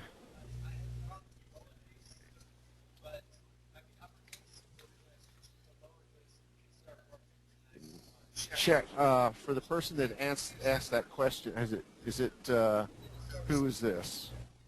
Who's it asked that question? Tom Oley. No, I'm sorry. Wrong person. Walter. Try typing the host name in all lowercase. See if that works for you. It actually is case sensitive. Next question. Further question on WAN. I have made it static and direct all 10.xxx traffic there. I can access that mesh node, but not another via Wi-Fi through that node. The idea is I want to use WAN to access the mesh, not the LAN. This is just a firewall routing issue or not possible. I'd say it was a routing issue. We want to learn how to do that, but right now, the answer, we just don't have it right now. But it is possible. It is a routing issue. And for those with more networking experience than I, you might be able to answer that. But right now, I believe that is a routing issue. It's on Kip's priority list.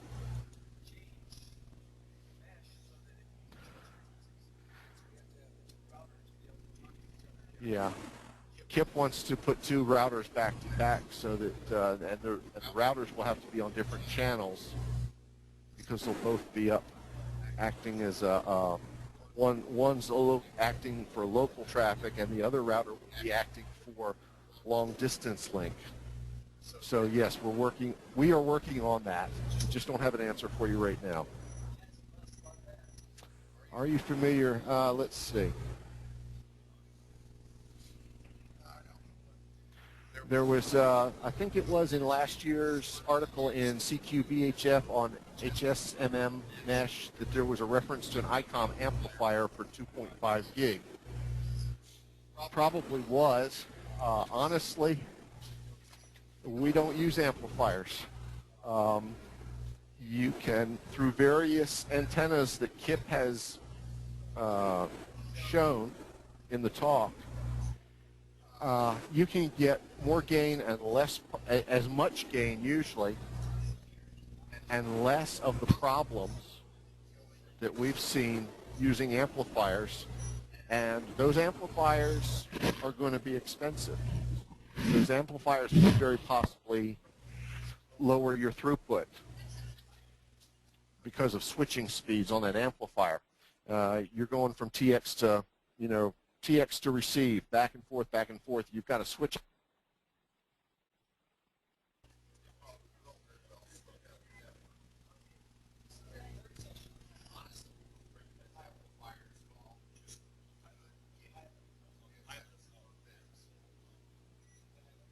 Next question. Reset password during setup will not let us back into the setup. Is there a way to reset the password?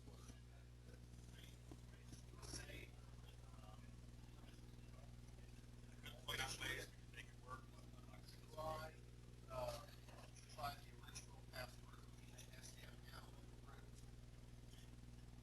And if that doesn't work, there is a way to reset this.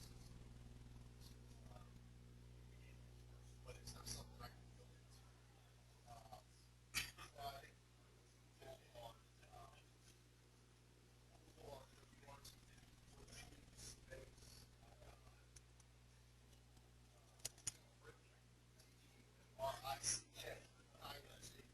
Is it a mesh node or access? Stock firmware or mesh? Have stock firmware or mesh? Yeah, that's a question. Yeah, I don't know. Just a question. Oh, it's from David is asking whether the person that asked that question. David is asking, was this for stock firmware or mesh firmware? Mesh, you've got a little script. I've got instructions on the way. Forgot the password on it. Okay.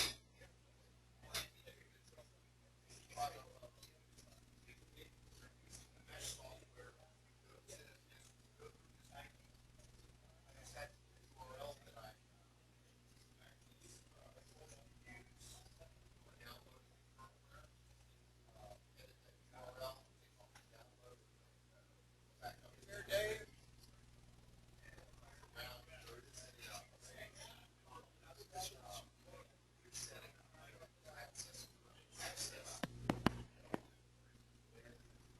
I can't answer that question. Because that's all I can say.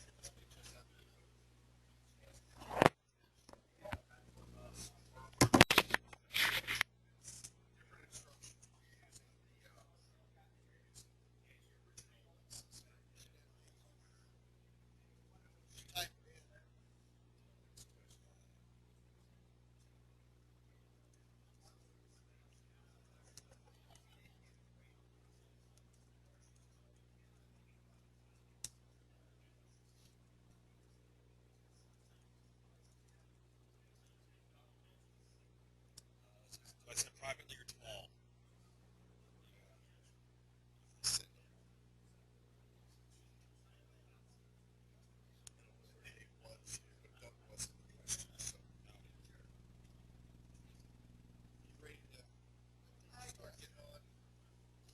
Usually it takes one more. We got one more question here. One more question.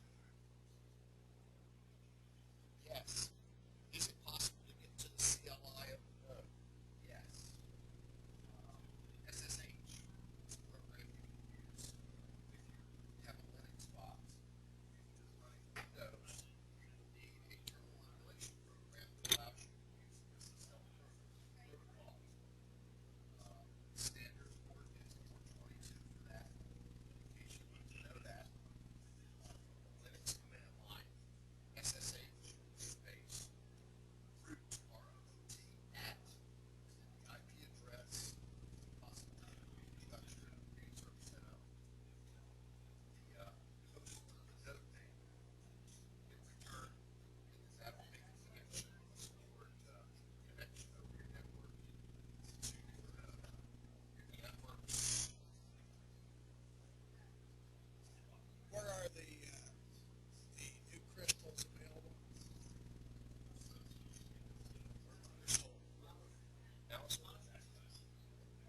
Crystals, the 19.6608 crystals are available from Mouser, M-O-U-S-E-R, Mouser, you pronounce it Mouser, but Mouser.com, and they don't have a minimum order, and there's one here in Mansfield, Texas, so if you're in the DFW area, you can have it sent by regular USPS, we'll get there next day, should.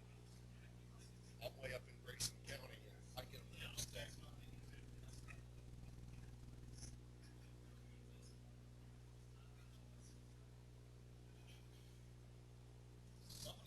While you are all still together, you might try turning down the gain, well, the transmit power on the 16 mesh routers to see if the OLSR stabilizes. That's an issue. Well, gain, I'd say transmit power, because we're all running under.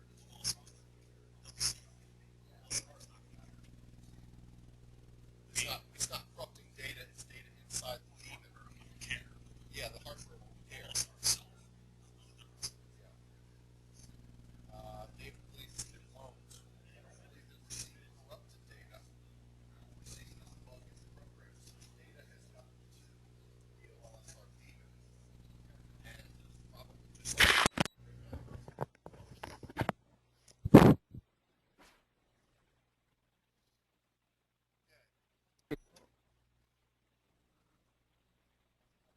Okay. Somehow you were, Somebody doesn't like me. yeah. I think I accidentally turned you off. Sorry, guys. We accidentally turned Rusty off here a minute ago.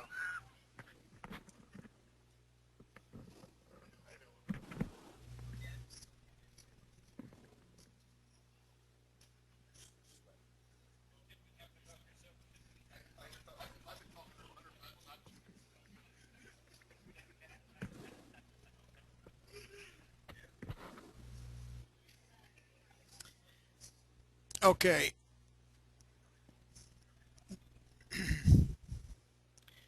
Okay, they didn't get the resource for the crystal. The crystal is available from Mouser Electronics. Mouser.com. Okay, you want to go for one last shot? You're on. Okay, are you going to pull up my screen or not?